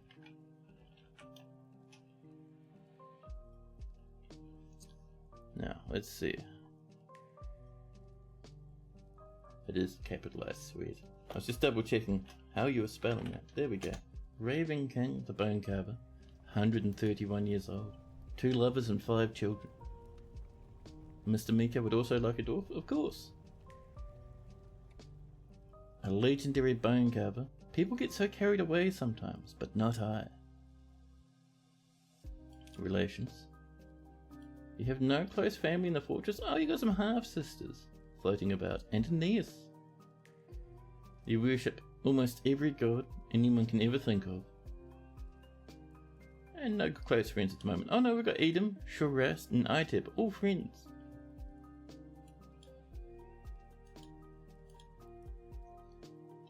Once, a long time ago, the Raven King killed an unknown creature. No one knows why. No one knows whose it was. The Raven King refuses to elaborate. The Raven King has some meager quarters nearby, and we can see it. She has an iron will, the ability to focus and a feel for music, but a shortage of patience, poor analytical abilities, and lousy creativity. She dislikes obligations and will try to avoid them by being... she will try to avoid being bound by them. There we go. Although she is conflicted by this for more than one reason. She's very polite and observes appropriate rules of decorum when possible. She feels strong urges and seeks short-term rewards. She has a very calm demeanor and rarely looks on others with lust. Raven King is not the type to fall in love or even develop positive feelings about others. She really feels discouraged and tends to form tenuous emotional bonds with others. She's quick to form negative views and doesn't mind wearing something special every now and again. She generally acts with a narrow focus on the current activity and acts sometimes with a little determination or focus. Well, and very little confidence as well. Occasionally. She tends to have a bit of a stubborn side, especially when it comes to changing her mind about people. Raven King tends to stretch her body when she's thinking. My goodness, what is this dwarf up to? 122 years old and stretching her body when she thinks? Ew. Raven King personally finds the proposition that one should work hard in life utterly abhorrent, and dreams of raising a family. Raven King likes magnetite, black bronze, tiger eye, reindeer hoof, cabochons, giant red squirrels for their giant red tails, and bitter vetch for their grain. When possible, she prefers to consume giant louse and pearl millet beer, but absolutely detests rats. This is you in a female form. I love it. Now, I'm just curious, what room do you have? Oh, over this way. Tucked over here. Let's give you some, I think we can go for all of these lads. Pop some chests in. And some cabinets. So dwarves can store their stuff. And we'll do a couple of bookcases. Just for fanciness. Here comes these migrants. This is looking nice. Our dwarves are working very hard. We will clear that little piece there out. There we go. Mr. Mika wants to make ale. Wants to be a powerful brewer. I don't think we have any specific brewers. Oh, we do! Mr. Mika, we found you a brewer. Rel, your new name is Mr. Mika. Oh. How did I manage that one? The ale must flow. I'd love that. If there was a Dune series, but everyone's just dwarves in the mountain home. Amazing. So, Mika, good old Mr. Mika is 33 years old and feels fantastic right now. A competent brewer, a dabbling weaver. Has met most of their needs recently. They're doing pretty well. They might be a bit of a new entrant to the fort, actually. That'd be really dope. That'd be hilarious. The ale must flow. Wearing some gazelle leather trousers and a coyote leather shirt. Oh my goodness, can you be any more stylish? So, Mr. Mika's here with Shiraz, their elder brother. Some nieces nearby. And not many close friends. I think they're quite new to the fort. Mr. Mika's never killed anyone. If you have a look at their personality, Mr. Mika has an ability to read emotions fairly well, but a shortage of patience. He doesn't try to get things done perfectly, and has an active imagination. He does not have a great aesthetic sensitivity and is slow to anger. He feels envious of others and doesn't mind experiencing strong cravings or urges. He doesn't often experience strong cravings or urges. Who knows if he minds them? That's his own business. He doesn't mind wearing something special now and again, and tends to make a small mess with his own possessions. He has a noticeable lack of perseverance, and is currently more rude, currently more fearless, currently more confident, more shameless, less private, and more thoughtless. You're hip as fuck, 100%, man. Double leather get up. And brewing alcohol, amazing. So Mr. Mika is personally somewhat put off by trade and commerce, values craft dwarfship, and doesn't care about art one way or the other, but dreams of mastering a skill. Will we have a brewmaster on our hands? Mr. Mika likes hematite, iron, citrine, bitter orange wood, hoods, grates, turkeys for their gobble. The words of the adorable wisp and the sight of the sea in a luxury. When possible, he prefers to consume giant squid, fonio beer, and water buffalo's milk, but absolutely detests large roaches. This guy enjoys eating entire gigantic squid. I've never managed to catch one of those ever. My goodness, Mr. Mega. Yeah, Mr. Mega's so new he doesn't even have a bedroom at the moment. The Hall of Flax has many members. The location must be built and furnished because they want a guild hall and they want it designated for a Rangers Guild. Do you approve this request? Yes. Large roaches, I know. Not a bad thing to be afraid of. I don't like the idea myself, to be honest. Now let's get over here. And we're going to do ourselves a nice little bit of a corridor. And we would like sort of an office, more of a take it easy and relax room. A place to store their kills, their trophies and whatnot, you know. And of course, because they're hunters for the most part, these rangers, a place to sit around and do absolutely nothing. It's a good place for some naps and stuff, you know. They have a big power nap room.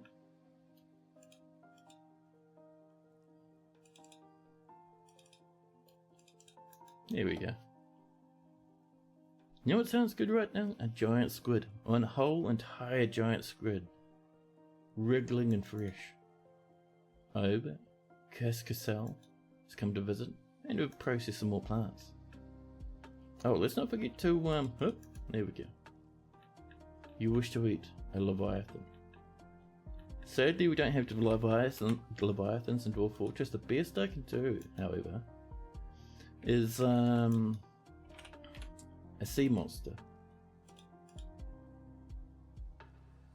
Let's get some gabbro for these walls, shall we? Just replacing that sand. That's good enough? A sea monster's good enough? Fantastic. I've honestly never managed to get any sea monsters to spawn in Dwarf Fortress. They are pretty rare, and as the game's gotten older and more content's been added, they've become more and more rare. So once we get all that ball in, we'll do ourselves a couple of doors. These two up here I think will be pretty good. Do we have anything in our bin at the moment? We do. Cool. Cool. Right, let's reclaim this. Up. There we go. And we're going to have 2 new encrusted furniture with cut gems. And another one. There we go. You would prefer it chopped up, wrapped in seaweed and rice, and served with soy sauce and wasabi. But that's just me. You don't want it raw and wriggling. Obey control truth. Get out of here. What is this weird cult coming in here? What are these strange conspiracy theories? There we go, that's looking a bit better. So before we call this part here done, let's get some blocks in. A bit of granite, that'd be nice for a start. All the granite, there we go. We've run out of granite. We're now going to have to rely on some dayasite. And all of this is going to be, I reckon, the gabbro. We have a good amount of it, and it's magma proof, which is fantastic.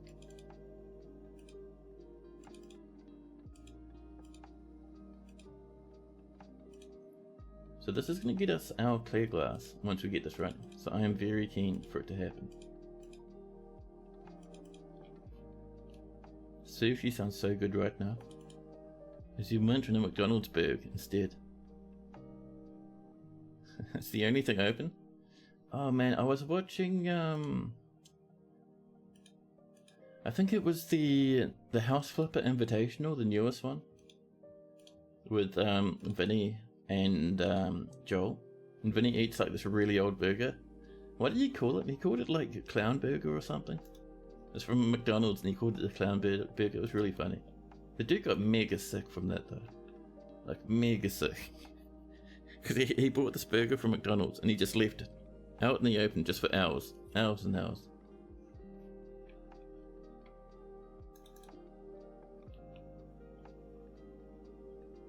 There we go. Here comes our granite. We've been sort of craving some nuggets. McDonald's nuggets, man.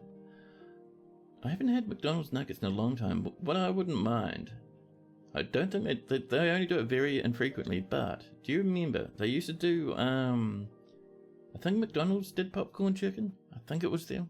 Could have been Burger King, but mate, I could go for popcorn chicken. I make some myself sometimes.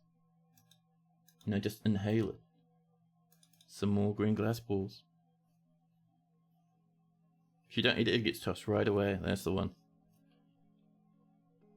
It's cheap enough, really? McDonald's is cheap where you are? Man, where I live, McDonald's is like... a single burger is like, what? Probably about $15 or something crazy. Now, I'm a wee bit worried that a dwarf is going to get himself toasted. So let's get a wee bit demanding with where they can stand. KFC. Find your nearest Kentucky Fried. Ah, that's the ones who do it. I see. Man, it's been a long time since I've had KFC. Where I live, there's like no fast food places. I mean, there are, but they're all like fish and chip joints. Which, I mean, isn't the end of the world. I wouldn't mind some fish and chips. So now, hopefully, our wee sweet little lads not going to stand there and immolate themselves. They're going to be nice and careful. Alright, good job. Nice, nice. Perfect. Excellent. Our dwarfs are telling us they would like a little bit of flooring across here. We'll do a bit of this. We'll use a piece or two of flat, solid. Actually, I'm thinking of some copper might be quite nice. There we go. Bit of copper. Combo is $15. $2 a burger. Because you like pull off half the stuff. Burger, pickles, mustard and ketchup. Oh my goodness. Oh, someone took a shortcut and got immolated. No, our jeweler. Our jeweler. No, why did you want to be so hardcore, jeweler? Just don't take shortcuts across the magma. It's nice and easy. Come this way instead. Look, wonderful. Dwarves are so carefree when it comes. Why? Dwarves are very carefree look at this, when it comes to running around magma. So sometimes dwarves evaporate and burn away to nothing. But yeah, Mega, yeah, $15 for a combo? I'm not even talking about a combo. I was talking about a single burger from McDonald's. It's like $15.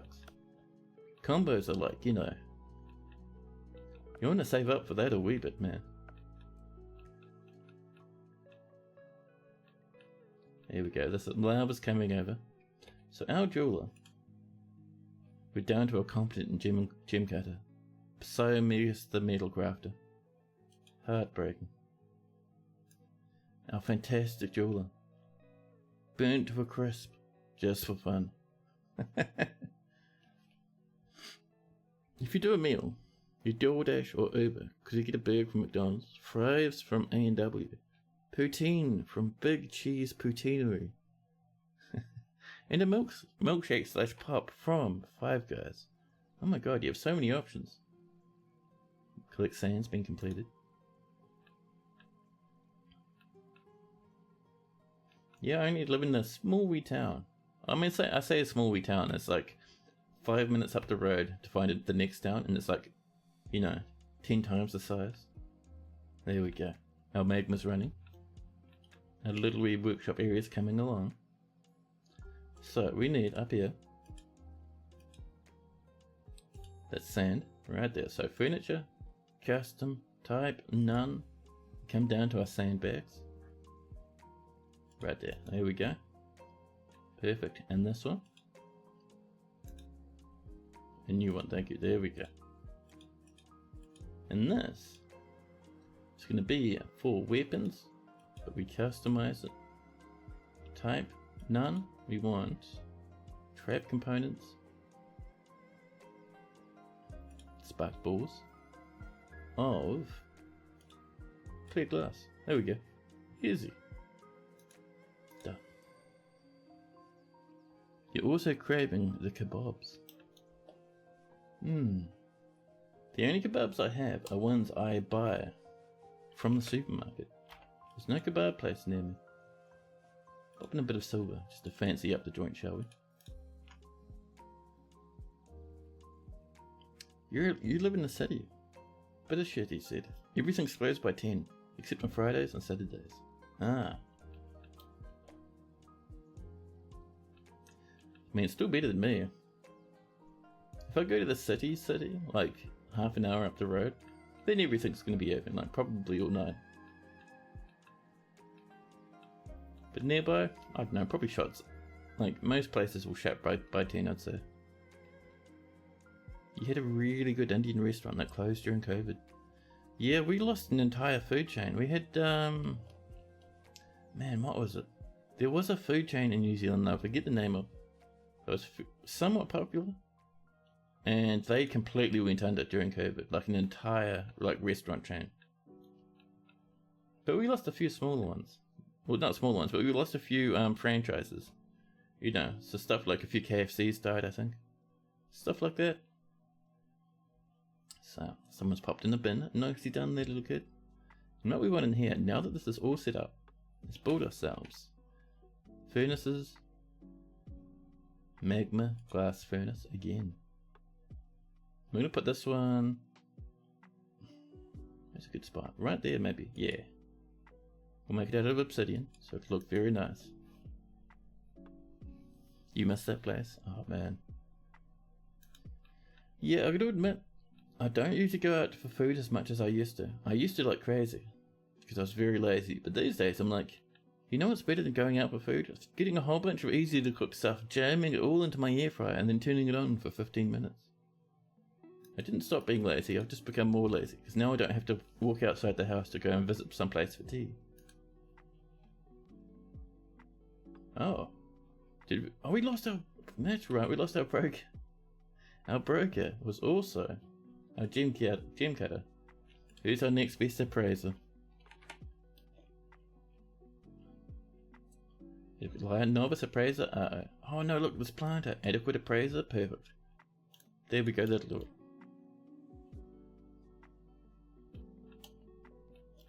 Now. Oh yeah, we did have an order, didn't we? Besiege. Ballista parts. Ballista parts, 2 of them. Can I make wooden ballistas? I think so, right?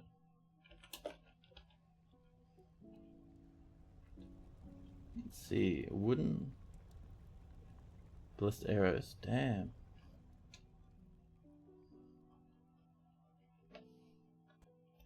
Are ballistas just wooden by default?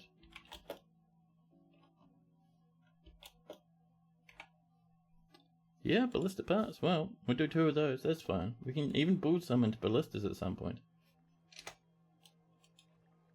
Here we go. Tonight was just an odd night, and Sparrow asked if you wanted food. 2 birds stoned at once. Nice. Perfect. More baggies. Wonderful.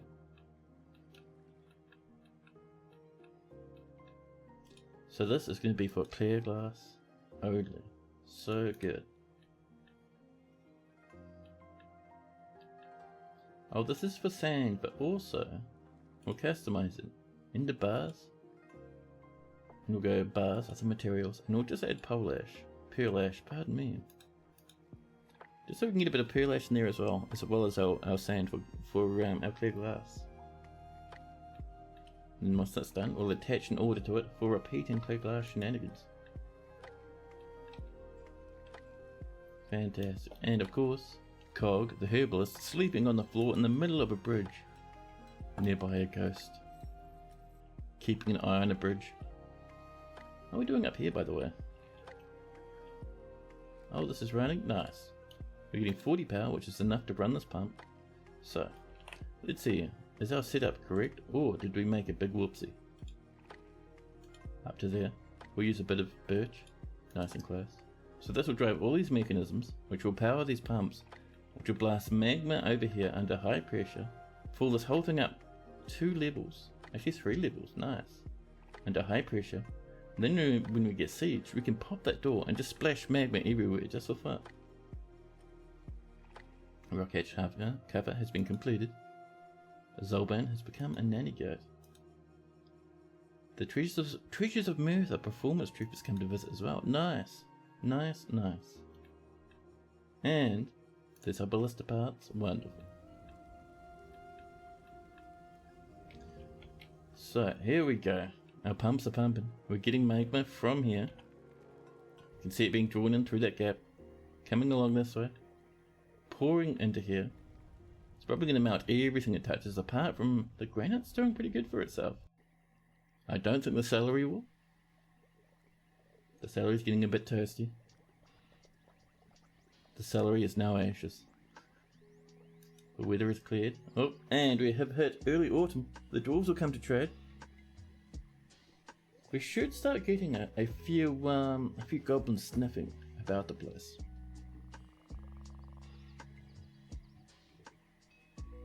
And we start saving. It is a new moon as well, which is nice. New moon? No moon. I think that does count as a new moon. I can't remember. But 638 food, 1,067 drinks, 1.2 thousand plants. We are making bags, we are collecting sand, we're turning it into glass. By the double handful. I love it. May has mandated more goods. Really, you just got your ballista parts. You want 2 more ballista parts. Yeah, have fun with that. We'll come back and get those done later. This is looking nice. How's our value done here, by the way? The waxy rocks. Only 1,000 value. And how's this going over this way? Did these get done? They did. Actually, one of them got done, one did not. Here's a granite door though. Oh, you double gemmed it. Look at this. This is a well-crafted granite door. It is encrusted with well-crafted, briarly cut smoky quarters. And on the item is an image of a 6-sided prism in shell opal by Moldeth Amaral. Nice. There's door number 1. We'll get that installed. Way over this way. There's our granite door. So that did get double encrusted. We couldn't do that manually, but the game was happy enough to do it by itself. I mean, that's fine. So, with that underway, encrust furniture with gems once again. More spiked green glass balls have just been made. Wonderful.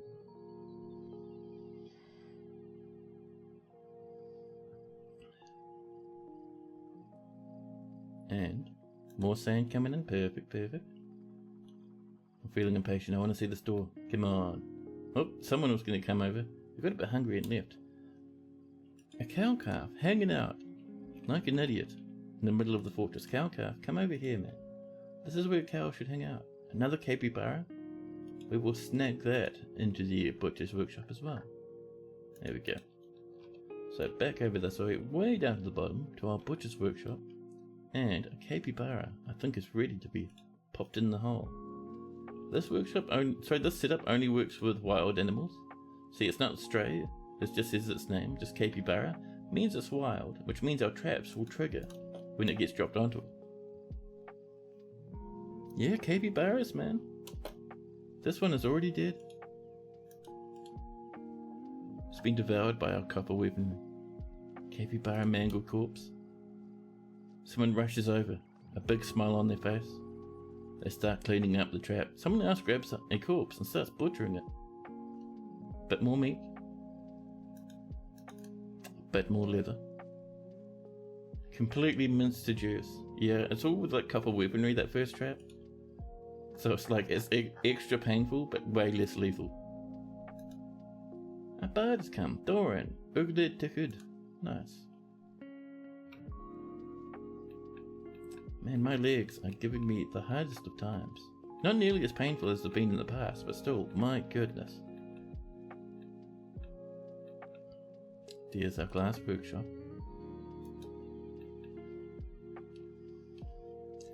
And we might assign a job directly to this for work orders. Specifically for the shop. And we want clear glass balls, so we'll type out arse ball, as is tradition. Spiked clear glass ball, wonderful. And we'll say, if there's sand bearing items and pearl ash, go ham. Actually, if there's just pearl ash, go ham. Yeah, that'll be even better. There we go. So that'll take care of itself now.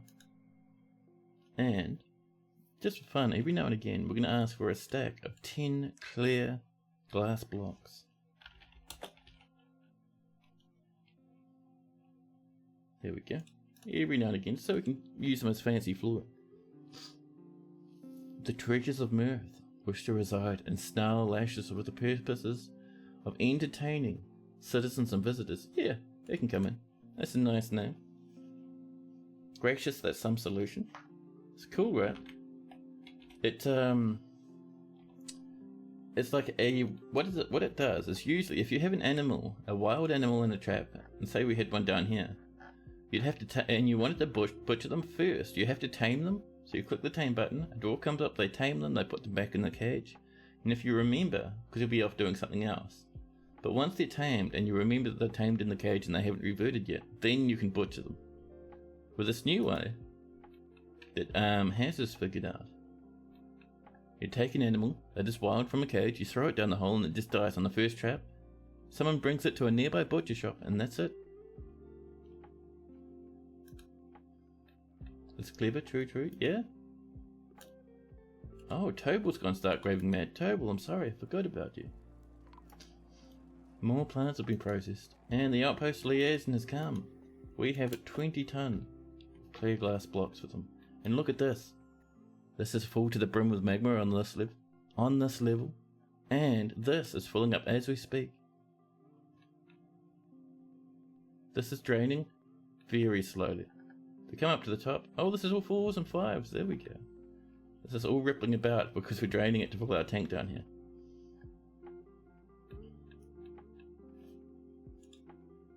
Darn, swamp pick, nope. More brewing has been completed. So this is good to go, man. If we dump this would be so much magma.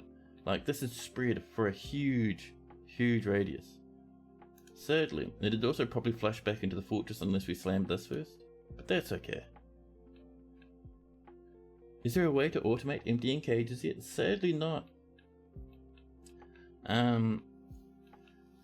So if we go over this way, so when we dump an animal down into our little butcher hole here, if they're in a cage, like, well, they have to be in a cage for it to work because they'll be wild. They'll be pulled out of the cage and thrown down the hole, like we saw before. But to strip armor off of stuff in a cage is still the same old, claim and dump, which is a pity. Merchants have arrived and they're unloading their goods. There we go. Now let's not forget, we do have some clear glass, some green glass balls. Do some moving of goods down to our weapons. I think they'll be in weapons, maybe? No. Where's our trap components? Are all our trap components stuffed away inside of bins? There might be. A weapon bin. Filled to the brim with green glass balls. Wonderful. And this one.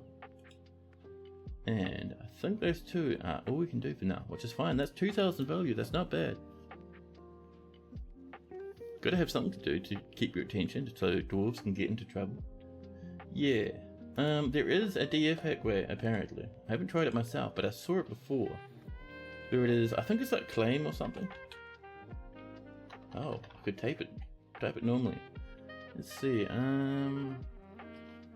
not that one. There is a DF hack thing that I saw. There was something about releasing enemies from cages. Strip cage, there we go.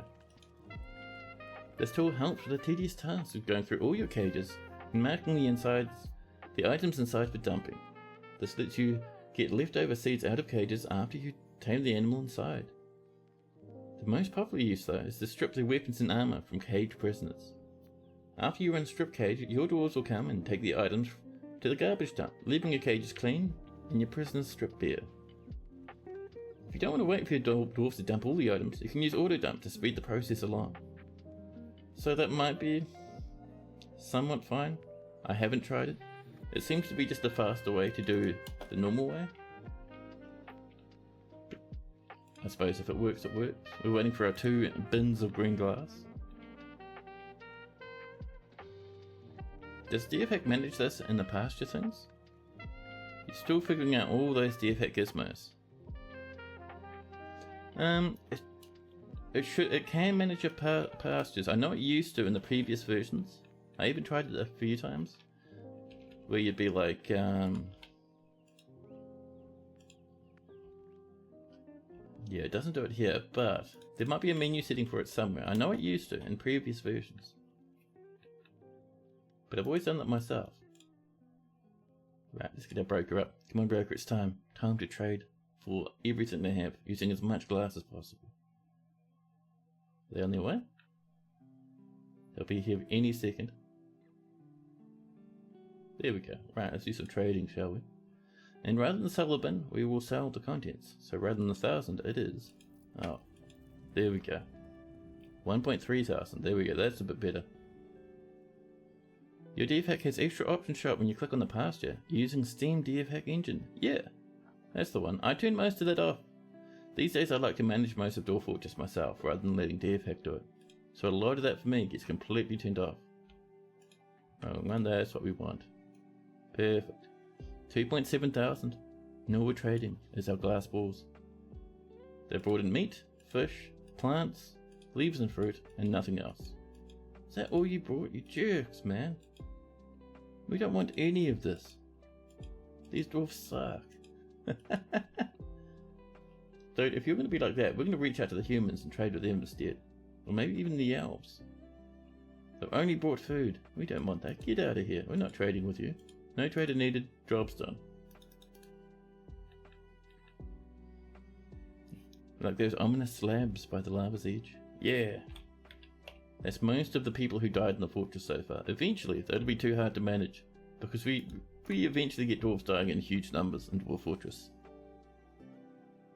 You appreciate the self-management. You're sort of exploring DFHack thingies. And enjoying cheat codes. Yeah, dude. There's nothing wrong with using DFHack. Don't get me wrong.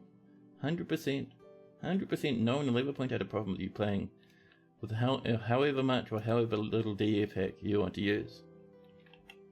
That's the cool thing about the Dwarf Fortress community, man. Looks like the Dasher arrived. Oh yeah. Like, what is it, a horse and a goat? No, a horse and a buffalo.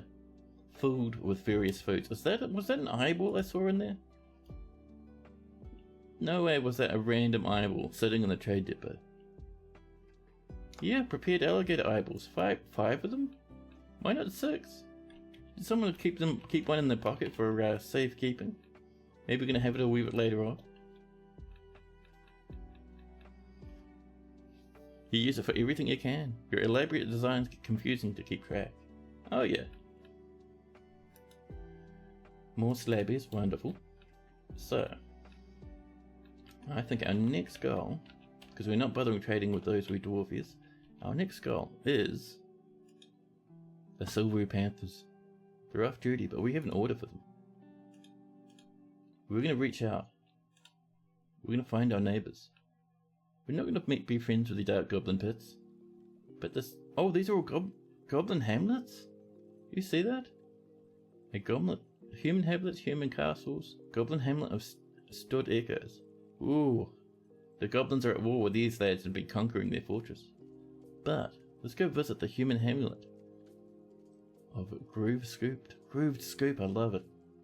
We can send in these lads, and we're going to demand one-time tribute. They're going to say no, but it will put us in contact with them. Goblins love Shakespeare. They do. They Shakespeare's all over. Oh, did someone new become a mayor? Who was that? Down the bottom here. Man, I love this interface. It's so good to have our announcements back like normal. Elrael Bim Zithis has become a mayor.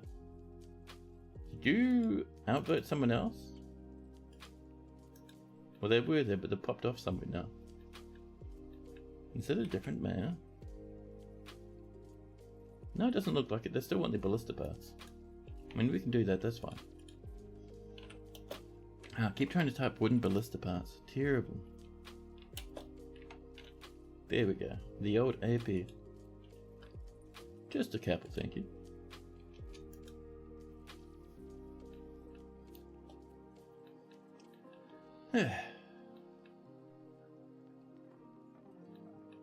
So this is now full. So what we need to do now, and it's very important, we need to test our trap. It's running under high pressure. Everything's working perfectly. Goal number 1 is we need to create, not these lads. Actually, yeah, we want to come up with our civilian alert. So let's turn that off. Add a new barrow. Oh, that's a worry. Oh, you know what's happening? For some reason, I don't know why, but for some reason, the dwarven lad, the dwarven outpost liaison, is not able to meet up with our mayor. I don't know why. They should be able to, but they're not. Strange. We should look into that at some point. But in saying that, it doesn't matter too much. We're going to trade with the humans anyway, and the humans will bring nice stuff. Make sure that's not outside the fortress. Very important. If that's outside the mountain, sometimes dwarves will end up in weird spaces and then burn to a crisp.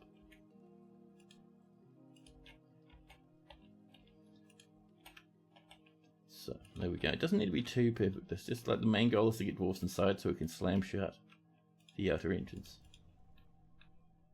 But, you know, there's nothing wrong with making sure we're covering a good chunk of it. Just making sure that wasn't outside, but no, that's all good. Oh yeah, double click to fill. Very nice. D-effect, man, it does make things easier. And it's filled everything on here, even through the doorways. I love it. Yeah? Has that picked up everything? My goodness, that's amazing. Good job, D-effect devs, huh? Fantastic. I saw Blind using that and I was like, oh yeah, I can double click. And it goes all the way up to the bridge. It's a wee bit sneaky, but I'll allow it. Yeah, it looks like a diplomat could not complete a meeting and is left unhappy. I don't know why that's going on. Not too concerned. If the dwarves want to be a problem, that's completely up to them. However, it does mean we won't become a noble for a long time. But for now, let's bop our civilian alert. Barrow 1, activate it, there we go. Everyone will run inside, we'll give them a little bit of time. This quality of life enhancement is of the highest craft dwarfmanship. I know, I just double clicked once and then that was it. Come on, in you come. Who's this? What are you up to? Oh, this is the outpost liaison?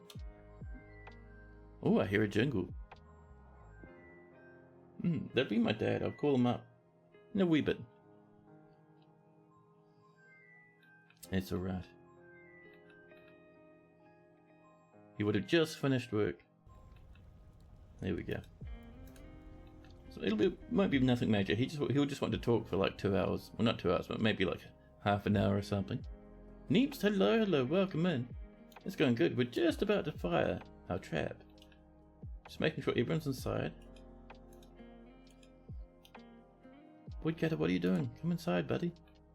I think that's everyone now. Alright. Let's close shut the entrance. So we'll pull this one. Someone will come over.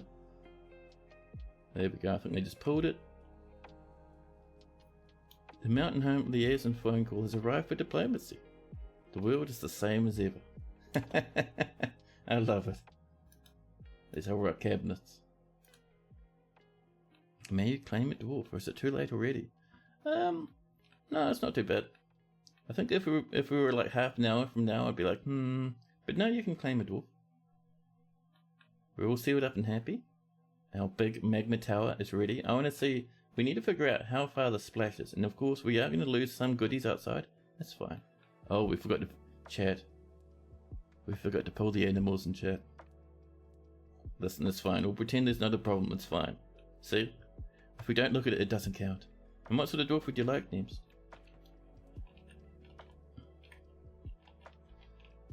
So, let's come up and I think a lever.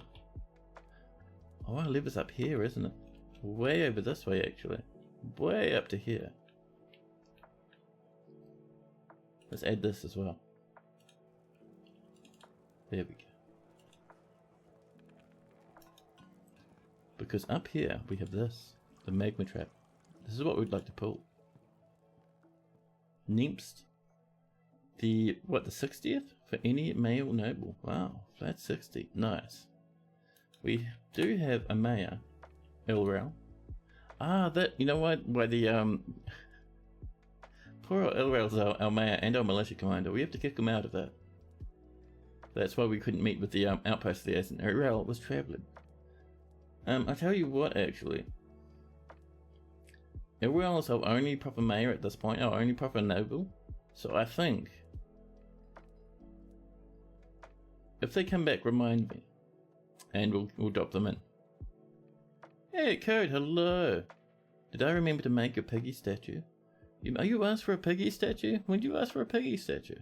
I don't even remember that at all. Hey, Code, thanks for gifting that sub, dude. Cheers. But yeah, I don't see a piggy statue.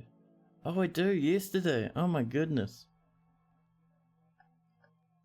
Statue of Thuvik. Oh, mate, I'll have to have a look. I do remember doing some sort of statue. Let's have a look. So, let's have a look at our stocks. We've done like 1 or 2 statues. Let's have a look. Did I remember? Statue. And Stadia, dropping a sub as well. Cheers, buddy.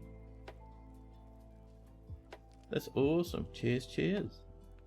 I'm gonna fix up that hype train thing as well. It's like it pops after like two subs. That's a wee bit excited. That hype train. I think I need to calm that down a wee bit.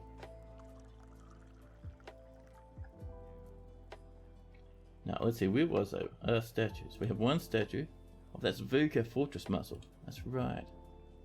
We crafted this because we wanted to see what Vuka was all about. Fortress Muscle, that's an amazing name. This item is the finely designed image of Vuka Fortress Muscles, the dwarf, and dwarves in Gabbro. Vuka is surrounded by the dwarves. The artwork relates to the ascension of the dwarf Vuka to the position of the Count of Granite Knife in 235. Fortress Muscles, I love it. And Fortress Muscles might still be alive if we're lucky. Kinda tank is bopping. Man. Awesome. But yeah, so Code, I've got to confess, I don't remember too much about what your statue was. We haven't done it yet. Although yesterday we did start a new fortress because our old one collapsed due to we did 3 fortresses. 1 fortress died to werebeasts, 1 fortress died to pathing bugs. So you may have lost it in one of those 2 fortresses. A pig striking a triumphant pose. We can do that. It's a symbol of your people. Yeah. Alfie is off, falling asleep at the keyboard. I know that feeling. Yeah, man. Catch you in the next one. Yeah, dude. Thanks for hanging out, and thanks again for that raid, Alfie. Now, time for a new statue. We'll make it of solid silver. And Code's gifting a sub to Alfie. Thank you. Man, you've gifted 65 subs? Jesus, crazy. You're legend.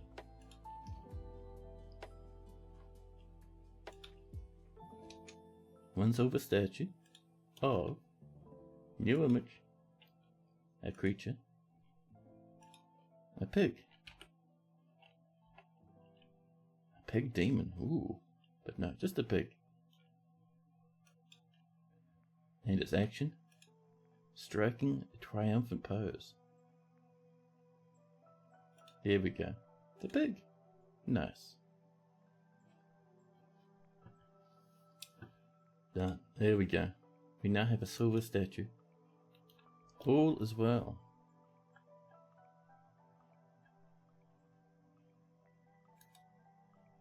More rock blocks are being completed. And hasn't been popped yet. We can tell it hasn't. Oh, just in time it's open. So the pressure isn't as big as I'd like. Usually you can put magma under pressure by running it through pumps, but this is very slow. Alfie joining on the hype train. Thank you. Thanks very much for those 100 biddies. So we're seeing trees collapse, seeing big waves of fire. We're seeing steam and smoke coming from here. Interesting. I'm not sure what's causing that. Steam explosion. So this magma is very slow. That's a pity. Oh dear. We need to turn off the magma pump real quick. That's going to leak its way into the fortress now. So test was important. Test also failed. First off, there's not enough pressure coming from this. I was hoping this would be under much more pressure so we could see a huge blast of magma. We've got a small puddle, enough to probably kill a lot of stuff, which is cool. It's a good start, however,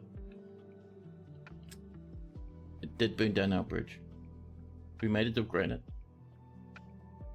We should have made it of gabbro. Or clear, or even glass would have done. But yeah, this magma, there's no way to stop it coming into the fortress, so we need to shut that bridge and hope the magma won't come any closer. Oh, bad news. This bridge here also wasn't made. Oh, chat. We might have just lost the fortress. Oh my goodness. Isn't magma pressure only valid for the tower directly adjacent to the pump? You could be right there. But yes, this might have killed the whole fortress. This is amazing. Channel to direct lava. Yeah. So this entire thing down to here is going to dump magma down, and of course we have these pumps which is going to draw magma from this layer 41 all the way up to 48. Can you build a channel to stop the magma? Yeah, we can. I think so, if we're fast enough, if our dwarves aren't stuck in a permanent party. But yeah, we'll just channel across there. It'll stop it there. That'll go up to 7s before it starts flowing in, so we might be fine. However, that's a lot of magma, so that might come over the top. Time to wall up? Yeah, that's going to be better than just channeling, I think. Now we'll do it back here, because I'm not certain our dwarves will get out the front in time. We'll do it with... Gabbro blocks, but they're quite far away. You only have 2 clear glass, which is a pity. We'll do it with some granite, I think. How about just the doors? Very tempting. However, as you know, in my fortress, we like to have a few ghosts around sometimes, just for fun. And ghosts are very good at opening doors when they get angry. So a ghost could open a door and flood the entire fortress with magma. Stuff is collapsing on the surface. Our silver statue's done nice, that was quick. 2 masterworks burnt away to a crisp. More trees collapsing on the surface. The mayor's returned. The mayor is out on the surface while the magma, the unfortunate forever magma trap is magma trapping.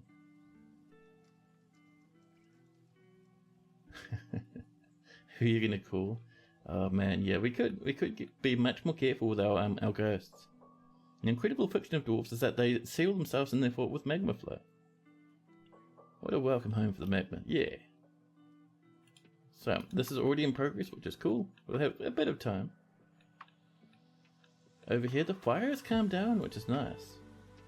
So what we're seeing, this steam, I think is coming from the middle of this, which has artifacts. And the artifacts might be getting pretty warm and blasting steam everywhere. Hey, Code, thanks for those bits. That's awesome, cheers. What's brown and sticky? A stick. For some reason, the text-to-speech isn't picking up biddies. I don't know why, I have to double check that one. But yeah, thanks for that 1,000 bits, man, that's awesome. The animals nearby completely untouched. The fire stopped and then calmed down. Rabbit. The double bunnies. Standing on the very brim of the magma. Bunnies, no, bad bunnies, run away. And gifting a Sabi. Code, you legend, thank you. Oh, did that bunny just burst? And one to Maxwell KP, thank you. Man, Hype Train 2. You guys are amazing. The water's still coming, we're getting a bit of bonus obsidian as we're boiling away that lake. Oh, in here, all the steam, we're cooking away everything that was in the butcher shop outside. Oh, no. Wonderful. Hey, yeah, okay, thank you. That's amazing.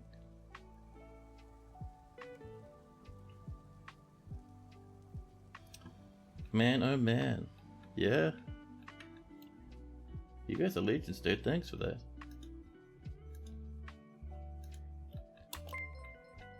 So how are we doing in here? This is creeping ever closer. We have time. Also bringing up rocks, there we go. And another gift to Mink, the drawing researcher. Amazing, thank you, kid. Hope you guys out there enjoy your new and fancy emotes. Oh, all our seeds outside are burning away. There's a lot of pigtail stuff out there. Meanwhile, over here. What an image! So we like this big trail of magma, smoke about the place. Nanny goats on fire, burning away inside of the magma. I don't know why they didn't run. Listen, we'll even get rid of this. Actually, no, we'll just pause it. We'll pause it. We can use it again later. I don't know why the nanny goat didn't run, but they're bursting into fire, and that ash, I think, is from them boiling. Pretty grim. You just tuned in? Oh yeah, so basically, we've been working on this fortress. Things have been going very well. As you can see, we have a nice wee little fort on the way at the moment. We have little workshops set up with little magma trails. Very nice and fancy. Ah, we did get that wall done, cool. So we had this. We were halfway through building this big tank of magma, right? With some pumps. That I thought, because I thought magma would be pressurized the same way as water is if you pump it super hard. I know normally it isn't until you pump it, but anyway. So these pumps, they run continuously, because we used to control it with a bridge there. So these pumps ran continuously. We waited for it to fill up this huge stack, and then we opened the bridge. The bridge was not magma safe. For some reason I forgot. The bridge caught on fire and burnt away. The magma splashed out, lighting trees on fire and all sorts of carnage, burning away masterworks. The magma started creeping in. We had a bridge here that was closed, also not magma proof, so it melted away. We built a wall in to seal ourselves because this big stack of magma here is constantly being refilled from these pumps, and these pumps draw from this level of this volcano, which goes all the way up to here. So that'll very happily just constantly pour out. We can clear that civilian alert because no one can get outside the fortress now. That's very funny, to be honest. Yeah, smart goose. Yeah, I looked up and all I saw was a goose hiding in a tree. Oh, a pool of cow blood.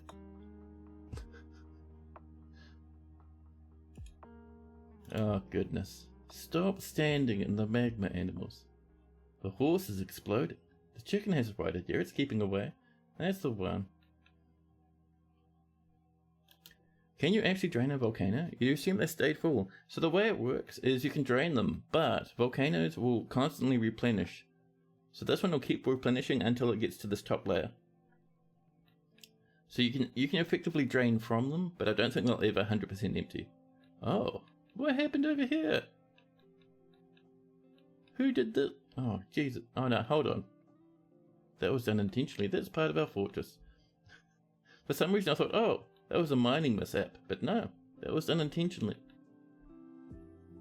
Macbeth has been completed. A bard is visiting, and a ghost is hanging out. The lava bridge didn't burn when closed? No, when it's closed, a bridge counts as a wall, so it can keep lava at bay. Oh, snap Lanix, thanks for gifting that subby. It's amazing. But yeah, I was so overwhelmed with lava being everywhere. I looked down, I saw this, and I was like, wait, what's going on? But no. Good outdoor fortress, man. Is there a good way to say who doesn't have a house? Yeah, a simple way. Click on a house that already exists, click on the Add Dwarf button, and you see how it says who has quarters? As we scroll down, we can see all these people who don't have a home. That's how I check. We need to build many more homes. Good game. Yeah, man, it's a fantastic game. Yeah, thanks for that hype train, guys. That was crazy. You guys are legends. So our current goal is, as the magma just constantly pumps everywhere and trees start collapsing. Oh, there's another wave of fire. You animals, stop hanging out near the magma, you silly chicken. Oh, the chicken's feeling a bit worried now. More masterworks disappearing. Oh, the merchants will be leaving. Good luck with that one, buddy. Big flames, wonderful. So over this way. This is going to start splashing off and running down the mountain, killing heaps more. This is fine? Yes. You have to drain layer by layer and then keep pumps constantly running on the bottom layer to keep it drained. And if you remember right, it falls by rain mechanics. So if you build over the top of the caldera when you drain it, you get lava in weird places where you don't want it. Interesting. That is interesting. But yeah. So thankfully we have this in, because otherwise we would lose the fort. More fire breaking out over this side, wonderful. But yes, the goal is, as funny as it would be to just let this run forever, we kind of need to turn it off. So to do that, we will come over here, and we need to find a good place to create entrance number 2. Ooh, Belina, nice. We can have entrance 2 here, but that is a very steep drop. Look how steep that drop is. So we want to kind of come down until we find another flat area, because entrance 2 might, if we're unfortunate enough, end up becoming our permanent exit or entrance. This is pretty good. So we would like to get to this point here, and we'll actually hotkey this. This will be entrance 2. There we go.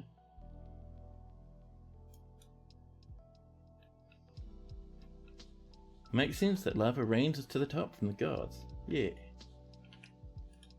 So, ooh, my necky. I pulled a muscle. Ouch. That's right, I just won't tilt my head backwards ever. So how high do we need to make this before we can... Ooh, that's going to be an entrance and a half, man. That's all good though. So we won't open that up to the outside just yet. And what we need is from the level above, we'll start channeling. Actually, no, if we're hardcore, we can channel from here. There we go.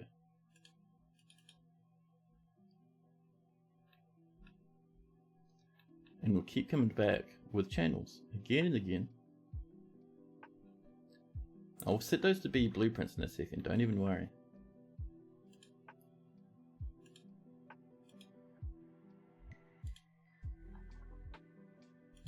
So the goal is we'd have quite a high entrance now. Should look pretty cool, maybe. Yeah. And we'll kind of pretty that up as we go along, just for fun. But yeah, man, we have to go so much taller to get up to our fortress. My goodness. But yeah, we can make this into a track actually, now that I think about it. So, on this level, we would channel. And we'll channel back a wee bit, so it looks a bit nicer. And then we can keep mining. And the reason we're doing this 3 wide is we want to be able to still receive caravans and wagons through here.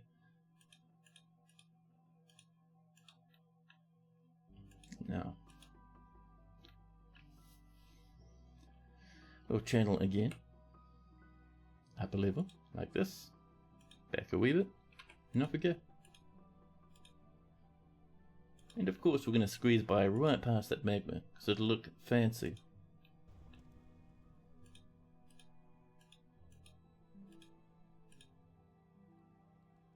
Now, something like this, with a bit of, let's see, yeah, there we go. There we are.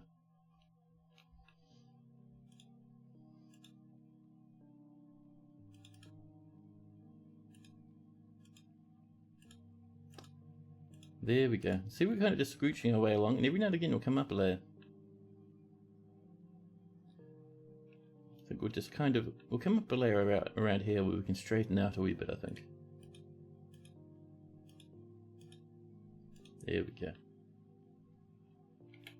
And we can come up, we channel, and we keep mining.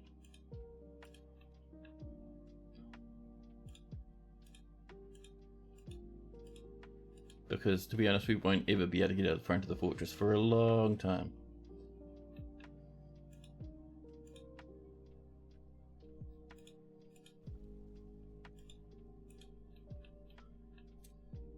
so that'll get us very slowly to the front. Yeah, and we'll break up around this area, which will be cool. Now, we could just make a simple ladder to get outside, but come on, where's the fanciness in that, man? We've got to make a nice fancy fortress. Some of you might worry, well, what happens if the magma creeps around the side of the base? If we take so long, the magma creeps all the way around the mountain, making the whole mountain inaccessible from the side of the map as well. And the counterpoint to that is that'd be very funny. You know, that'd be probably a you know, a 10 out of 10 experience.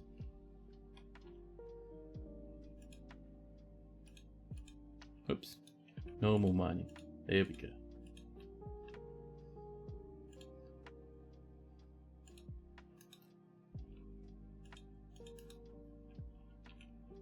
Fancy is ideal, that's the one. Fancy fort, best fort. We'll just press a few more dwarves into mining, they won't mind. We have a lot of spare dwarves at the moment, so we can get a bit fancy.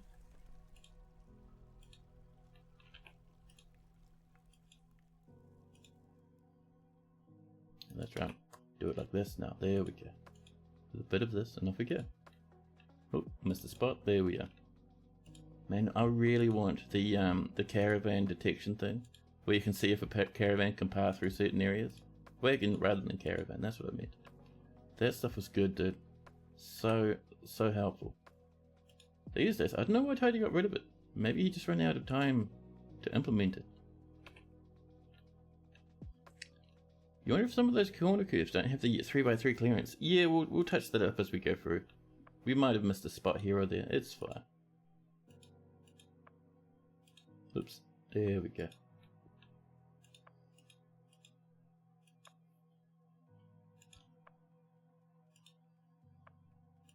There's the spot right there.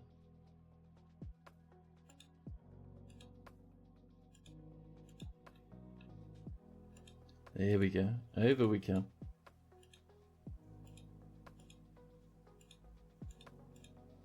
And across this way. I still don't know how Maya's getting in. Good luck, Maya. The control dig, it may give you ability to dig with 3 tiles at once.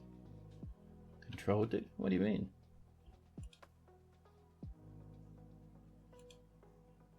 Holding down control and what, digging around? I don't know, man. It's not doing anything for me. Control D from DFF.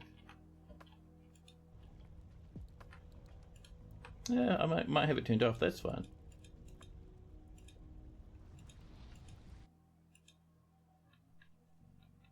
Oh, that's a bit of a jutting angle there. Hold on. There we go. Gotta make it look pretty. We're getting there. 2, so we're here, we need to go 1, 2, 3, 4, 5 levels. Not bad.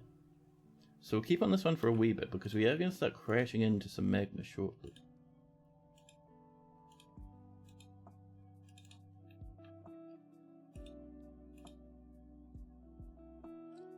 There we go. Back over this way.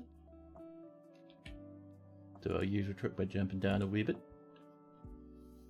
It's very convenient for mining and grids. Oh really, I don't do well with grids these days in Old Dwarf Fortress.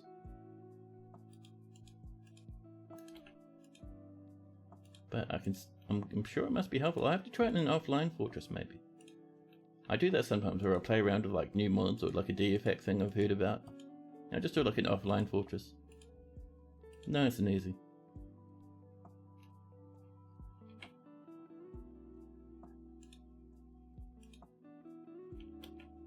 Now let's keep going over this way. A bit up like this, making sure we're not hitting things or missing out corners and whatnot, as you do. 1, 2, 3, perfect.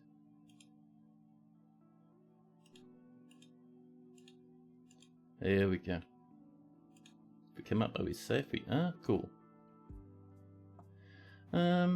Actually we could come up, but I think for now we should come around like this, and then this way. And then from here we can come up. Like that. And you can see we're getting close to that hill. So if we come up here, we're in trouble. So here, we need to actually work our way around, over this way, pinch our way through here, come up this way. Oh, magma, hello. Once we come up that way, we're fine. We need to squeeze our way under there first. You have to be careful with this, by the way. Because if we collapse a tree on the surface, it'll smash into our nice wee wagon route and let in all manner of beasties and magma. I mean, sure, that is pretty funny, but at the same time, I don't know if that's really a thing we want to have happen at the fortress at the moment.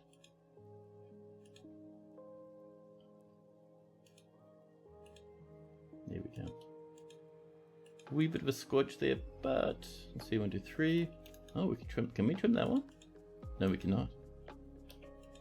If we do that, though, we're fine. There we are. See, now it looks legitimate. Over this way. Like I said, the goal currently, so we need to squeeze through this gap we're just coming up to, just up here, just to get to where it's safe. Those tree holes have gotten you before. Oh yeah, I still have memories of during a siege, without realizing it, I mined a hole through the side of the mountain just by doing I was actually doing vein mining, and man, so many goblins came in, they killed the fortress like it was nothing. Oh, let's not go right to the edge, thank you. What if I do it? No, down this way just a wee bit. Up this way like this, there we go.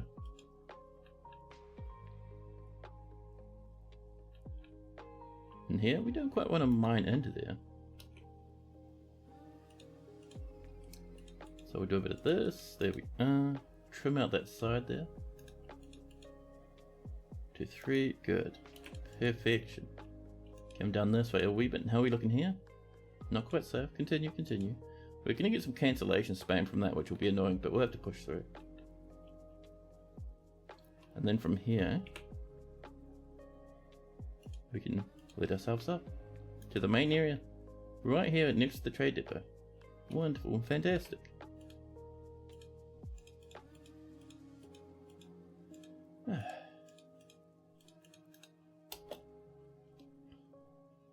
Yeah, not quite to the original front door, but close enough. Beautiful, 100% man. And of course out here, the magma continues. So once we break outside, we can turn that fan off at the pump off at the top. Just by, we'll come out and we'll just dismantle this. Oh. Oh, chat. A bad thing has happened, chat.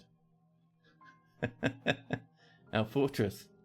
All our food was outside, because I hadn't brought it in yet.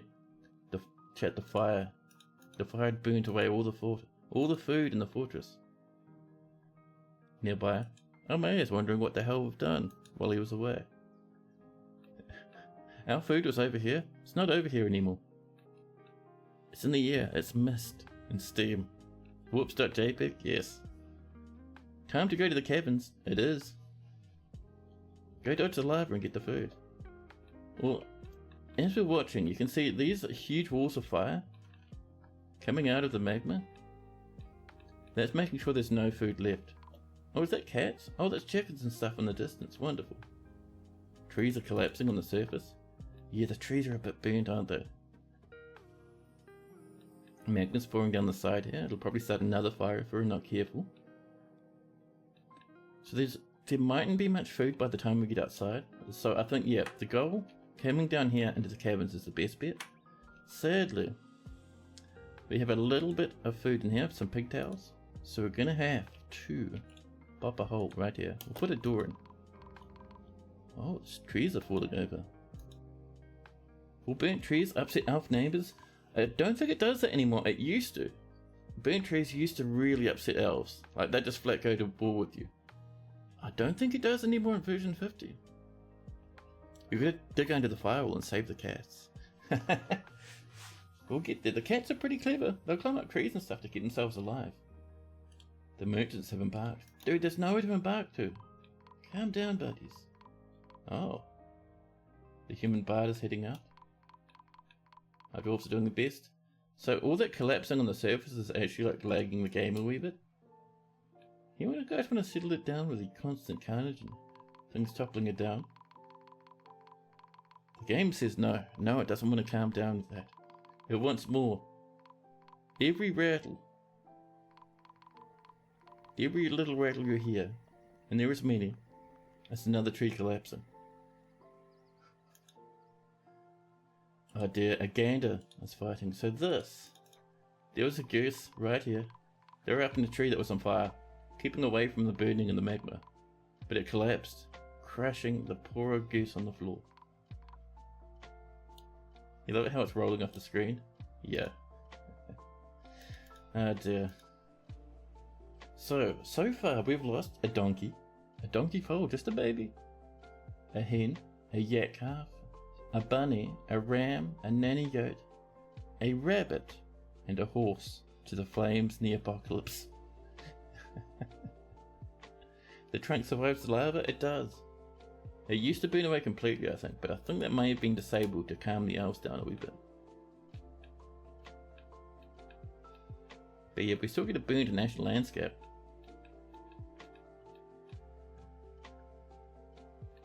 The magma is still pouring out, like, it won't calm down. The magma is coming from here. This is draining, sure, but these pumps are still going. Once the fire comes up here and destroys this windmill, that's when it'll stop. Oh, we've got some cancellations. People are heading out. We've bopped the cabins open, right, of course. The fish dissector and broker have started hunting. Wow. I mean, that'll be food for the fortress, right? So in here, we'll pop in a granite door, and we'll pop in a little bit of this. We'll use some gabbro, and this will let us get some cage traps in the cabins. There we go. Just a bit of this, you know.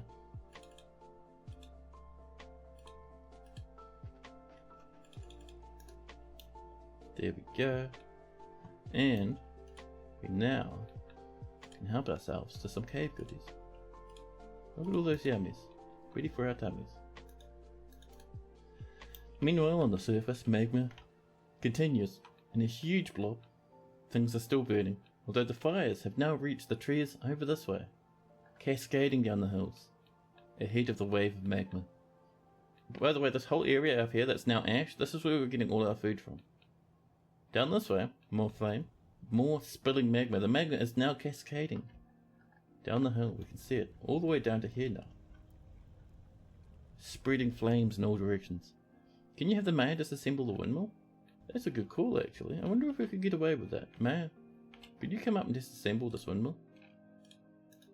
Then we only have to wait until, because that'll stop. No more magma would come here. We just wait for all of this to drain, and that wouldn't take forever. He's done it. The pumps have stopped. Wonderful. Something has collapsed on the surface again. The broker is hunting. We have no plants, we have no seeds. Lost a drink though. Have the mayor do a solo fort on the surface. I love it. Oh man, this fortress went from 0 to 100 really quickly. Like, holy crap. Let's not forget to tidy this up. It's warm, but that's just because there's magma up here. We're just tunneling under it is all. It's fine, it's fine. I promise you. Let's see, 1, 2, 3. Put up there as well. 1, 2, 3. That should be squeezable, I think. We'll have to check. Same over here. Oh, look at that. Lazy. Oh, that's channeling. Whoops, that could be very bad. Just mine normally, buddy. Don't channel. Oh, that's warm because there's magma splashing across the surface. Why did I try and channel that? There we go, that'll be better. Wrong command, not channel, that should be used. Yeah, that's true, Nebs. Oh, you only did half of that. Thanks, game. Listen.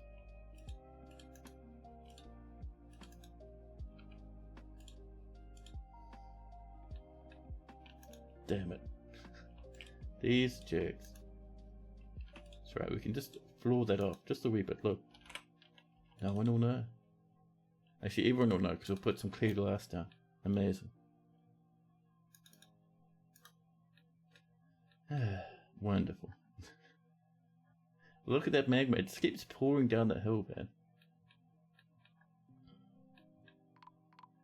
So we can see up here, this whole space, this top one, is now empty. This one is starting to drain. More trees are collapsing. A drought is fighting. We still have 91 population. Oh, that's right. Don't we have like pedestrians out here? Don't we have like random... No, our farm, be careful. Oh, we should be fine. As long as fire doesn't spread up here, we should be fine. Hopefully. Sneaky, miney channeling. Yeah. People are still hunting. Bringing meat back to the fortress. Keeping us alive. We've had more stone. Oh, over this way. That's fine. You can push on through, buddy. You can do it. A guinea cock has been missing for a week. I wonder what happened to them. Oh, digging. People are getting hungry. Yeah, look at that. Nice. Now it looks intentional and pretty. Something is a collapse on the surface. Migrants have arrived on the edge of the map. They see the carnage and they're like, Jesus Christ, dude. We didn't ask for this. This guy's just parked out here like this. Across from him, a huge tree is on fire. There is like ice below. Hilariously. Oh, everything's on fire. Yeah? Big wave of fire lurching towards the poor old dwarf in the distance. And ice, yeah. It's like, he came up with a song, Smoke Over Water. More things have collapsed on the surface. Oh, we were going to build this for the mayor, weren't we? Well, once we reclaim the surface, we will do. Now, how are we going down this way? Hey, this is looking nice. It's getting there. More things are collapsing on the surface. Wonderful. We're still down to 0 food again.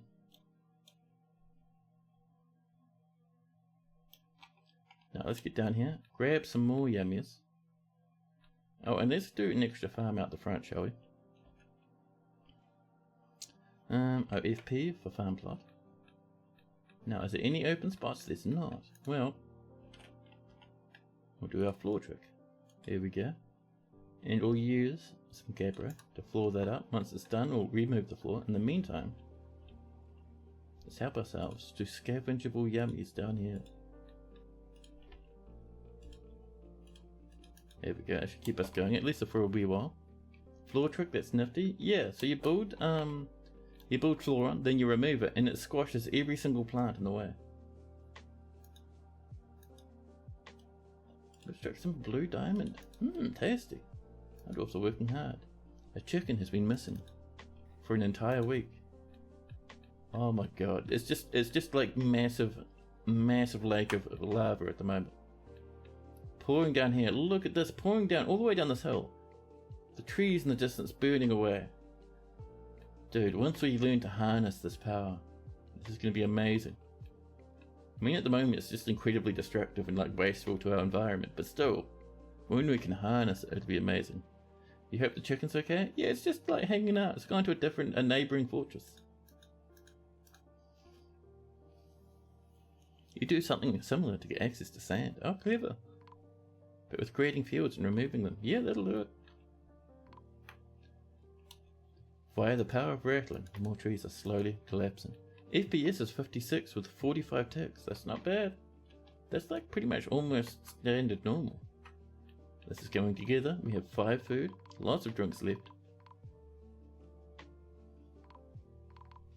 Meanwhile, some trees have collapsed on the surface.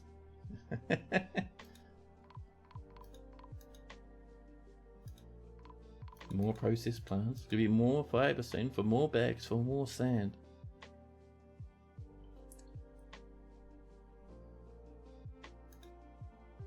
There we go, that's looking better. Let's rip that up. Get ourselves access to the floor beneath.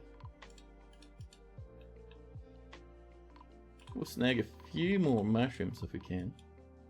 I'm getting game lag, not like Dwarf Torch's normal lag where things slow down, but like the actual game, the game itself was struggling to run, and I'm getting input lag from it. Melville the Thresher cancels processed plants. Horrified. What? What happened here? Oh, Table went mad. Right. Table had a failed artifact and died from dehydration.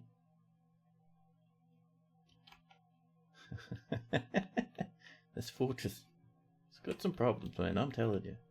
So let's get over this way. Nice bit of a track over here. Because I'm having a feeling, just a small feeling mind you, that it might be nice just to start a little bit of a catacomb, maybe. You know. I'm having the feeling dwarves might become very cross with me soon. So we'll get a few catacombs. We just need a little bit, just like a single branch for now. Put out a few extra. Accidentally made a holy hand grenade, but that's fine. A very fun fortress, yes. You may not have enough beds. There's dwarves asleep on floors. Yeah, we have enough beds for around about 20 dwarves, and we got 70. Yeah. It's fine. Oh, we got a bit of warmth up there. Oh yeah, just above us we got a bit of warmth. That's fine. You can mine through that. And you can channel through that. There we go.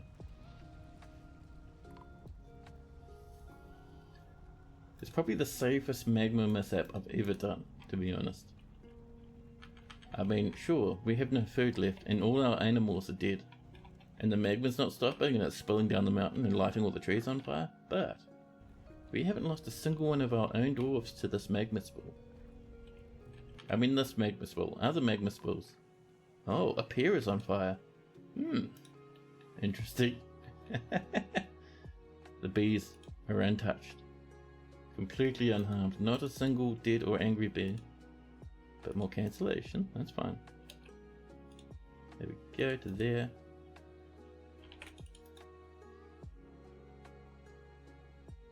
Oh, someone's asleep on the floor. Wonderful. And how are we doing over here? We're out of pigtails, of course. Brilliant. Let's build some farm plots over here. This will be where we grow our plum hamlets and whatnot. There we go. Magma flows into and across the entire world map. Yeah. It's effectively, what do you call it? Boat murdered tier at this point, where they created the massive magma cannon. They called it Fuck the World. It just ruined the landscape all around them. Oh, what if it did? Dude, could you imagine? Like, dwarves would just immolate the world so quickly. As soon as the players started playing, the whole planet would just die. Like within a couple of years. Oh snap, maybe I spoke too soon. Verbok. Olam Sabrek, the farmer, has been missing for a week. This guy is Ilreal is still alive, our mayor. But a farmer has passed. The Jade Theatres of Blazing has come for a visit. Probably not the best time, to be honest. But more warm stone has been detected over this way. Come on, dwarves. You can mine through that, huh? Oh, that's from up there. I love it. Oh, a little bit of hematite. Very nice. Very fancy. Meanwhile, how empty is our trap? Oh, it's done. It's finally finished after all this time. It's calming down. Maybe we won't need that big extra entrance after all. Irrelevant. Taking it easy outside. Watching the devastation. Might have been a migrant farmer. Yeah. He'll would have just been caught on fire somewhere and just died horribly off screen. You know. It's alright. So I think we will keep working on that back thing because this will take quite a while to evaporate.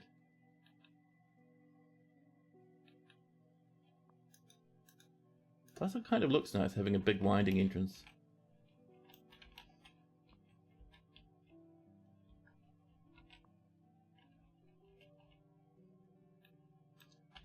And it'll go for a long time. But anyway. There's our copper. Finally finished after all this time.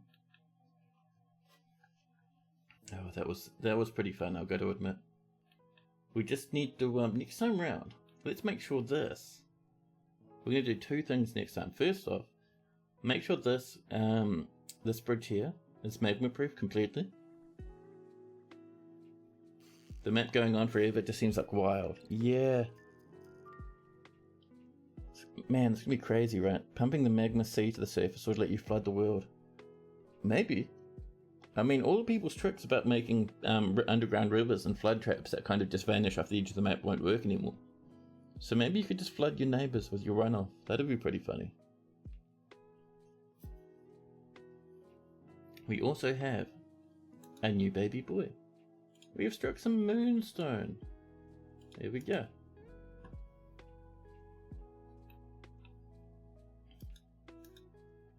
So moonstone's not worth a whole lot, so I'm not really going to bother auto mining it. If we end up with some, that's fine. A droughter hanging out for some reason. Scared of everyone. You've discovered a deep pit and an expansive cavern deep underground. So our deep pit, over here. That's not a deep pit, that's... Huh? Oh, that's black diamond. There's our deep pit, over this way. Oh. Oh, there's just a massive hole that goes down to the next cavern layer. Well, that's handy. That's a deep, deep cavern. Wow. Nice. Also out here, the magma's dry. Well, I suppose we can start recovering the surface now. We're back down to 0 food again. Yeah, let's pop the entrance, shall we? That was crazy, chat. That's wild. A hen has been found dead. Ah, there they are. No, over this way? Did someone pick up the corpse and run off with it? Clear diamond as well. If their intention is to make the map 100% expansive from coast to coast, they're going to have to optimize the hell out of it.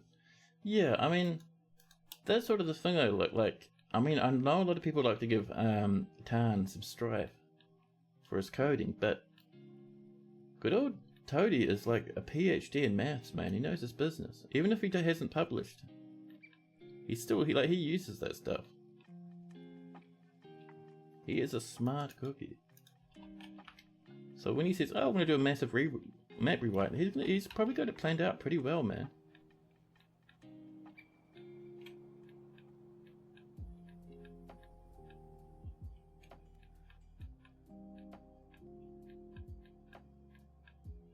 There we go. Dwarves rushing out.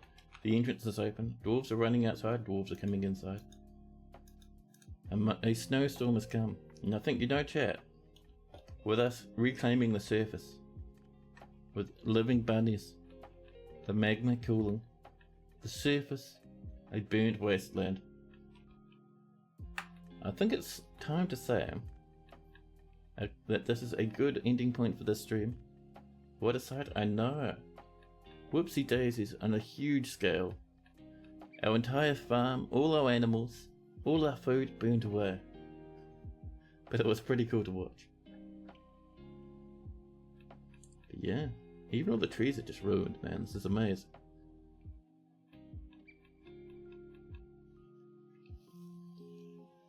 You're not giving Toadie or 3-Toe any grief? Oh no, I knew you weren't. I was just saying. They're going to have to optimize it, and I think they will. They're going to do an amazing job, man. Just a little oopsie. Yeah. But yeah, I think it's time for us to maybe do a bit of a raid.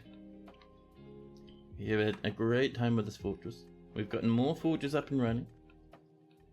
We have got some indoor wood stuff going on now. We've got more workshops on the go. We have accidentally flooded the entire half mountain with some magma that is going to pour off down this hill over this way and lit mega fires everywhere.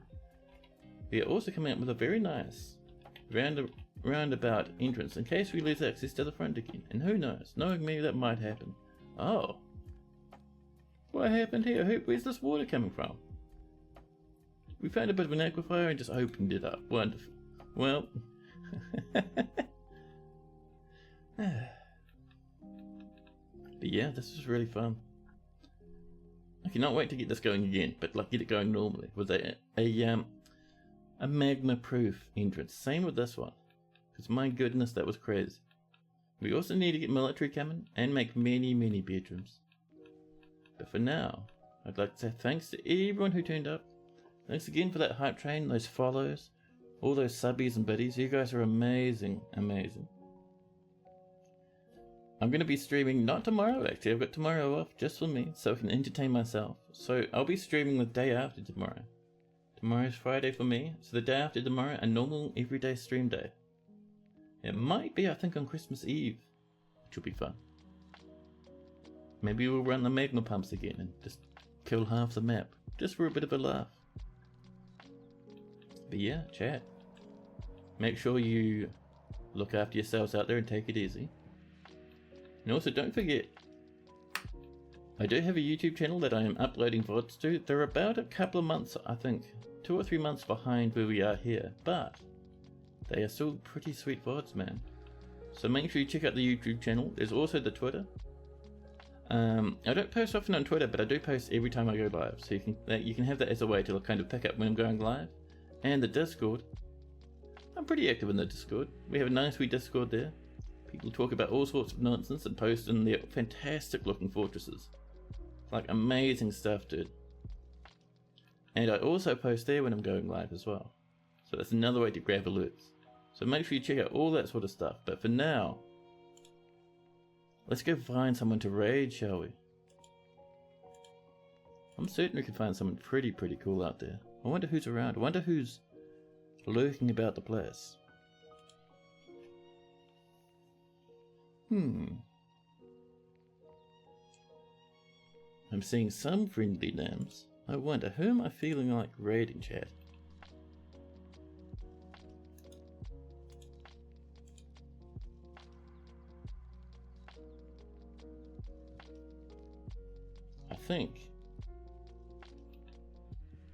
I think I have an idea, actually. Ooh. Oh, that looks fancy. Right. We're going to visit a good friend of the channel, Claiborne. Claiborne, everyone should know and love Claiborne by this point. Amazing, fantastic streamer. He's doing some Valheim at the moment, and I actually play on the server he's streaming. So let's go visit good old Clay. Make sure you drop him heaps of follows. The dude's fantastic. Pop you in there. Look after yourselves. I'll catch you all in a couple of days. But in the meantime, ta-ta for now, huh?